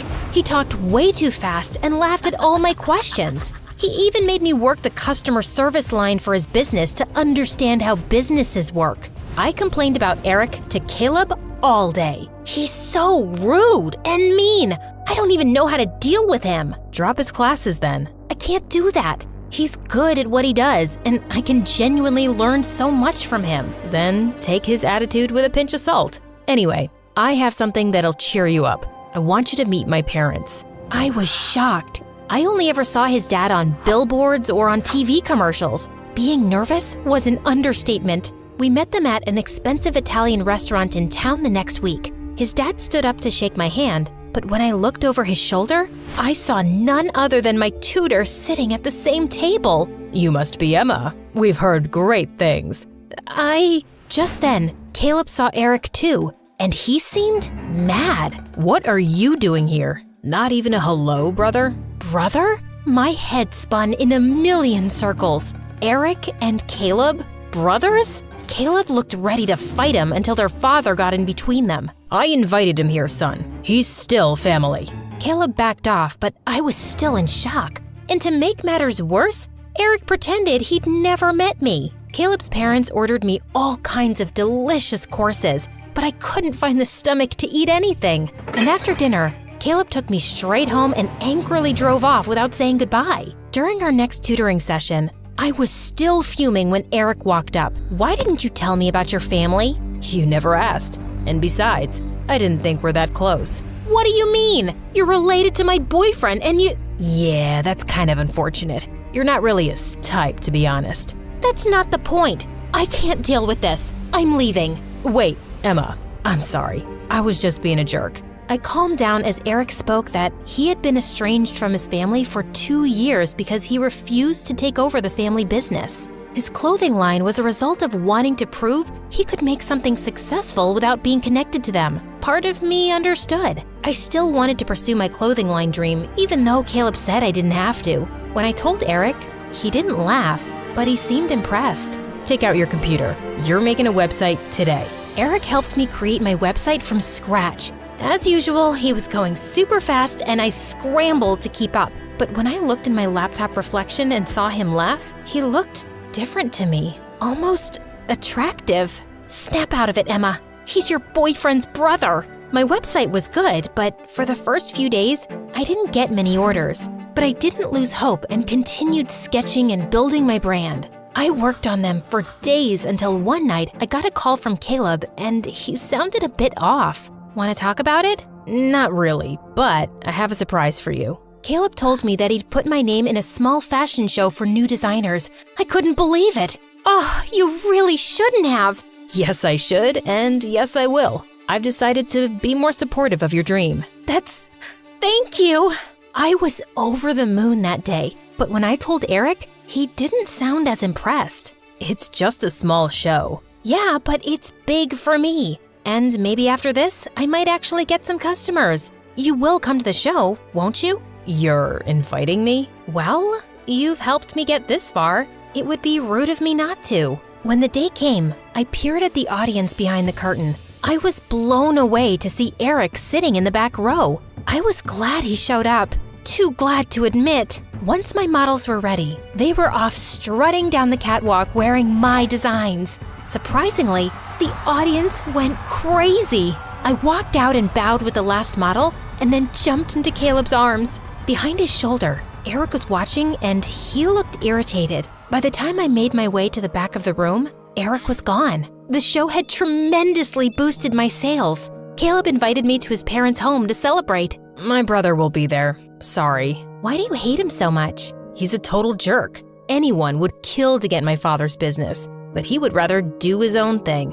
Whatever. Joke's on him. I get the business now. Caleb's words didn't sit right with me, but I kept it to myself. We got to his mansion, and my eyes instantly started searching for Eric, but he didn't show up. We were halfway into the party when Eric strode through the door with a girl. Guess I wasn't missed. Mom, Dad, this is Angelica. My stomach turned. Since when did Eric have a girlfriend? By the looks on everyone's faces, they were thinking the same thing. Angelica's a model from New York. She has her own beauty brand. The more I watched them interact, the more I felt sick. It didn't make sense to me why I cared so much. Caleb, however, seemed to care for different reasons. That's so typical. Inviting people without asking Dad? Ugh, spare me for not being Dad's little saint. Suddenly, Caleb's dad flew into a rage, making Eric's date shrink away from the scene. That's enough, Eric. If you don't want to be part of this family, then stay out. Gladly, Father, gladly. He turned and left the party. I found myself following him. Eric, wait, I'm sure he didn't mean it. And you've known them for what, a week? Now you're an expert? I looked into his eyes and saw there was pain there, even though he tried to hide it. You do care. You act like you don't, but you do. His face was so tense, I thought he would snap. Instead, he sighed and turned away. Just leave me alone. Listen, I need to... As I rushed behind Eric, my toe caught on a bump in the sidewalk and the ground rushed up to me. When I sat up, my ankle was throbbing, and Eric swooped me up in his arms. As he carried me back, I couldn't stop myself from falling for him. I knew this was wrong. I was with Caleb, but Eric was so much kinder and helpful and sort of a jerk, but he was always there when I needed him. After that day, I decided to keep my distance from Eric. Caleb was my boyfriend, and I couldn't betray him. I spent my days working on making my business better, and one day, my brand ended up exploding all over social media. I had to investigate, so I went online and did some online digging. The root of it, I discovered, was none other than Eric's site where he'd promoted my line. He also left me an email in my inbox. I know you don't want any boosts or freebies, but us entrepreneurs have to stick together. Enjoy the extra press. You've worked hard and you deserve it. Sincerely, your tutor. I wanted to find him and thank him, but Caleb told me he was leaving the country to open up a store in England, and he was taking off that night. Good riddance. You don't care that you'll never see your own brother again? Not really, no. But why do you care so much? I don't. I was just... Wait, please don't tell me you have feelings for my brother. You do, don't you? Before I could say anything, Caleb snapped. After I supported your dumb business, you went behind my back and cheated on me with my brother? Caleb, I didn't cheat on you. Ugh, it's smothered all over your face. Dad was right about you. You're classless and... Shut up! You're the worst, Caleb. I had no idea you thought so low of me, but I'm glad you told me now. And by the way, eat bugs. We're done. I was horrified with how mean Caleb was, and after that day, I broke all ties with him. I tried calling Eric multiple times, but he never returned my call. So, I guess that was done too. Some months later, I opened up a popular boutique in the city, keeping Eric's note at the bottom of my register. I tried to keep my mind off him as best as I could, and decorated my office with selfies of my parents enjoying their vacation in Greece. One night, just as I was closing the boutique, I heard a voice behind me. Does this come in amends? Eric! I rushed and hugged him tight. That's a reaction I could live for. Now tell me, do you have a size larger? I ate too many burgers in England. Taking the shirt he was holding, I went into the back room and found a large for him to try on. He too handed me one of his overpriced t-shirts. How is it? I feel like a unicorn. What about yours? Oh, you know, Feels like a regular old t-shirt. Laughing, he grabbed my shirt and pulled me in for a kiss.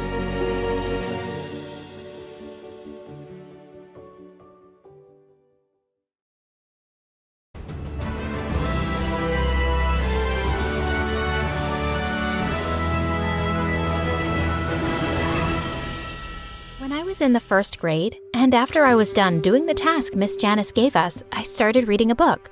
The teacher looked at me through her thick glasses. "What are you reading? Show me." I slowly pulled out the book from my lap. "You're reading Shakespeare's sonnets?" I'm sorry, miss. "When did you learn to read this?" When I was 4, Shakespeare is my favorite poet, and Agatha Christie is my favorite author. Miss Janet looked really surprised. She and I had so much in common, and we got closer over time. One day she said, "Why don't I walk you home today, and I can have a little chat with your parents?" I led Miss Janice to my house, and to my horror, we walked straight into one of Mom and Dad's screaming matches. "How many times do I have to tell you the same thing? It's a ketchup stain. Stop lying to me. I know that was lipstick." "Mom, Dad, we have a visitor." The two stopped short and turned to look at us. "Hi, I just wanted to talk to you about Sarah. We want to put her in the Gifted Kids program and, yeah, whatever. Anything you want me to sign before I leave?" And with that, he was out the door. I hated their fighting, but I was too happy to care for a change. He'd be back soon enough. But this time, he just didn't come back. Hi, my name is Sarah, and this is my story about how I made money being the babysitter of my own mother. Dad just disappeared, and he had even blocked our numbers. And Mom just became a depressed couch potato. I had to keep up with all my schoolwork and do all the house chores. At 14, I was already busy preparing for my SATs and applying to colleges. One day, when I was studying at home, I got a phone call that shook my world. Mom had been in a terrible car accident. I called Miss Janice, and we rushed over to the hospital. The doctors told us that Mom had suffered a severe head injury and was still unconscious. A week later, Mom finally opened her eyes. The doctor came to check on her, saying everything seemed normal. When we asked her what her name was, she pouted. "It's Candace, duh." "And what day comes after Tuesday, Candace?" Mom flung a plastic cup at his forehead. "I don't know, poop face. I want my mommy." The doctor said he needed to do a brain scan. Mom kicked up such a fuss as the nurses took her away.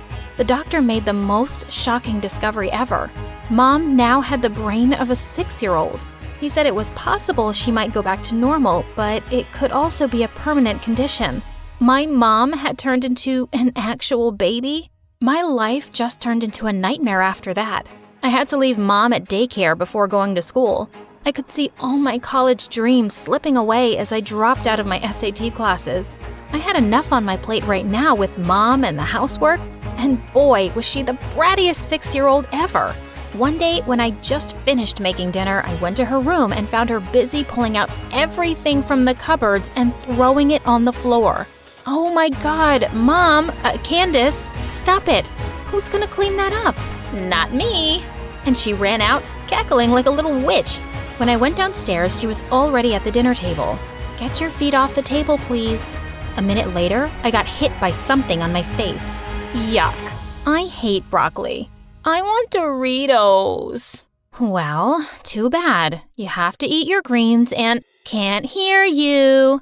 And she stuck her finger in her ears and started shouting gibberish. "Fine. Put on your shoes and we'll go to the grocery store." As I paid at the store, I saw her looking at the Barbie dolls display. I told her we had to go, but she just looked stubbornly at me. "I want one." "No, let's go." What happened next is something I'll never forget. Her eyes filled with rage as she unleashed a scream that was shrill enough to wake up the dead.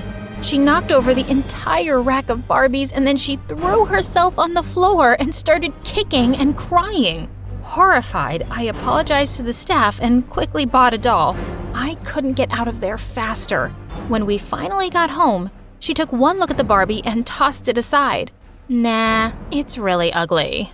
And she skipped off to her room happily. Just then, the doorbell rang. I opened the door to see it was Miss Janice. The minute I saw her, I hugged her and started crying. "I can't do this. I can't be my mom's mom. I told her I wanted to sell Mom. I would just post it online, Mom for sale. Miss Janice just laughed and hugged me tight. When I felt better, she said she'd found me a part-time job at the local library.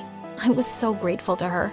But soon enough, I discovered the worst thing about being an adult, paying bills every month. How was I going to pay for everything being a library assistant? That evening, I stopped at an ATM and withdrew the last $100 I had. I almost threw away the receipt without looking, when suddenly, I froze. I stared at my account balance. $13 billion. I looked around, half expecting a camera crew to pop up behind me and tell me this was a big fat joke. I ran back home and logged onto my computer to check again. Someone had anonymously sent me $13 billion. When Miss Janice came to visit me, I told her about the money. I asked her if I should tell the bank because it was clearly a mistake, right?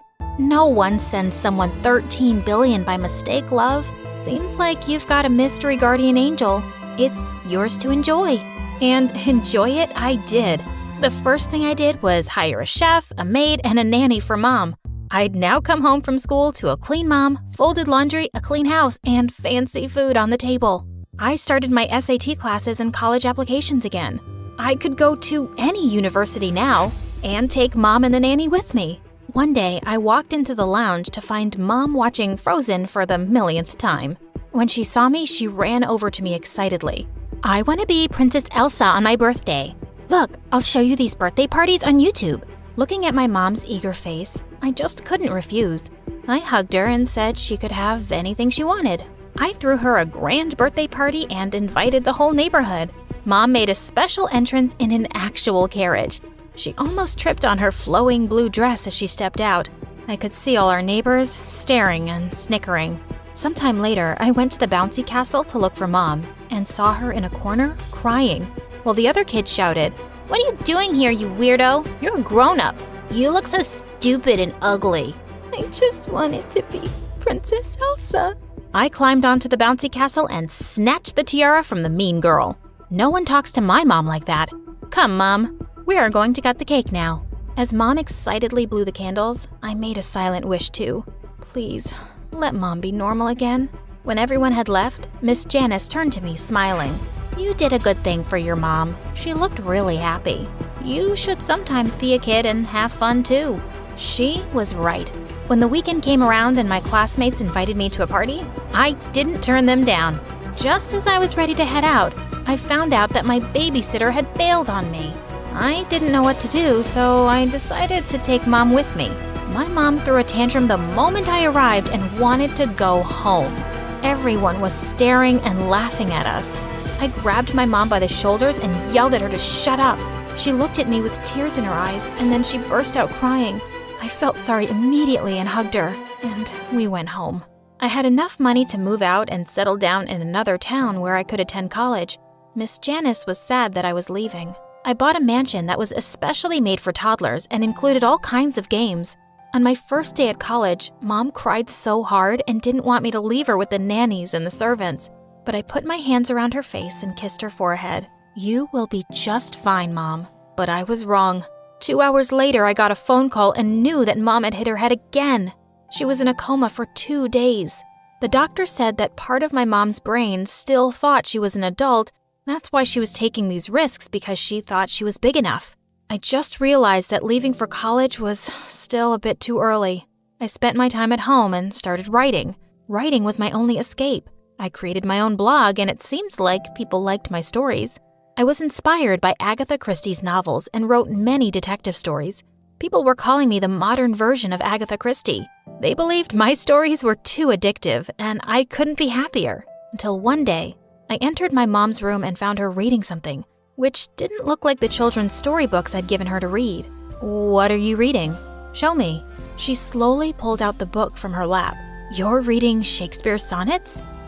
I'm sorry. I know I shouldn't. When did you learn to read this? I started before we moved out. Shakespeare is my favorite poet, and Agatha Christie is my favorite author. Was my mom a genius kid now? I knew how it felt to be a genius with neglected parents, and I just wanted to support Mom and help her improve her talent. But I didn't only want to help Mom. I thought all the kids around the world should have a chance too. I volunteered to build huge libraries around the world for gifted and all kinds of kids. I understood that education and science are more important than money. I had billions, but they couldn't bring me happiness. I have everything I love in books. And my mom? She was and still is my #1 fan. Also, I found out that my mystery benefactor was a rich man who'd caused Mom's accident. He felt so bad that he'd looked us up and sent me the billions. I'm really thankful for that man. Not for hitting my mom, of course, but for giving me this great opportunity to make a little change in this world.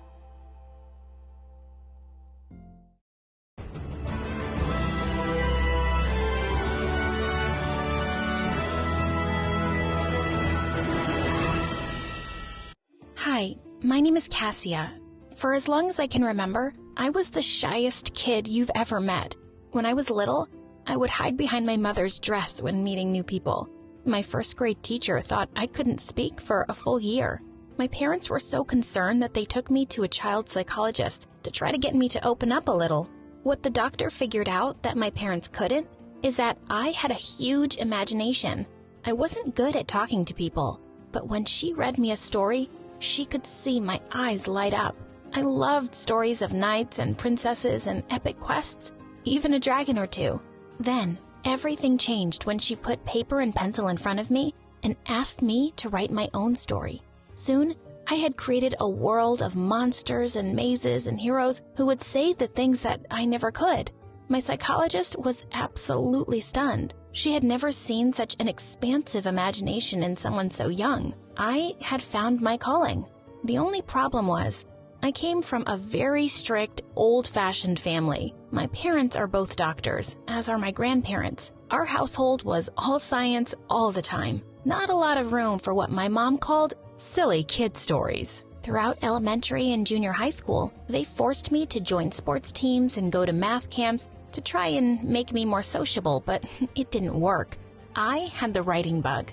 When my parents would go to bed, I would turn my flashlight on under my sheets and write my epic stories. A sword that speaks, a princess trapped in the underworld, a knight who is half monster. I never felt more alive than when I was writing my stories. One night, my nosy little brother came into my room while I was writing and discovered my stash of notebooks. He ran into my parents' room yelling that I had been making up stories in secret. They were not happy. The next night, they held a family meeting in our living room. Silly stories are not a career. You have to learn somehow. He took out my stack of notebooks and put them in the fire. I was so mad at him. I got up and left. I slammed my bedroom door hard. Flash forward a couple of years to high school. I hadn't written a word in a long time, but I was starting to come out of my shell a little bit. I was getting straight A's. I had some friends. I was even getting some attention from boys. That's when I met Ethan. Ethan and I sat next to each other in English class. I mostly kept my mouth shut during class discussion, but Ethan would say the smartest, most interesting things, and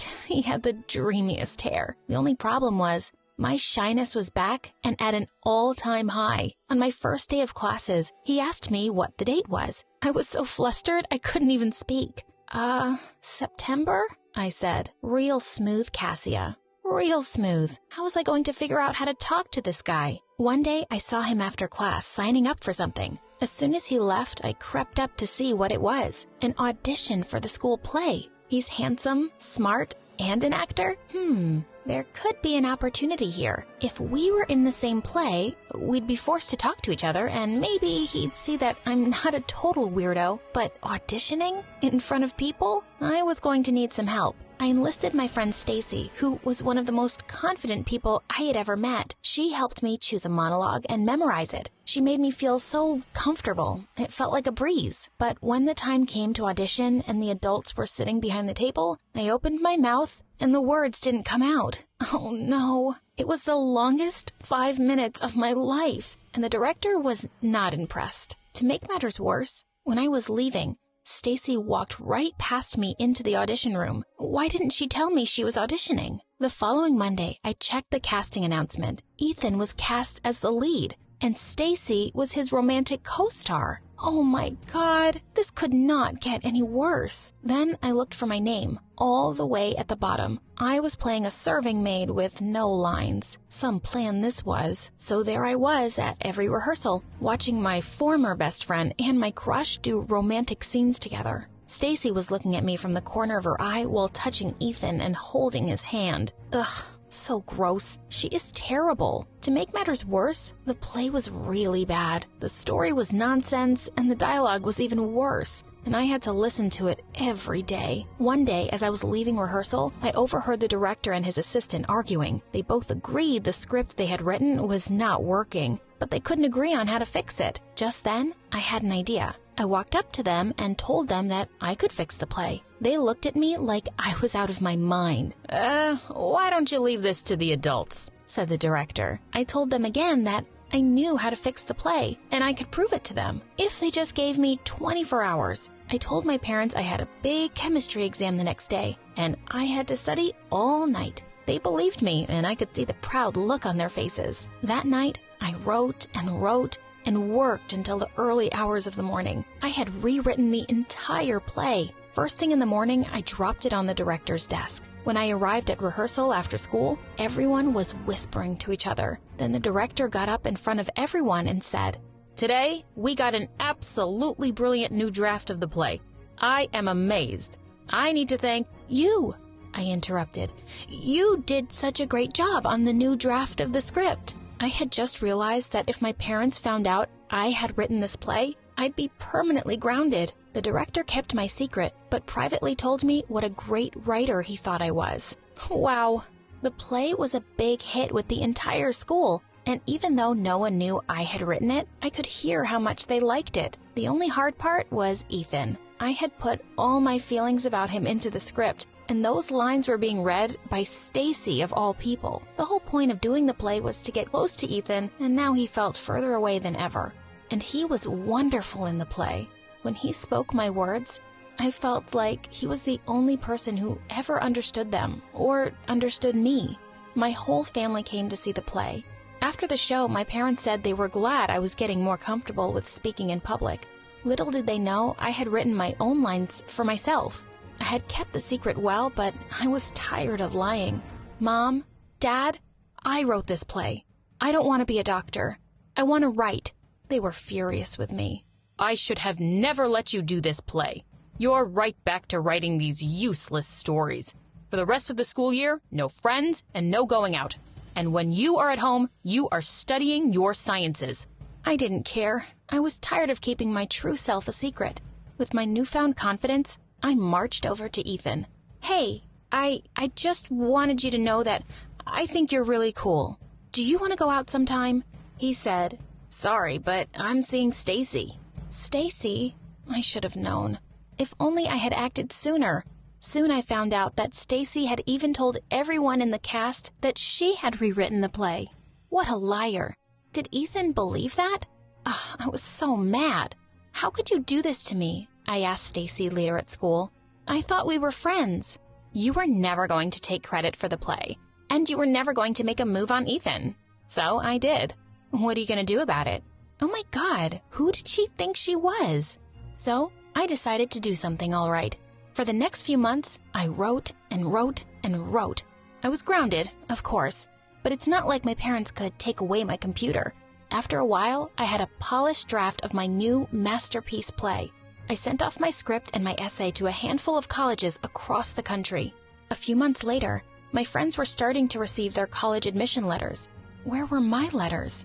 I was cleaning the house one day when my mom's purse fell off the counter and a bunch of paper fell out. Inside, I found a letter from my top school in New York City. I opened it. I got in. "Where did you find that?" my mom roared. "You're not supposed to see that." Well, too late. That fall, I began my studies at a prestigious drama program in the heart of New York. My writing professor was a famous playwright who loved my writing. She challenged me to be a better writer and nurtured my talent. Near the end of my first year, I had a new play and was auditioning actors to be in it. Imagine my surprise when I saw who walked in. Ethan, my high school crush. Of course, he was perfect for the role. We spent the next month rehearsing and laughing and getting to know each other with the rest of the cast. He and Stacy had broken up. The opening night at the school was a big hit. After the show, a man walked up to me and told me he was a theater producer and asked if I had thought about moving my show to a bigger stage. This was all happening so fast. 1 year later, our show opened on Broadway. My family was there apologizing for not encouraging me. I didn't see what a talent you are. Your father and I hope you can forgive us. We're so proud of you. I forgave them and gave them a big hug. Life's too short anyway. At the end of the show, the whole cast made me get up and take a bow with them. Afterwards, Ethan asked if I wanted to go to dinner. Just the two of us. I definitely wasn't shy anymore.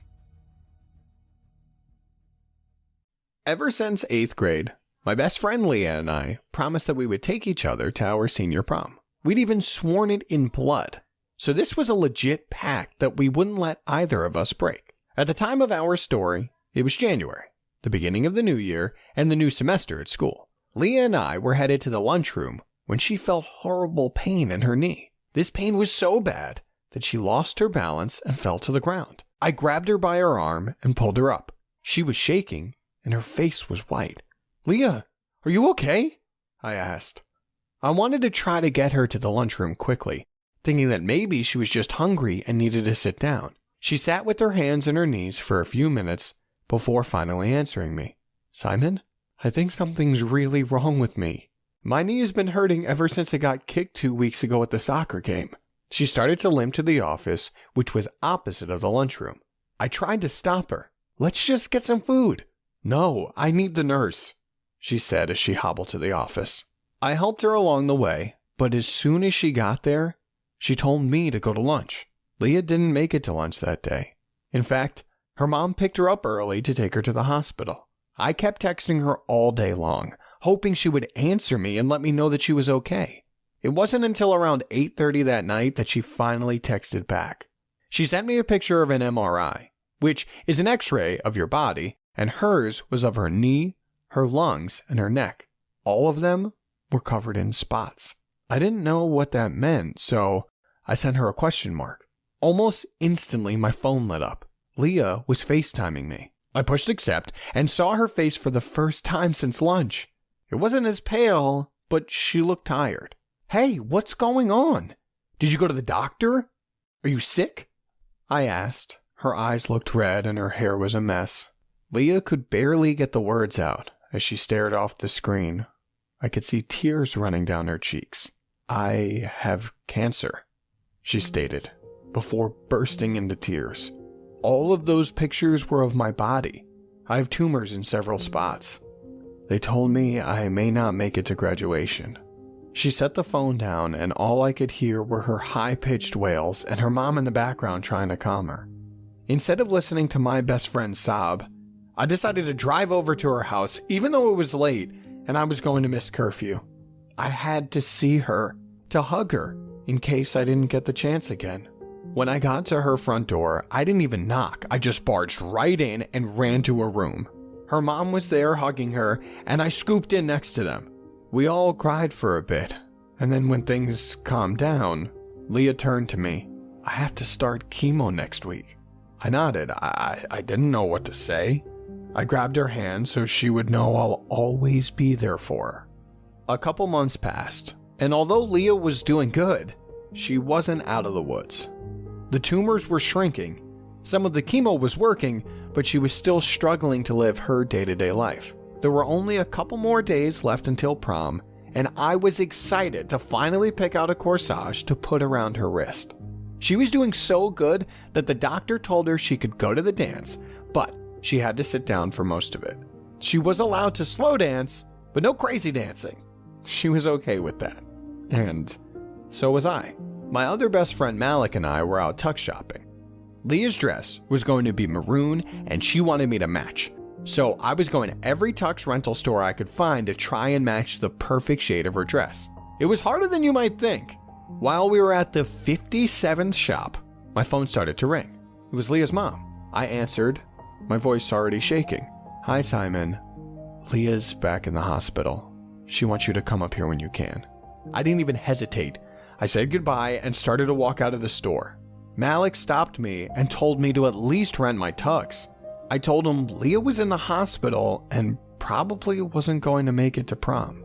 That's when he got a big grin on his face and grabbed the first tux he saw. "We're getting this," he said, pulling me over to the register. "It's not even the right color," I said. "It doesn't matter. If Leah can't come to prom, we'll take prom to her."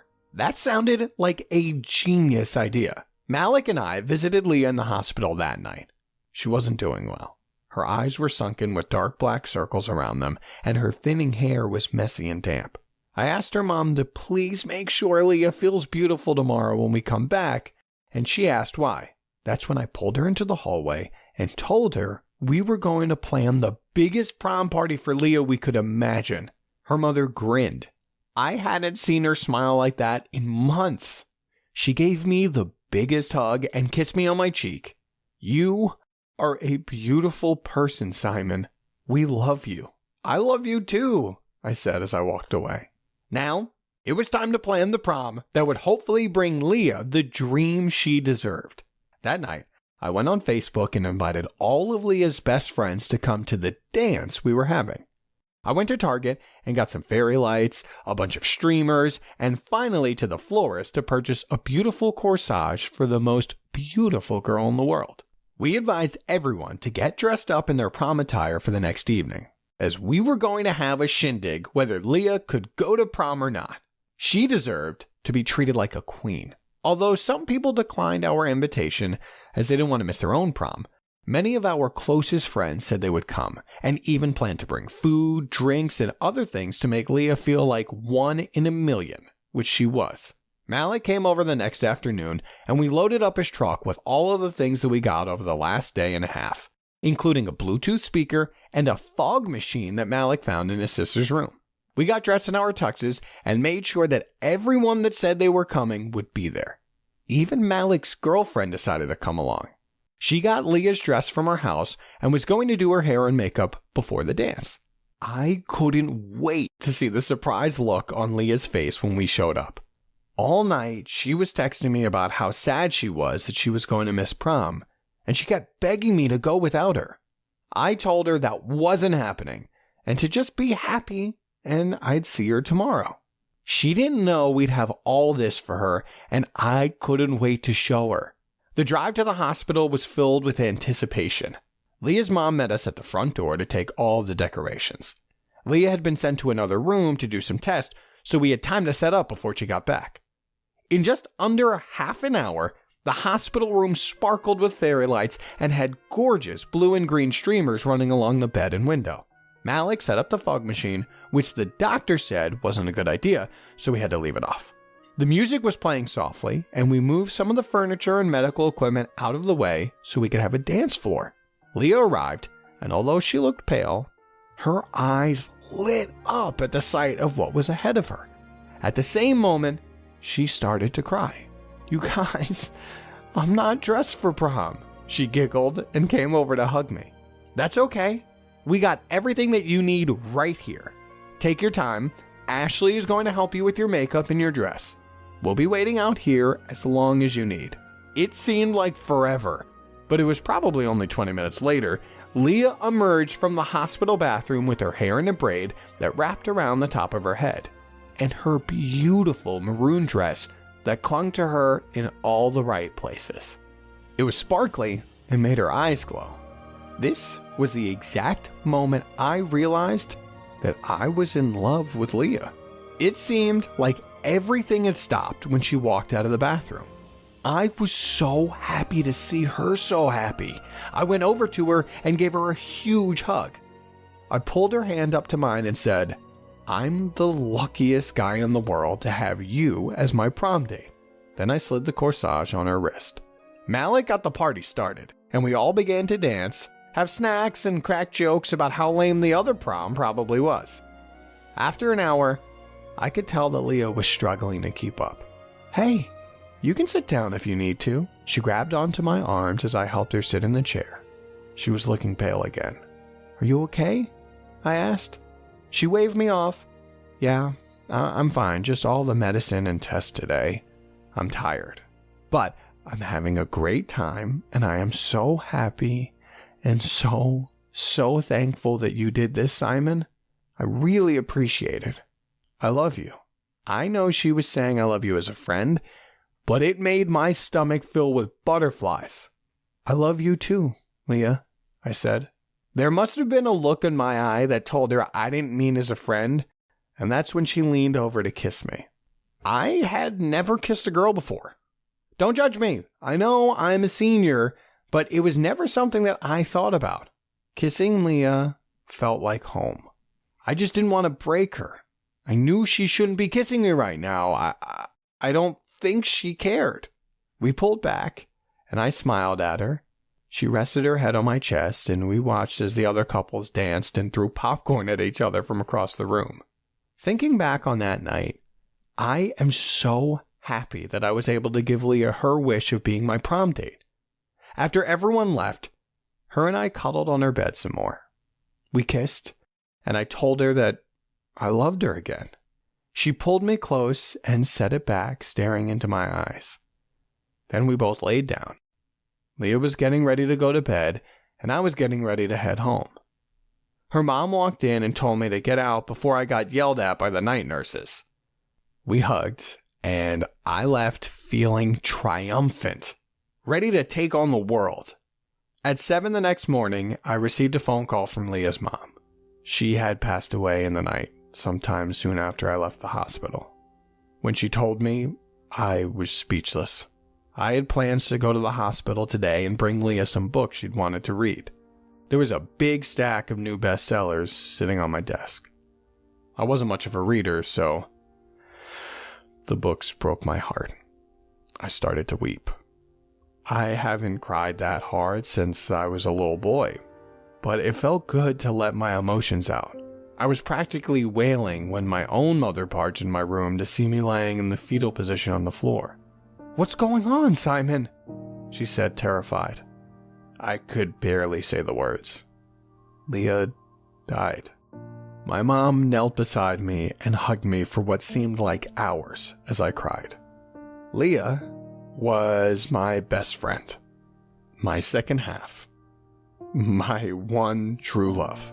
I know it sounds corny, but she was. I just realized over the weekend that I love this girl more than anything in the entire world. She was always there for me, she never gave up on me, and she was always passionate about what I wanted in life as much as she was about her own desires. I will forever be thankful that I was able to spend Leah's last night with her and with our friends having a blast. I'll never forget the smile on her face and the love in her eyes that night.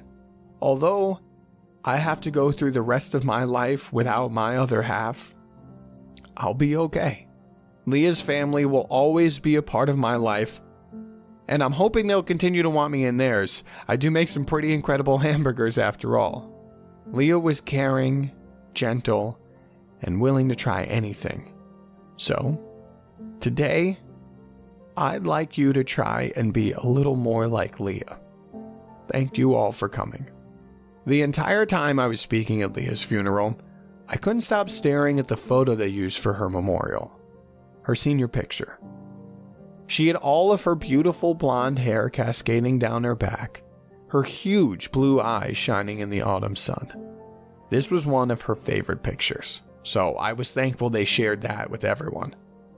After I finished my piece, her parents came to hug me.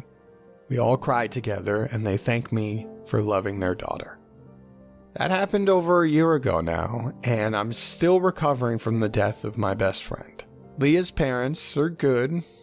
We get together every weekend for board games and burgers.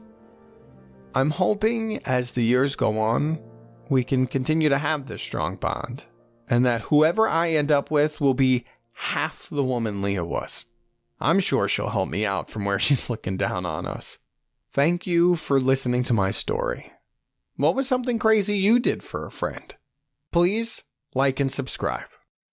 Hi, I'm Hope from Honolulu. Please like and subscribe to 4Eve. My parents always said I was born beautiful.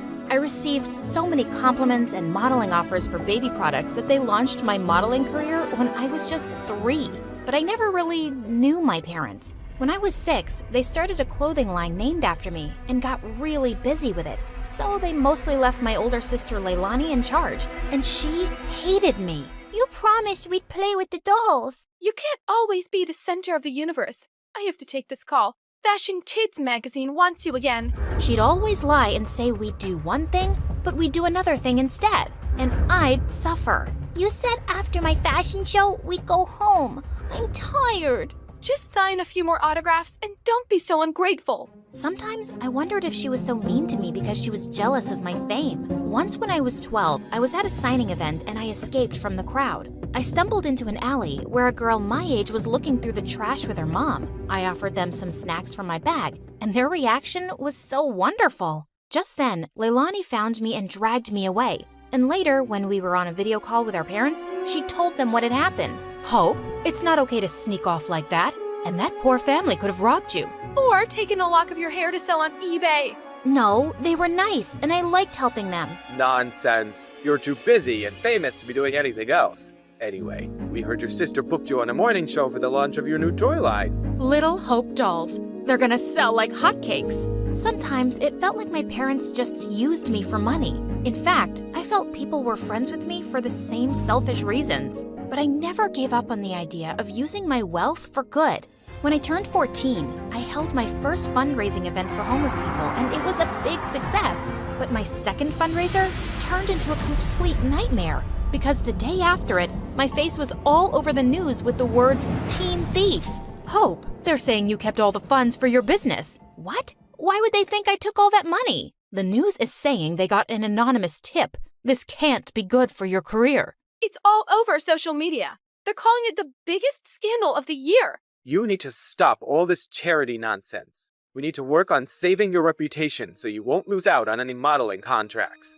I didn't care if I never modeled again. I didn't understand how anyone could think I'd steal charity money. I was too embarrassed to even leave the mansion. Soon after, I was about to join a new high school, and I went to Leilani with an odd request. Help me make a disguise for high school. You're my makeup artist. If anyone can do it, it's you. Look, it's hard for me to trust people. They'll probably use me for my money and fame or spread more lies. I'd rather just go as a regular kid so I can be active in the school's charity clubs. You don't think you could just go as yourself? Doubtful. I always become the center of attention without meaning to. And because of that scandal, the charity clubs might not trust me. I just want to fade into the background and do the things I care about. Please. To my shock, she agreed to the makeover. He gave me cute short hair as part of my disguise. I decided to keep my disguise a secret from my parents. They were not happy about my short hair, but my agent had advised me to take a break from modeling and stay out of the public eye anyway till the scandal died down. At home, I was Hope, the supermodel on a break. But at school, I was Minnie, the humanitarian. I joined the charity club, and the volunteer work I was doing felt amazing. And I was making friends pretty easily. But one day at school, I was lifting a heavy box of canned food donations when I suddenly threw out my back. Whoa, are you okay? I suddenly noticed there were 2 really cute guys watching me struggle to stand up straight. Guess I'm an old lady who's not used to heavy lifting. Ouch. Let's take you to the school nurse, Granny. I'm Kai. And I'm Crane. Here, let me take your bag. What was in that box? Canned stuff for a food drive. Crane immediately dropped my bag to the floor. You're part of a food drive? Not gonna help you. What? Come on, Nan. Let's just take her to the nurse. She's hurt. Whatever. Not my problem. And then he just left. What was that about? Are you seriously doing a stupid food drive, Granny? My name is Minnie, and what's wrong with food drives? Minnie? Minnie. Everything about them is wrong, Minnie. If the poor just got off their butts and worked, they wouldn't be poor. Why should we treat them like babies and take money from people who do work? Wow. Sometimes it's hard for people to find work or earn enough, and they need help. Maybe lame losers do. Well, Minnie, here you are. Kai winked at me as he left. What a jerk. But I wasn't going to let his arrogant opinion stop me. I organized a school dance to raise funds for the food drive, and it was a hit. But just as I was dancing with some friends, Kai and Crane busted through the gym doors with crowns on their heads. To the rich, stand with the rich. What are you doing, Kai? We're here to tell everyone The poor are pathetic and charities are scams. Don't be fooled. Just then, Crane started kicking down the display of food donations like a maniac.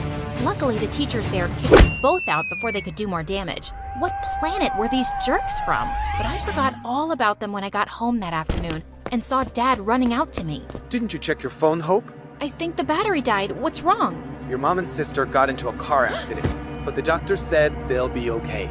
They both had some broken bones and will need bed rest. I started to cry, and Dad hugged me. I couldn't remember the last time he'd done that, and I decided I'd stay home for the next few weeks to take care of Mom and Leilani. The next evening, my bodyguard drove me down to the food bank to drop off the school's donations.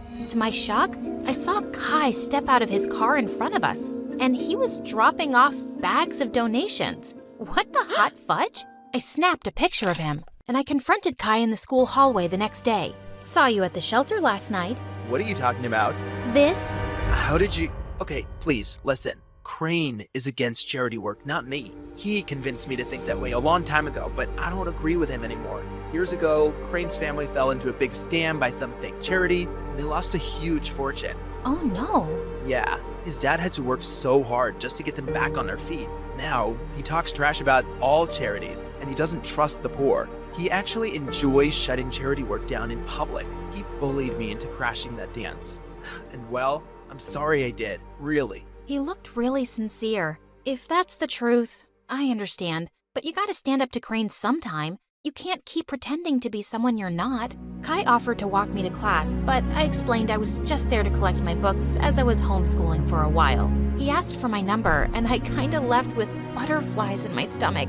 Kai and I texted every day for weeks, and he even started coming over. I kept saying it was best to give my mom and sister space to recover, so we'd always hang out in my backyard. Keeping Minnie away from my parents and Hope away from Kai was getting exhausting. I was also developing the biggest crush on the real Kai. He was nothing like the jerk I'd first met. Once I found him waiting for me in my backyard with the most amazing picnic laid out. Hey, what's all this? Just a little surprise for your big day. Happy birthday, Minnie. Kai, my birthday isn't for another 5 months. What? Really? I looked for you over social media, but I couldn't find you because you're apparently the world's most private person. Then I went to go check the school records, and I guess I got the wrong Minnie. I guess so. But thanks anyway. It's the nicest thing anyone's ever done for me. Just as I sat down, Kai opened a bottle of soda, and the cork went flying straight into my eye. Oh my god, I am so sorry, Minnie. Wait, stop rubbing your eye and let me see. He lifted my chin gently as he looked deep into my eyes. Your eyes, they're... Yes? They're what? They're not the same color. What? Suddenly I realized that my contact lens had fallen out. Oh, my lens must have popped out when I rubbed my eye. I wear them for my eyesight because I'm as blind as a bat. I see. But why would you wear those green lenses and hide your lovely blue eyes? His face was so close, and I didn't have an answer to his question, so I just kissed him. He looked really surprised, but then he kissed me back, and it felt wonderful. Soon after, Kai and I hosted a fundraising car wash for a soup kitchen, but suddenly a car honked at us angrily. Well, what do we have here? Crane, listen, buddy. I know how you feel about this stuff, but I'm asking you to back off. I want to do this. What? Support lying, dirty thieves? Did you forget what happened to my family? Of course not, but that was one bad experience. Not all charities are scams. It's this witch. Winnie's brainwashed you. It's Minnie, and Kai is free to do whatever he wants, but you need to leave. Just then, Crane went red. He threw a punch at Kai, but Kai blocked it brilliantly and stepped back. Crane, walk away right now. You better watch yourself, Winnie, or you'll end up like that stupid teen thief model who raised funds for her business. She got what she deserved. She's a forgotten fraud now, a nobody. Suddenly, I froze in my spot. Was it possible that Crane had started that rumor? He was crazy enough to do it, and what if Kai had been involved back then too? Crane drove off angrily, and Kai turned to me. This may be the end of my friendship with Crane, but I feel relieved. I'm proud of how you stood up to him. Kai smiled at me warmly, but now I felt guarded. Did I fall for someone who might have framed me? Later that evening, as he drove me home, Kai suddenly took my hand. Minnie, I love who you are and who you've helped me become. Will you be my girlfriend? Kai, no, I can't. What? Why? I thought you felt the same way. You kissed me. And maybe that was a mistake. I'm sorry, but I can't be with you. Not only did I feel paranoid about trusting him, he had no idea I was Hope. I hated lies, and now I hated lying. Things were a mess. Kai begged to see me and kept messaging me, but I just ignored him until he gave up. One afternoon, I was fluffing Leilani's pillows when she asked me something unexpected. Hope, how are you? Not bad. Why?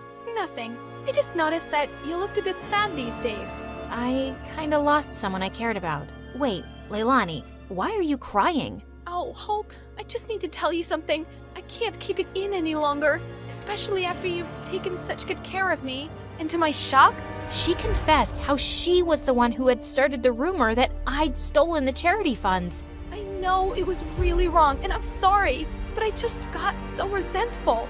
I was left in charge of you, and you always came first. And you were always in the limelight, while I never even got thanks for anything I did. I got carried away. Leilani, how could you? I really regret it. That's why I agreed to your makeover request, because I didn't want to stand in your way again. I know how good-hearted you really are. Do you know what you've done? I immediately thought of Kai, this great guy, and how I'd shut him out. I wanted to slap Leilani, but I just stormed off angrily. I told Mom what Leilani had done and said I couldn't stand to be around her right now. To my shock, Mom agreed that I should take a break from her. We arranged for me to stay at my bodyguard's house, and I found out that he lived close to Kai. On my first night there, I walked over to Kai's place. I needed to fix things between us, but his butler informed me that he'd gone to Tokyo for 2 weeks or longer. My heart sank. For 3 days, I texted and called Kai, but he never answered. I knew he was avoiding me, and I deserved it, but I wasn't giving up. I called Mom and explained everything about Kai to her, and she actually listened. Tokyo might be a nicer break for you. OMG, Mom, you'd let me go? Yes, sweetheart. Ever since the accident, your dad and I have been thinking how hard we've pushed you and your sister. We just wanted you girls to know success early on, but we've realized there are more important things than success and money, like happiness and family. You've been amazing during our recovery, honey, and you really deserve to go. Thanks, Mom. I love you. And the next day, I was on a flight to Tokyo with my bodyguard and checked into the same hotel as Kai. Just as I stepped onto the elevator, I was shocked to see Kai inside. He looked awkwardly at me. Hi, can I help you with something? I suddenly realized he couldn't recognize me without my disguise. Kai, you're the reason I'm here. I came to tell you the truth. I'm Minnie. Minnie? Minnie from Honolulu?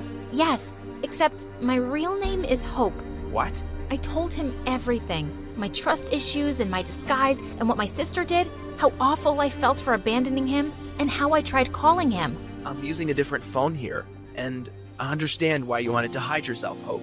I've missed you. Do you think we could give us another chance? You flew all the way here to make things right? I'd be a jerk if I say no. But could you do just one thing? Give your sister another chance. Come on, charity starts at home. I will. I promise.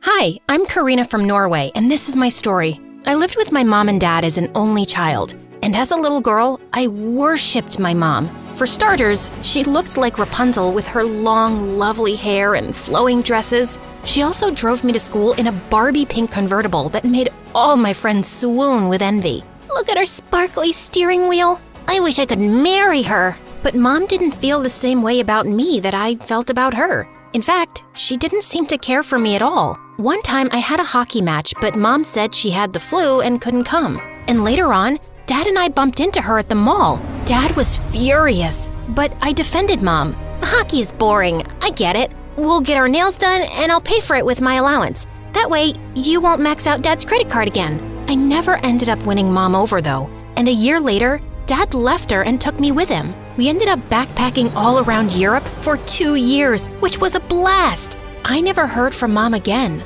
but I thought about her all the time. When I finally returned to Norway, I was 15 and transferred to a new school. I instantly became popular as this worldly kid who's traveled everywhere. But my favorite person of all my fans and friends was my new BFF, Freya. She was 3 years younger than me, but we were in the same class because she was a genius. So what do you say? You do my homework again, and I'll get you into another exclusive party? No one here wants a 12-year-old at their party. Why are you making friends with kids, Karina? Freya threw her backpack at the guy when he said that, and it hit him so hard he fell backwards. Freya may only be 12, but she's a force not to be messed with. Thanks for that, bestie. It's been tough being the youngest kid in our class. You're the only friend I really have. Well, friendship has no age limit, and I think you're super cool. One afternoon, Freya invited me over to her place for dinner. But when we arrived at her house, I couldn't believe where I was. Freya lived in a 6-story mansion with a gorgeous infinity pool. The butler even offered me cookies, but just as I bit into one, a woman came out to hug Freya. It took me 2 seconds to realize it was Mom. Karina, are you okay? Mom, can you bring my friend some water? You call her Mom? Karina, is that you? You guys know each other? She knows me from giving birth to me. What? You said you didn't have any kids. Wait, what? I felt my blood boil, but here just wasn't the place to start a scene. Mom looked uncomfortable and told Freya it was a long story and she needed to be alone. Obviously, I couldn't concentrate on homework, and Freya wouldn't stop apologizing and asking questions. I swear, Mom never mentioned you at all. She said she's been married, but never really had a family before. Okay, can you stop calling her Mom? And she has had a family before. So let me guess, she married your dad who's a billionaire? Actually, my dad and I grew up poor. This is her mansion. She started a clothing line a couple of years ago, and it was super successful. From the second we moved in with her, she spoiled me rotten. We're really close, Karina. I wonder why she'd keep such a big secret. I didn't know how to answer that. Instead, Freya and I were called to dinner, which apparently Mom helped prepare. Girls, I'm sorry. I needed a moment to myself, but I want to talk about it with both of you. And Freya, baby, I even helped make your favorite dish. I took a deep breath as Mom started apologizing and explaining herself. She said she wanted a fresh start with her new family, so she didn't bring up her past, which made me furious. I really do want to reconnect with you, Karina. You should come over more often. I'm so happy you and sweet Freya are friends. You know, I'm not feeling too well. My eyelashes hurt, and I want to be sure it's nothing serious. For some reason, I didn't want to confront Mom in front of Freya. I didn't want Freya knowing that Mom had never loved me the way she obviously loved her. When the weekend ended, I saw Freya at school and found out she was also mad at Mom, but Mom had bought Freya a brand new iPad to make it up to her. It still hurts that she lied, but I guess she had her reasons, and she's obviously trying to make it up to me. Yeah, hopefully she'll try and make it up to me too. As weeks passed, the tension just got worse between Freya and me. I even avoided going over to her house. Then one day, something happened that really set me over the edge. It was Freya's 13th birthday, and she begged me to come over for her birthday party. You don't have to talk to Mom if you're not comfortable. I just really want you there. After all, you're kind of my sister now, as well as my best friend. So I ended up agreeing. Freya's party turned out to be on a yacht, and it was actually pretty fun. Mom also seemed happy to see me, and that meant a lot. But later on, Freya and I were sitting on the balcony talking when we hit a huge wave and fell backwards into the water. Mom immediately jumped in to save us, but to my shock, she swam to Freya and rescued her, while one of the yacht workers came to get me. A few hours later, Mom drove Freya and I back to their mansion, and I just lost it. I could have sunk to the bottom of the ocean, but you didn't care.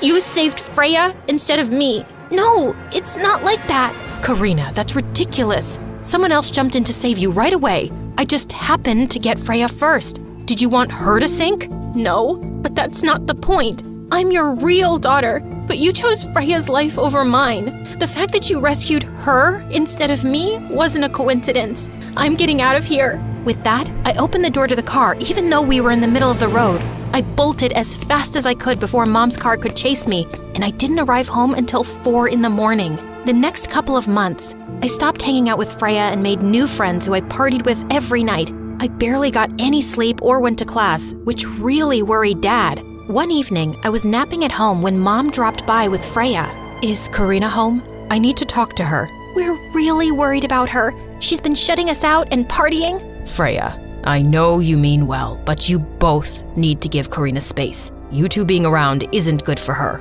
I couldn't take it anymore. I started to cry and asked them all to sit down. There was something I'd been hiding. I'm sorry.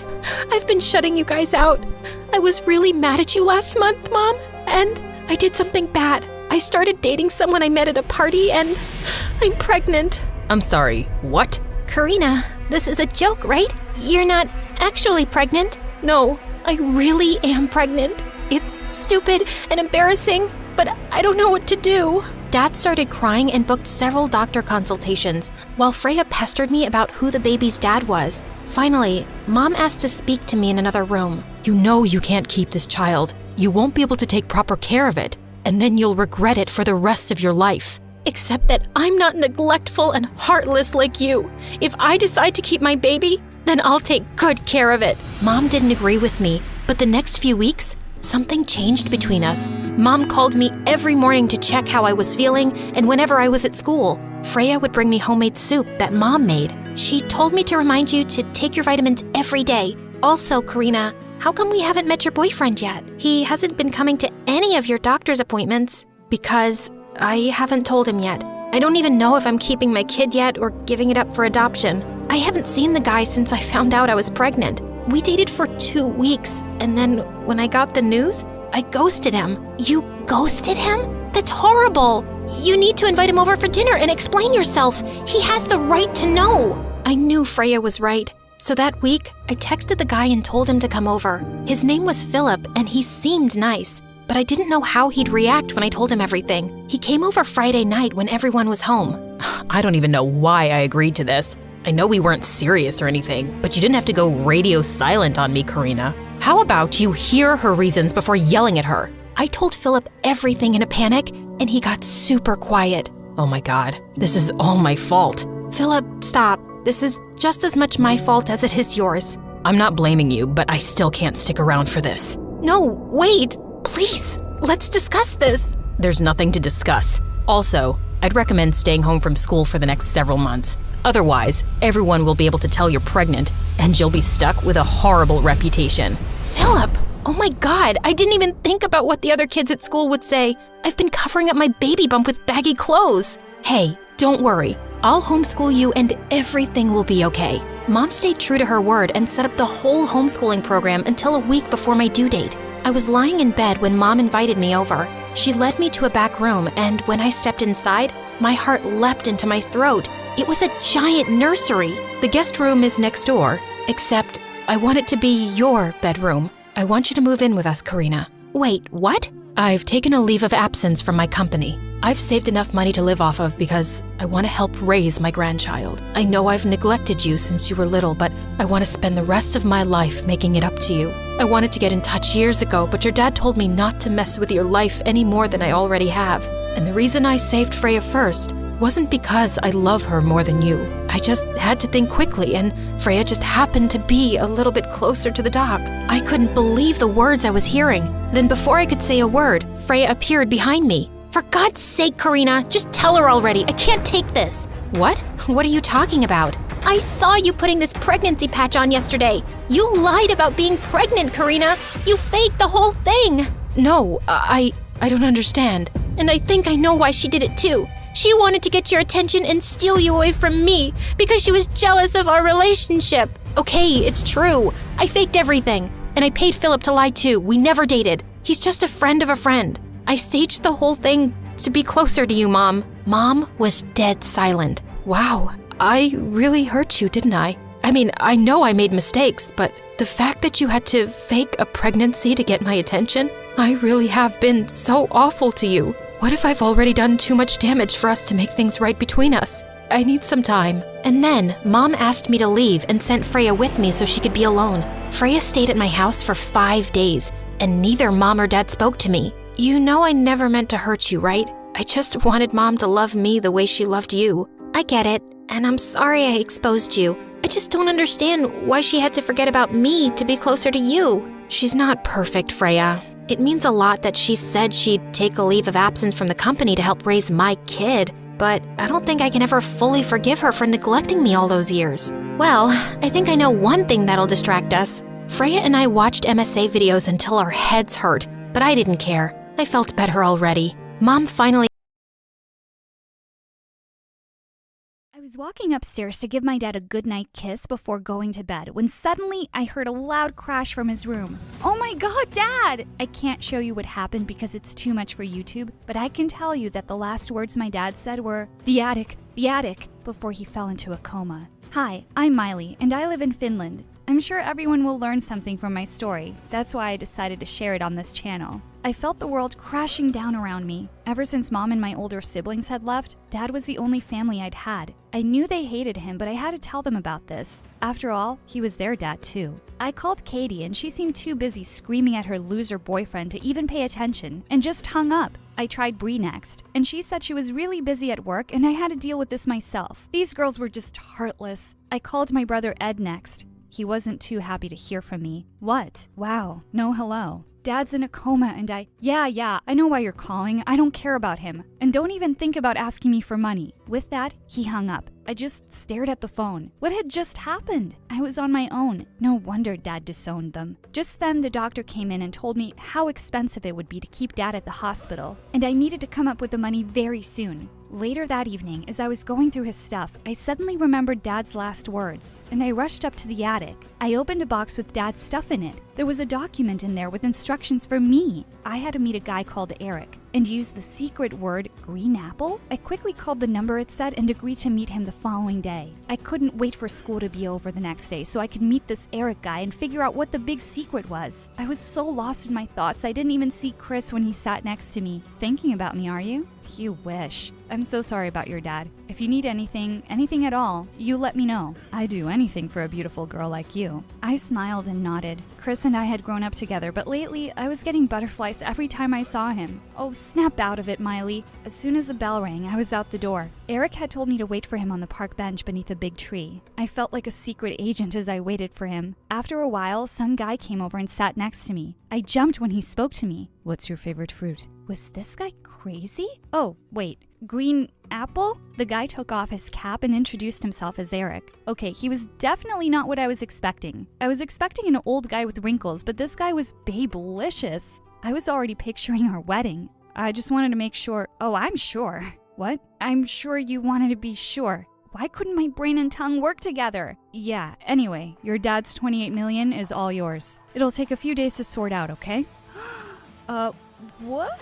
$28 million? He must think I'm slow or something. Yeah, sure. You might want to have an adult with you to sort this out as you're under 18. I ran off after the meeting, still reeling with shock. This was too much to handle. I couldn't think of anyone else, so I texted Ed. Of course, he didn't reply. In the evening, the doorbell rang. When I opened the door, I was shocked to see Ed with his wife and kids. And so many suitcases? What are you doing here? Come on, little sis. Did you really think I'd leave you alone to deal with this? Now be a doll and set up a room for us. Ed's wife and kids just went on in and made themselves right at home. A little while later, the doorbell rang again. I ran downstairs, and to my surprise, Bree, my older sister, walked in, dumping her bags in the doorway. You can take these up, right? Thanks. Bree worked for a fashion magazine and could easily be on the cover of one, but she was so rude and stuck up, we'd never gotten along. She hugged Ed and gave air kisses to his wife and kids. Oh, aren't you guys cute? No, hey, don't touch my bag. That cost more than your parents' car. She said she was really tired and had to get her 10 hours of beauty sleep, so she went straight up and set up camp in my room. Bree, this is my room. Go and sleep in the guest room.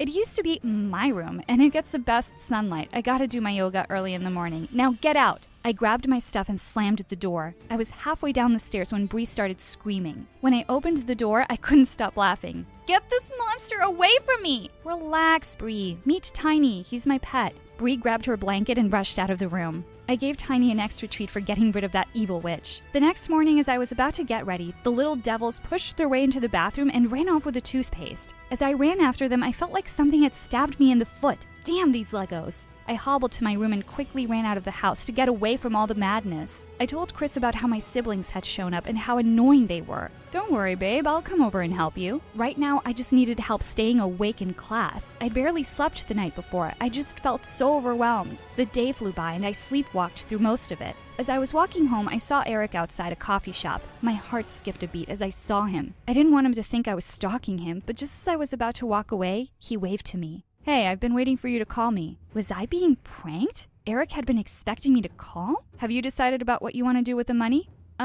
Yeah, we're still figuring it out. He asked me to join him for coffee. I had no idea what he was talking about. I was lost in his beautiful eyes. I was so happy when he offered to walk me home because I could listen to this guy's voice forever. When we got home and he turned to say goodnight, he suddenly leaned in towards me. Oh my God, was he about to kiss me? I closed my eyes and suddenly felt him rub my cheek. Got it. There was something on your face. Good night. And he just left. Man, I was so disappointed. As I opened the door, I tripped and fell. Katie, my other sister. She was very gangster. Was that a new tattoo on her arm? As I stood up, I saw she was very pregnant. Where's your stupid boyfriend? We split up because he decided he can't be a daddy, and I don't have the money to have this baby alone. I should have known. Only money could have brought all of them here. As I walked into the lounge, I was horrified. I looked at Ed's wife, thinking she'd stop them, but no. I told her to make them behave, but she just shrugged and kept filing her nails. I hope she breaks her nails, the airhead. Suddenly there was a loud crash, and I saw in horror that the younger idiot had knocked over the angel ornament Dad had given to me. I was furious and devastated. Chris!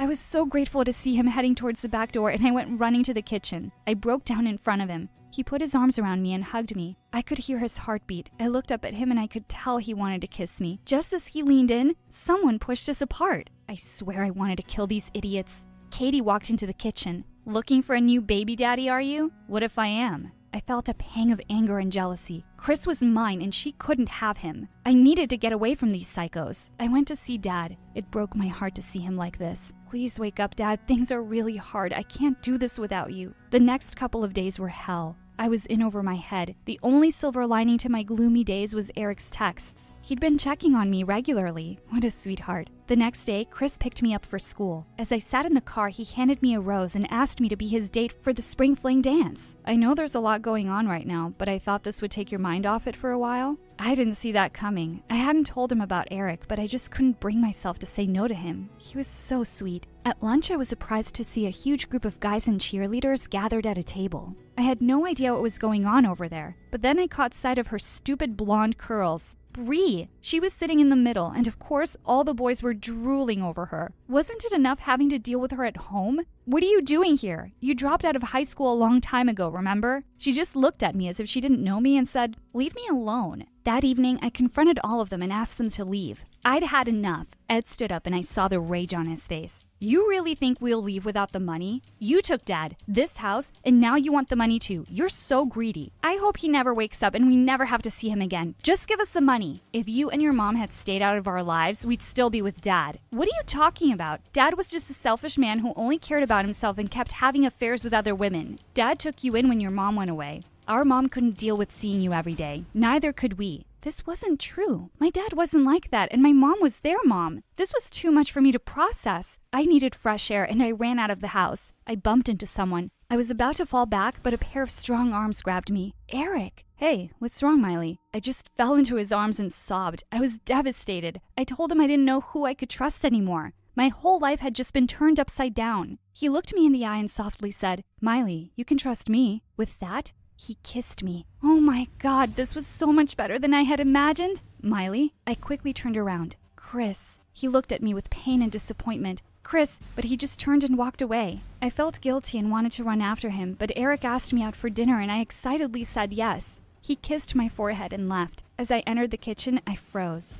Bree and Katie were busy cutting me out of the pictures in the frames. Bree whispered something to Katie and they started laughing. I knew Bree was evil, but they were crossing the line. Ed walked in. You think you're super smart, don't you? Trying to woo the money man and keep us from getting our share? I erupted. I was so angry at how they kept blaming me. I didn't even know any of this, and I wasn't responsible for what Dad did, but you're a constant reminder of it, you selfish girl. I stormed off to my room to try and relax. I got up super early over the weekend and snuck out. With the bombs they dropped on me, I needed to clear my head. I went on the swings like I used to do with Dad. Oh, Dad, I miss you so much. I had to grab onto the chains as someone started to gently push me. Chris! Hey, Chris. You just ran off yesterday. Sometimes, Miley, you're so dumb for a smart girl. I was in no mood for riddles. What do you mean? I care about you, Miles, and I just want to make sure you're okay. Eric isn't a nice guy. But I don't know who to trust except Eric. You do know he's just with you for the money. You're so jealous. I didn't need to stand there and listen to another person telling me what to do. When I got home, everyone was in a frenzy, and Katie was screaming. Ed's kids were dancing around shouting, "And Katie's gonna have a baby!" I wanted to go with them to the hospital, but they left me to babysit the kids. Just perfect. I knew it would be a while before everyone got back, so I asked Eric to come over. I quickly changed into something nice and cleaned up the place as much as I could. There was a knock on the door, and I rushed to open it. Chris? Why was he everywhere? What are you doing here? I wanted to apologize for this morning. Where is everyone? I told him they'd gone to the hospital with Katie. I don't know which part he thought was an invitation because he just walked straight in and started playing with the kids. They seemed to like him and did as he said. I was kind of glad he was there. Ding dong. Oh shoot, how would I explain everything? I opened the door. Eric looked charming. As we walked into the lounge, Chris and Eric just glared at each other. The tension was so thick you could cut it with a knife. Why'd you call me if he was already here? He just showed up. You could have sent him away. Anyway, I have a surprise for you. He told me he had the money and I could pick it up from him tomorrow. Chris was a natural with the kids, but I noticed Derek kept giving them dirty looks and tensing up every time a kid got close to him. I spent the most awkward evening with the two of them. Before Chris left, he warned me about Eric again, and they both left. The next morning, everyone returned with Katie's newborn. He was so tiny and cute. Everyone was so happy for once. If someone saw us, they'd think we were one big happy family. Suddenly, I saw Eric walking up to the front door. I stepped outside to meet him. You're glowing today. Look how happy everyone is. I turned to him and said that I was thinking of sharing the money with everyone. I was shocked to see Eric suddenly get angry. Babe, you can't be serious. Why would you give those vultures anything? You should keep it for yourself. Chris's words rang in my ear. Just then, I got a call from the hospital. My heart stopped. As I hung up, I told him Dad was awake and I needed to go. I went in and told everyone that Dad was awake. Surprisingly, they all decided to come with me. Yes, all of us. He was shocked to see everyone there.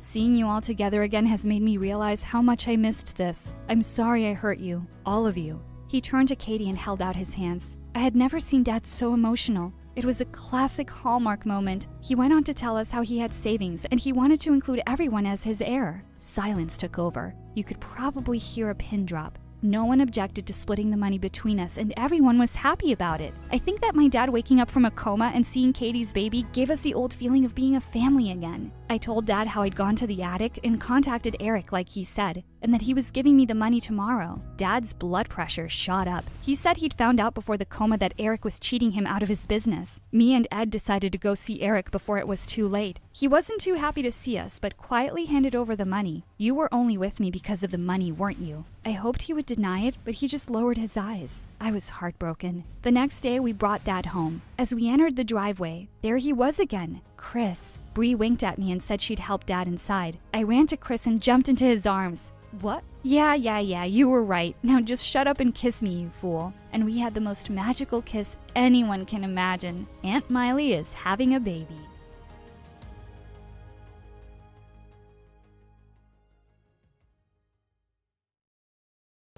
Hi, my name is Neo, and this is my story. Please like and subscribe. I was born in a small city in South Africa to the most loving parents. We weren't very rich, but Mom and Dad made sure I had everything a girl could want. They bought me dolls and tiaras and sparkly shoes, but I loved football. Since I had no siblings, I used to play football with the other kids in my neighborhood. And even though I was the youngest among them, I could kick their butts at every game. Go, Nia, go! That's my girl! Dad was my biggest fan. He was a real estate agent and would take me with him to houses with huge backyards. That way, I could play football while he worked. When I was in the 8th grade, Dad got me admitted into a school where his best friend, who was an awesome football coach, taught the game to the students. On my very first day, I went to the sports ground and the coach introduced me to the team. But all of them were boys, and they gave me weird looks. Did you forget your way to the cheerleading squad, little girl? What do you mean? Well, this place is for tough guys like us. Leave before you run crying from here, princess. Wait till you watch me play, and then we'll see who runs away crying. I grabbed a ball and started kicking it towards the goalpost, and they started chasing me. Just then, I tackled one of the guys, and he landed on his butt while I hit the goal. Everyone cheered for me, and the coach praised me for my skills. Whoa, that was awesome, Neo. You've got good technique. You just defeated the team captain. Well, apparently that guy's name was Zuri. He was a senior at school and the football captain, but now he looked really embarrassed. Later that day, I was in the cafeteria getting my lunch when Zuri bumped into me, spilling his entire plate of food all over my new shirt. Are you nuts? Why would you do that? Hey, chill. I didn't do it on purpose. I didn't even see you coming, little girl. I bet you didn't. Even when I kicked your butt in the game. Everyone gasped, and I just pushed him aside and ran to the washroom to clean up. But just then, an older girl came running out of a washroom cubicle and started screaming. Oh my god! That's blood! That's blood! You're gonna die! I can't let you die! Before I could even say anything, she pushed me to the washroom floor and started wrapping tissue paper around me. And then she almost kissed me? Whoa! Stop! What are you doing? I'm trying to give you mouth to mouth and stop the bleeding. Wait, that smells and tastes like ketchup? Ew, no, don't eat that. For a moment, there was absolute silence. But then we both burst out laughing. Her name was Erica, and she was from my class too. Wait, you're in my class? But you look way older. That's what everyone says. But Neo, it's so sad that your shirt is ruined. Let's go shopping today, and I can buy you a new one. I didn't really care about my shirt, but Erica took me on a whole shopping spree after school. She bought me 5 shirts, plus new sneakers for football. This is nice, but I really don't need all this, Erica. It's okay. I'm not exactly rich, but anything for a new friend. Well, she was a bit weird, but she was also really sweet. After that day, I started hanging out more with Erica. She dressed like a preschooler and always seemed to be bumping into things. Oh god, what just happened? But she always made me feel like a superstar. You're on the boys' football team? You're so strong, Neo. You can probably be in the Olympics one day. I don't think I'll ever be in the Olympics. But thanks, Erica. A few days later, when I was in the changing room before a practice match, a couple of girls came to me. You're the new girl, right? And you're friends with Erica? Yeah, I am. She's super sweet. Erica's also the dumbest girl on the planet. She's 16 years old and repeating 8th grade for the 3rd time. She needs help with everything. One time, she just walked out of class and decided to take a nap on the street. So she's a little different. I don't mind helping her with stuff. Suddenly, someone tapped on my shoulder, and when I turned, I almost had a heart attack. Ooh, I'm a ghost. It was Erica, and she was covered from head to toe in white paint. What are you doing, Erica? I was walking in the alley behind the school, and I tripped and fell into a big bucket of paint. So I thought I could go around scaring people now. I took Erica to the bathroom right away to clean up. Just then, I bent down to get a clean towel from my gym bag, when Erica suddenly said, Hey, what's that on your back? Why is your skin all red and lumpy here? Oh no, had my shirt been pushed up? Oh, it's nothing, Erica. I have a skin condition. I try to cover it with my clothes. It's not a big deal. By the time I finished washing Erica off, I was late for football practice. I ran off to the ground, but no one was there. Looking for someone? Definitely not you. Where is everyone? He told me everyone left, and I had no choice but to practice with this loser. But only a few minutes into the game, he was crushing me so bad. What was wrong? I tried my best to tackle him, but then suddenly I lost my balance and we both fell to the ground. Coach is so not gonna let you play in the big game. So what? You beat me one time. I'm still gonna play way better than you. I thought we were supposed to be on the same team. How about we help each other? We can stay and play more after practice. Fine, but only because I want us to win. From that day on, Zuri and I practiced together every day. And he was always beating my butt now. I couldn't stop talking to Erica about it at lunch. I don't get it. I used to take him down all the time. Now that idiot is always beating me. Maybe it's because you can't concentrate anymore. Because you have a crush on him. Shush! Of course I don't have a crush on him. Then why are you blushing? And you're always practicing with him now, and we never hang out anymore. Because I have a game coming up.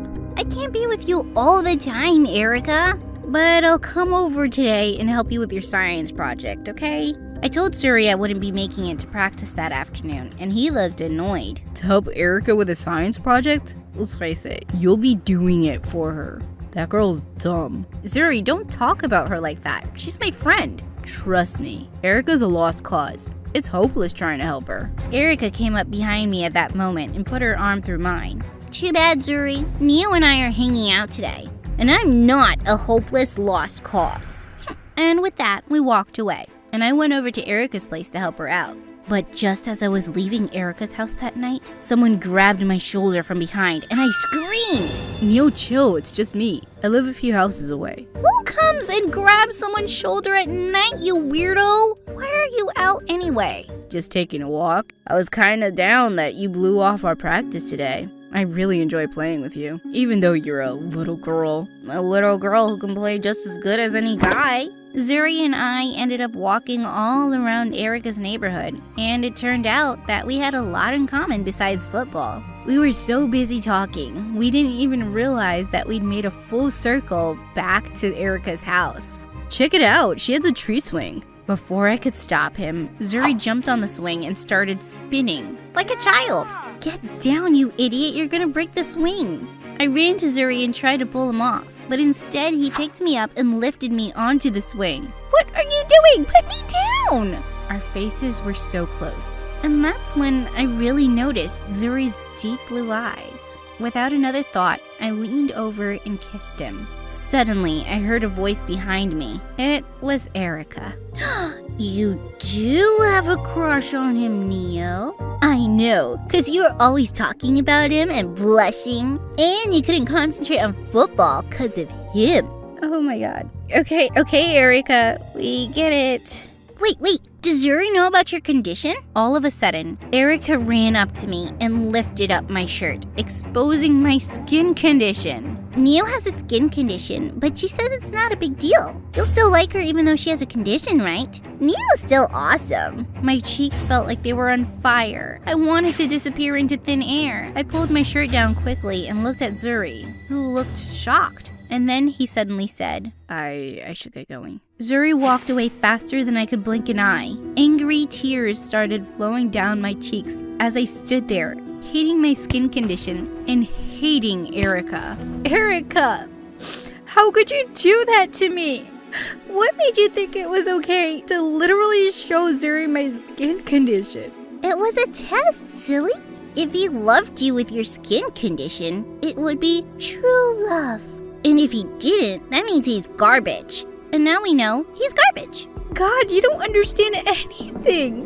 What's wrong with you anyway? Nothing's wrong with me, Neo. Everything is wrong with you. You're 16 years old and in the 8th grade. Yeah, I know that. And you're always bumping into stuff and need help with everything. You're a disaster, Erica. Maybe you should just quit school because I don't think that's helping you.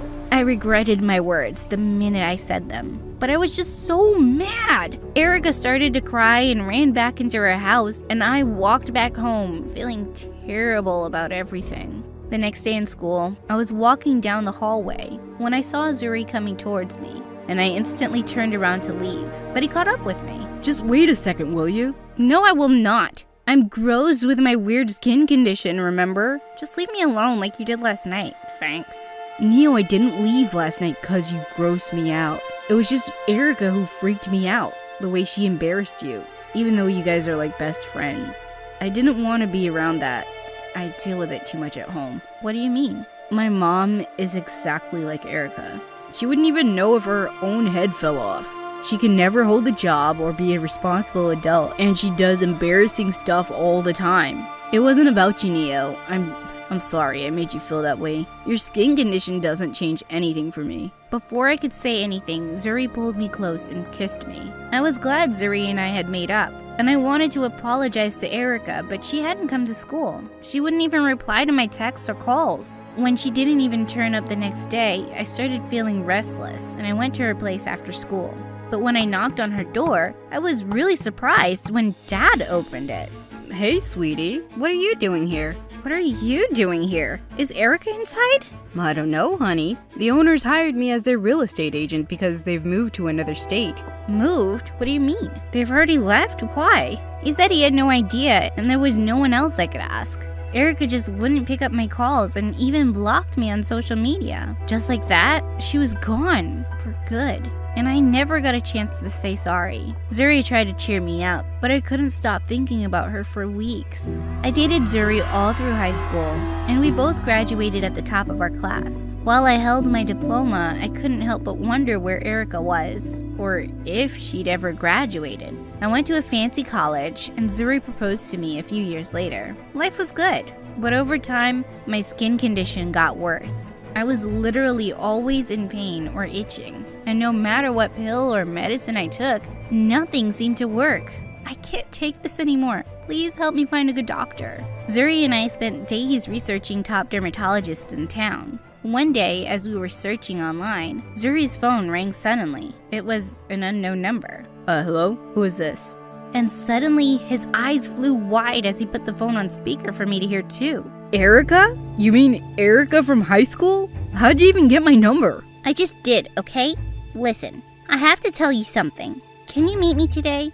Yeah, okay, sure.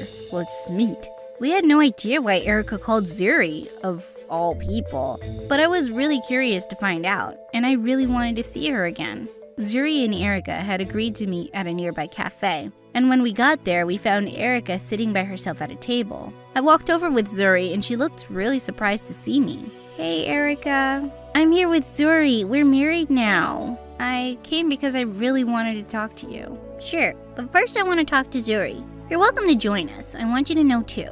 What was happening? When we sat down, Erica turned to Zuri. I wanted to tell you that I'm a doctor's assistant now, even though it took me 10 years to finish. A doctor's assistant? I know you've always thought I was a lost, hopeless cause, Zuri. I never forgot your words, but that's why I wanted to talk to you. To tell you I finished school and I made it. Suddenly, I saw Zuri's eyes fill with tears and he jumped up from the table and went outside. And I leaned forward and took Erica's hand. Erica, that's brilliant, and I'm really proud of you. Thanks, Neo. You know you were my best friend, right? And you were mine. I've wanted to apologize for everything I said, Erica. But you moved away before I had the chance, and I felt terrible. I was hurt and mad and needed some space. But you know what?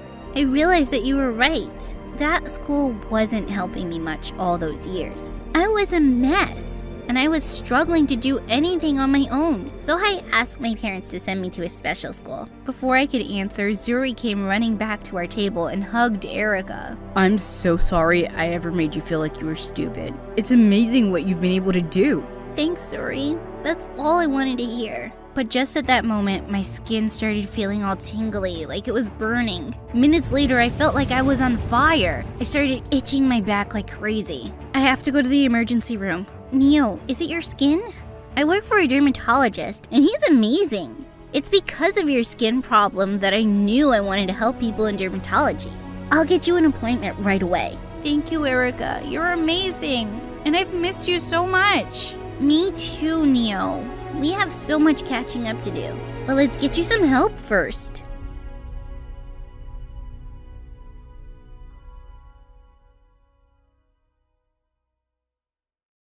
Hey MSA friends, I'm Rain from Belgium, and this is my journey. Don't forget to smash that like and subscribe button. New MSA merch alert, our latest bottles and notebooks are out now. Grab them via the link in the description and upgrade your gear. I've lived in an orphanage for as long as I can remember, wishing for a family of my own. My mom was still around, and she was, well, a bit different. She couldn't take care of me full time, but she'd pop in now and then with her wild stories and crazy outfits. One time, she showed up during lunch with a huge purple cape covered in shiny bits, telling everyone she was on a secret mission. Rain, my star, you're glowing today. Must be those good mashed potatoes. Then, right there in the middle of the room, she tried to make a spoon float in the air. Okay, so she was holding it with a string, but we We all pretended to be shocked anyway. When she hugged me goodbye, she slipped a small rock into my hand. A piece of the moon for you. It was just a regular old rock, but in her world, it was something magical. You might think that the kids made fun of me because of my mom or something. Nah, let me tell you that I was respected and feared in the orphanage, along with my friend Leo. Leo and I were like the bosses of the orphanage. When we walked by, kids would stop talking and make room. Everyone just kind of knew to stay out of our way. One day, Leo and I were headed to our usual bench in the yard, where a group of kids were celebrating their good grades with a big cake. They saw us coming, and the laughter stopped. They looked at each other, then at the cake, and without a word, they got up to leave. We're leaving, I swear. But is there a chance we can take the cake? The whole thing seems a little much, don't you think, Leo? Tell you what, we will give you the big, huge third, and we will only take the tiny 2 small thirds. Oh, thank you, really. You guys are cool. I've been dreaming about you both. They say you dream about people you think about a lot. Wait, is that peanut butter in there? You know what? Just take the whole cake. I can't stand peanut butter. Yeah, this is how things were back then. One afternoon, when we were 12, as Leo and I were planning our next prank, the warden called us into her office. She told us we were getting adopted by the Morgans, a rich family with a pool and a daughter around our age. I was excited, but also scared Leo might like the new sister more than me, so I blurted out, "No thanks, I'll pass." But they want to adopt you both. That's their condition. Why do they want both of us? Who cares?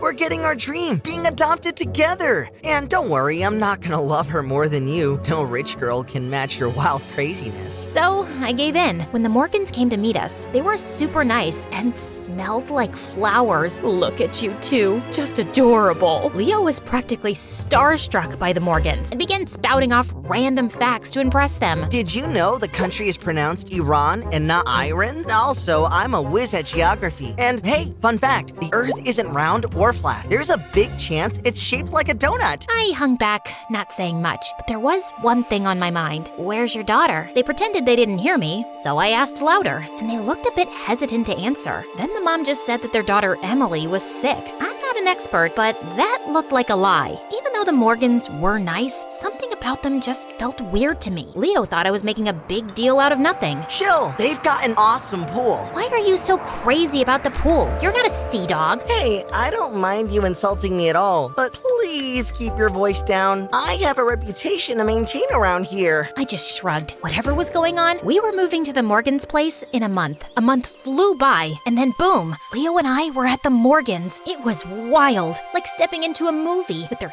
huge house, and yes, the epic pool Leo wouldn't shut up about. We had a blast that summer, splashing around and living it up. The Morgans even signed us up for a fancy private high school. Everything was pretty awesome, except we hadn't met Emily yet. Emily's spending the summer with her aunts in France.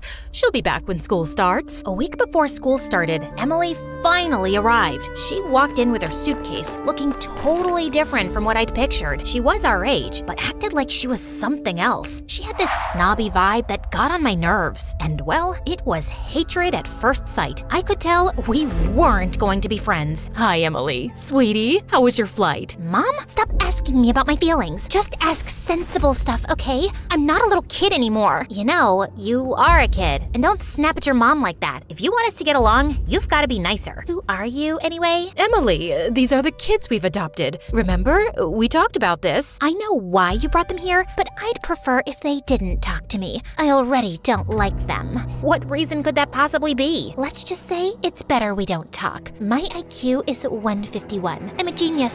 You and I, we're not on the same level. Nope, that's not how it works. I'm the boss around here, and you'll do what we all want. The boss? Please act your age, not your shoe size. Mom, Dad, I'm going to my room. Just bring my dinner there. Who did she think she was? Treating us like we were beneath her? Kids, don't take it to heart. Emily is unique, and she can be tough to deal with, but give it some time. She'll adjust. I'd rather go back to the orphanage than deal with this nonsense. Rain, come on, it's not that bad. I can't stand her already. I think I even hate her. Leo leaned in, whispering, Guess we can can both hate her together, huh? He was spot on. I wasn't about to back down. I was the boss, and I would make sure to teach Emily who was running this place. The first week of school was tough. Emily seemed to have everyone charmed with her smarts, and Leo and I felt like we were fading into the backgrounds like nobodies. But we weren't giving up that easily. One weekend, the Morgans went out, leaving us three at home. I was still super angry because of Emily's attitude, and I decided it was time to make a point. I glanced at Leo and said, "Watch this." I snatched Emily's laptop and dashed outside. I heard Emily's footsteps pounding after me. "What are you doing with my laptop?" Without a word, I flung the laptop into the swimming pool. It hit the water with a loud splash, sinking quickly to the bottom. "Oh my God, why would you do that?" "That's what you get for thinking you're above us. We're in this together, whether you like it or not." I left her there and walked back inside. Leo caught up to me whispering, "You know this means war, right?" But to my surprise, Emily didn't do anything. She didn't even tell her parents when they were back. So I continued. I started by hiding her favorite shoes and replacing her shampoo with green hair dye. Then, during dinner, I'd imitate her snobby tone, making Leo snicker. Each prank was my way of showing Emily she wasn't the boss of our new home. But she never reacted or even told her parents anything. After weeks of our pranks, Emily started doing something unexpected. She was being nice to Leo. One afternoon, she helped him with a tough math problem he'd been struggling with for hours. I saw them laughing together, and something twisted inside me. "What's happening? I thought we were in this together." I know, Rain, but she's really good at math. She just wanted to help. "So that's it? She does one nice thing and suddenly she's not so bad?" It's not like that. Maybe we've been too hard on her. "But you said we'd hate her together." I know, but maybe it's time we gave her a chance. "How dare you!" I pounced on him, throwing punches. When Emily jumped in to save him, I swung at her too. But just then, my parents burst in. They pulled us apart and kept calling me for a family meeting. But I ignored them, including Leo, the dumb traitor. A week later, Leo approached me, looking serious. Rain, I hate seeing you upset. Tell me what you want me to do and I'll do it. Anything to make things right. Fine. You want to make it up to me? Then wreck her precious science project. She needs it for the competition tomorrow. And without it, she can kiss her chance to go to NASA for summer camp goodbye. Rain, that's extreme. She worked so hard on this. That's exactly why. I'd do it myself, but it's too heavy and I don't want to hurt my back. Reluctantly, Leo agreed and sabotaged the project. The next morning, when Emily discovered it, she was in a panic, but only for about a minute. Then, she calmed down and started to repair the project, hardly showing any frustration. And yes, you guessed it, she didn't tell her parents about this either. Turns out, Leo didn't do a good job of destroying it. Emily managed to fix it in just half an hour. I was convinced he did it on purpose, so I swore I'd never speak to him again, even though he kept saying sorry. Just go hang out with your new sister. She's all you need, right? Rain, come on. We were a team at the orphanage, cool and respected, but now you're going too far. I didn't listen to him and just walked away. A few days later, Emily won her scholarship, and the Morgans planned a huge celebration. But Emily, in her usual snobby way, insisted that I go to bed early and not attend the party. It was so arrogant of her, and it made my blood boil. The night of the party sounded amazing from my room. I could hear the laughter and voices, with Leo out there having a blast, that idiot. Then I had a brilliant idea. I called Mom and told her we needed her show for the party. She arrived 20 minutes later. I was expecting her to ruin the party with her silly acts, but then Leo sent me a photo on Instagram. To my surprise, everyone was actually enjoying Mom's performance. Ugh! That night, I decided to try a new tactic. I'd be nice. My plan was to get close to Emily, understand her better, and then, as her friend, I could easily manipulate her to become her boss. The next morning, I prepared breakfast and took it to Emily's room. Everyone was shocked. "Did you put poison in this?" "Want Leo to taste it first?" Leo showed up from behind her door. Obviously, he was eavesdropping. No thanks. I want to stay alive. To my surprise, Emily said the breakfast was delicious. From that day, I was nicer to her. I even tricked Leo into keeping Emily busy so I could set up a birthday surprise in her room. In reality, I wanted to snoop through her things for answers, but I found nothing. Weeks passed, and I was getting along better with Emily. I was secretly messing with her though, like turning off her alarm so she'd miss her weekend lessons and hiding her homework, but I was done with petty pranks now. So one morning before school, I came down crying frantically. I can't find my necklace, the one Mom gave me, the gold one. I've looked everywhere. I swear it was on my side table. I can't lose it. I just can't. It's the only thing my mom's ever given to me. Everyone in the family comforted me and helped me look, but obviously no one found it. I cried some more on my way to school and kept crying in class too. Yeah, it's a talent I have. I can make myself cry whenever I want. Leo and Emily looked really worried, and as we were heading out for recess, I decided to put the second part of the plan into action. I reached for the gold necklace that was in my pocket all along and pretended to trip over my shoelace. As I tried to break my fall, I grabbed Emily's open bag and it came tumbling to the floor with all its contents spilling out, and in the chaos, I purposely dropped the necklace too. I slowly crept to the necklace and picked it up, and Emily's eyes went wide with shock. This fell out of your bag. You stole it? How could you do this to me? Rain, hold on. Maybe we should talk about this later? No, Emily, you are the biggest witch I've ever met. You have everything. Your fancy parents and your fancy braid and your fancy house, and you just can't share all that with anyone, can you? You hate having me around so much. You decided to take away the one precious thing I had too. Who steals from an orphan? Only someone heartless. A crowd had gathered, and then the principal walked in on the scene and took Emily with her. Ha! Miss High and Mighty would surely get suspended now. But when I got home, I found the entire family gathered in the hallway, standing next to my packed bags. My biological mom was waiting too. Sweetie, I'm so happy you can live with me now. I'm doing so much better with my new meds, so I can take care of you. You're moving out. Rain, I know what you've been doing. I tried to make you feel like family, but you need to leave. You have problems. What? I didn't do anything. We know everything, sweetheart. This has to end. Oh, great. So living with my crazy mom will fix everything? That's not a nice thing to say. Maybe if you were a better mom, I wouldn't act like this. And you guys, you're no better. You let Emily boss us around. No, Rain. Emily was fine. I mean, not the greatest, but also not evil. You need help. Help? You all think I'm crazy? Fine, I'll show you crazy. Then I stood there for a bit. We're waiting. Well, I wanted to attack one of you, but that'll prove your point that I'm crazy. I'm not, but I like things to be under my control. Always. Come on, Mom. Let's go home. These people don't deserve me. Weirdos. I went with Mom, but honestly, I missed the Morgans a lot, including Emily. Leo and I kept in touch. I thought living with my biological mom would be the hardest part, but I was actually learning and thinking about new things. One day, after Mom's street performance, a girl asked her, "Can I be brave like you when I grow up?" Bravery isn't just about doing daring things. It's also about being kind, accepting others, and understanding that we all have fears. On our way home, Mom talked about her past, how she pushed people away and felt lonely. She wished she had learned the importance of connection sooner. I was so busy being different, Rain, that I didn't realize I was alone in my own world. For the first time, I didn't see Mom as just crazy. She had her issues, but I realized it's never too late to change. She had improved, and now she was raising me with love. Then it hit me, and the next thing I knew, I was apologizing to my adoptive family. What I did was wrong. I'm not asking to come back. I want to live with Mom, but I want us to be friends. You're forgiven. We're more than friends. We're sisters, and always will be. I hugged everyone and left for my first therapy session.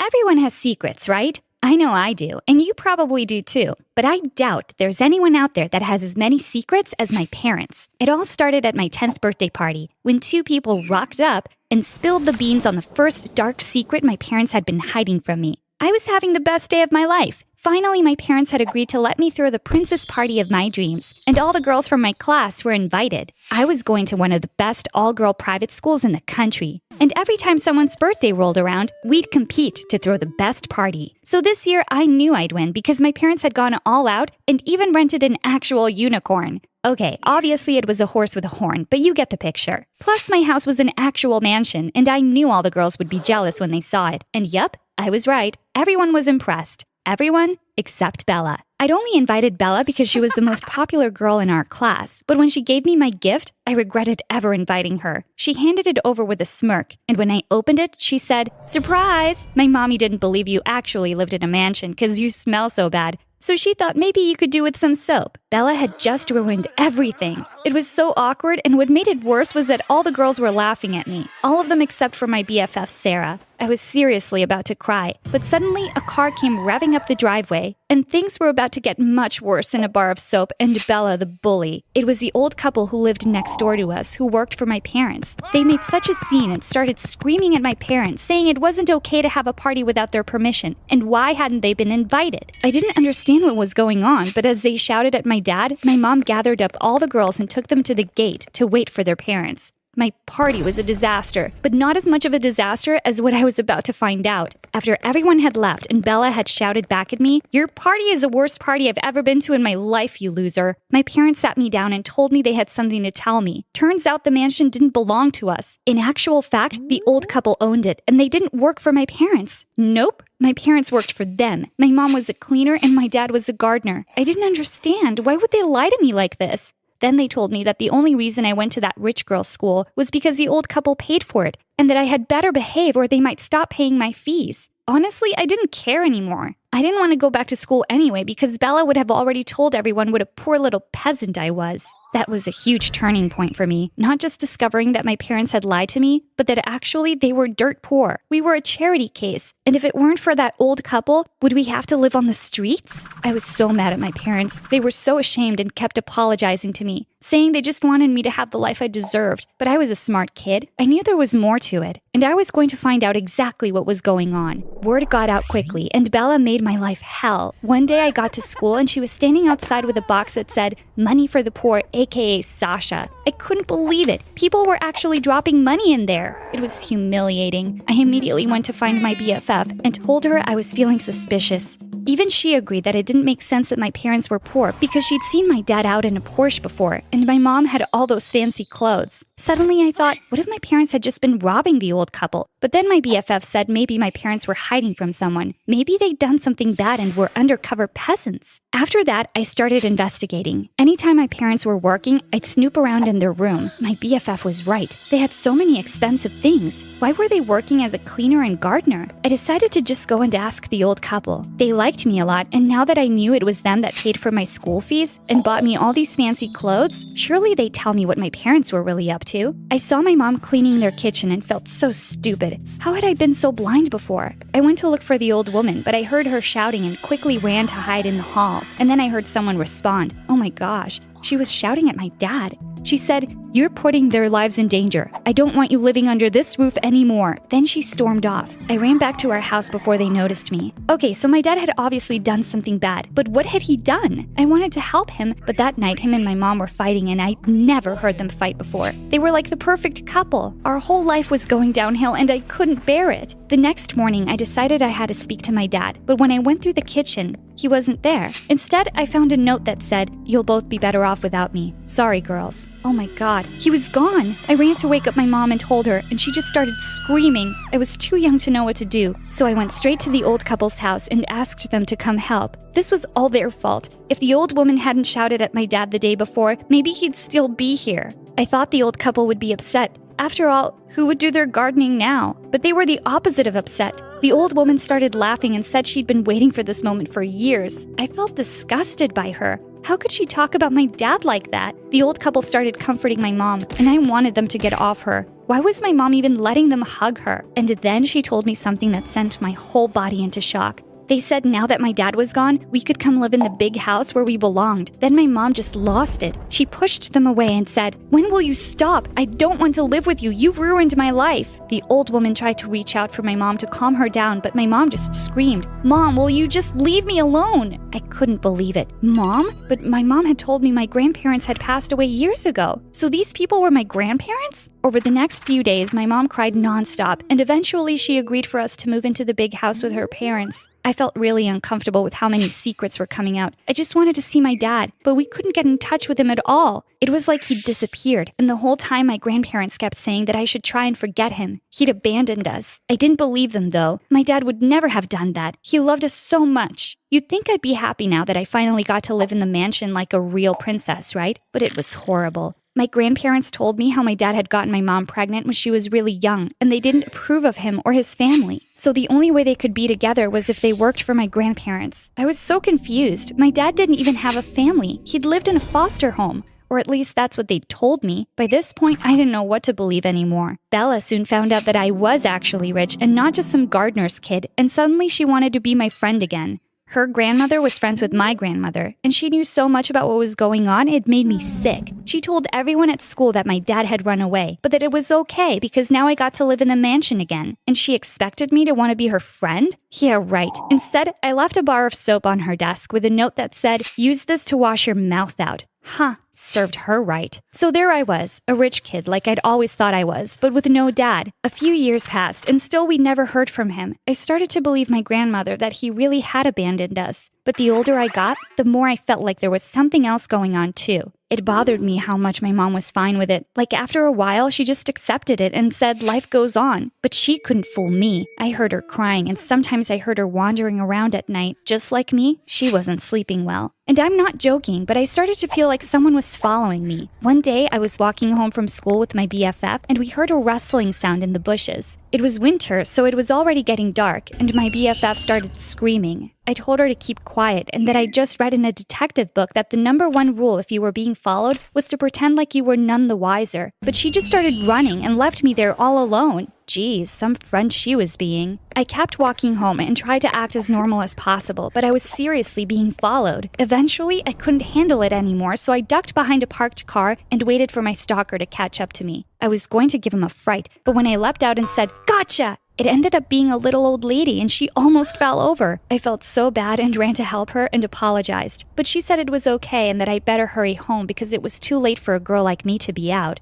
She was staring at me in a really creepy way though, and I couldn't get her face out of my head. It was kind of weird. Had she been following me? Someone was. I could feel it. I started to think maybe it was my dad, and I really got my hopes up. Not a day had gone by that me and my mom hadn't thought about him, but at the same time, I was angry at him. Well, it wasn't my dad following me. About a week later, I was sitting in the park and the stalker turned up. At first, I didn't realize who it was, but then it came back to me. It was the old lady from the week before. She asked if she could sit next to me, and then she turned to me and said, "I've been looking for you, Sasha."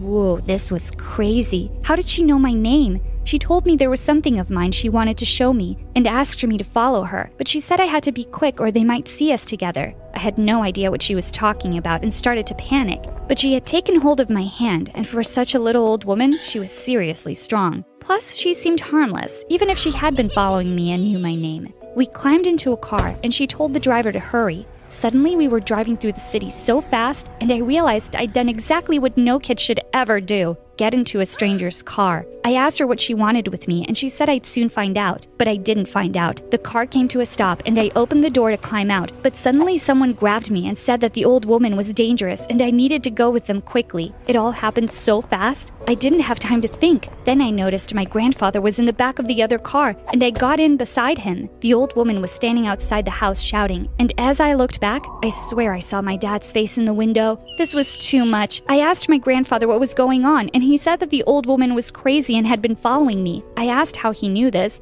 and he said my bodyguard told him. Huh? I had a bodyguard? This was insane. My grandfather just laughed and said of course I needed a bodyguard, because what if my dad came back and tried to steal me away from them? At that moment, I wished my dad would do that. I then asked my grandfather to tell me where my dad was, and he said he was gone and it was better that way. What I didn't tell him was that I'd just seen his face at the window. I was going to take matters into my own hands and go there and find out what was going on once and for all. The next day, I went to school as usual and told my BFF to cover for me. I told her I wouldn't be long, but that if anyone asked, just to tell them I was sick and had gone to the clinic. I snuck out after our first class and tried my best to remember the way to the house I'd seen my dad in. I couldn't believe I might get to see my dad again after all these years. I finally arrived at the house, and it didn't look like anyone was home, but still I knocked. When no one answered, I started to get nervous. I ran around to the other side of the house and started shouting, "Dad!" Suddenly, he appeared at the back door and grabbed me quickly and brought me inside. I couldn't stop hugging him, and he was crying. We stood there hugging for what felt like forever. Then I started shouting at him. All my anger came pouring out, and I asked how he could just leave us like that. He said he hadn't wanted to, but he felt useless and didn't think we deserved to live that way any longer. It felt so good to see him again. He told me he was making a plan so he could come visit soon, but there was some stuff he had to take care of first. Then he told me I'd better get back to school before anyone realized I'd snuck out. I told him I didn't want to leave, but he said I had to. And then I noticed all the photos on the walls. Photos of my dad and another woman and 2 kids. I looked around the house and suddenly felt sick. Did my dad have a secret family? How could he do this to us? No wonder my grandparents didn't approve. He was a cheat. He saw me looking around and he said it wasn't what it looked like, but it was too late. I had to get out of there. I ran for the door and then I noticed the old lady coming down the stairs. She looked so happy to see me, but I just ran right out the door. My dad was nothing but a liar. I started running down the street and that car pulled up again. This time my mom jumped out and told me to get in. I was so happy to see her, but I couldn't stop crying and asked if she knew that dad was cheating on her. Suddenly, the other door opened and my dad climbed in. I told him to get away from us, but both my parents just told me to calm down and that I was old enough to know now. My dad is an undercover agent. Yup, he's a spy. Everything he's done so far is to protect us. My grandparents were really not happy about it because there had been some scary situations over the years. So that's why he'd left us. But he wasn't living with some other family. He was living with his mom, who just happened to be the old woman who stalked me. She had been looking for me because she couldn't bear to see her son so unhappy without being able to see me. She was just trying to help, but it could have been dangerous for us. Oh, and the pics of the other woman and kids were his sister and her kids. Oh my God, I had cousins! Now that I was 15, my parents thought I should know the truth, but they said it would still make things tricky. Then I thought to myself, how come they weren't crying at seeing each other again? Well, looks like they'd kept another secret too. This whole time they'd been sneaking behind my back seeing each other. Now it all made sense. The noises I'd heard in the night were my mom sneaking out. To be honest, I'm still processing it all. It's a lot for a kid to take in, but it does kind of make me laugh. Can you imagine what Bella would say if she knew my dad was a spy? Now who's a loser? My cool status just went way up. But obviously I won't be telling anyone. Let's just say I'm a pro at keeping secrets now.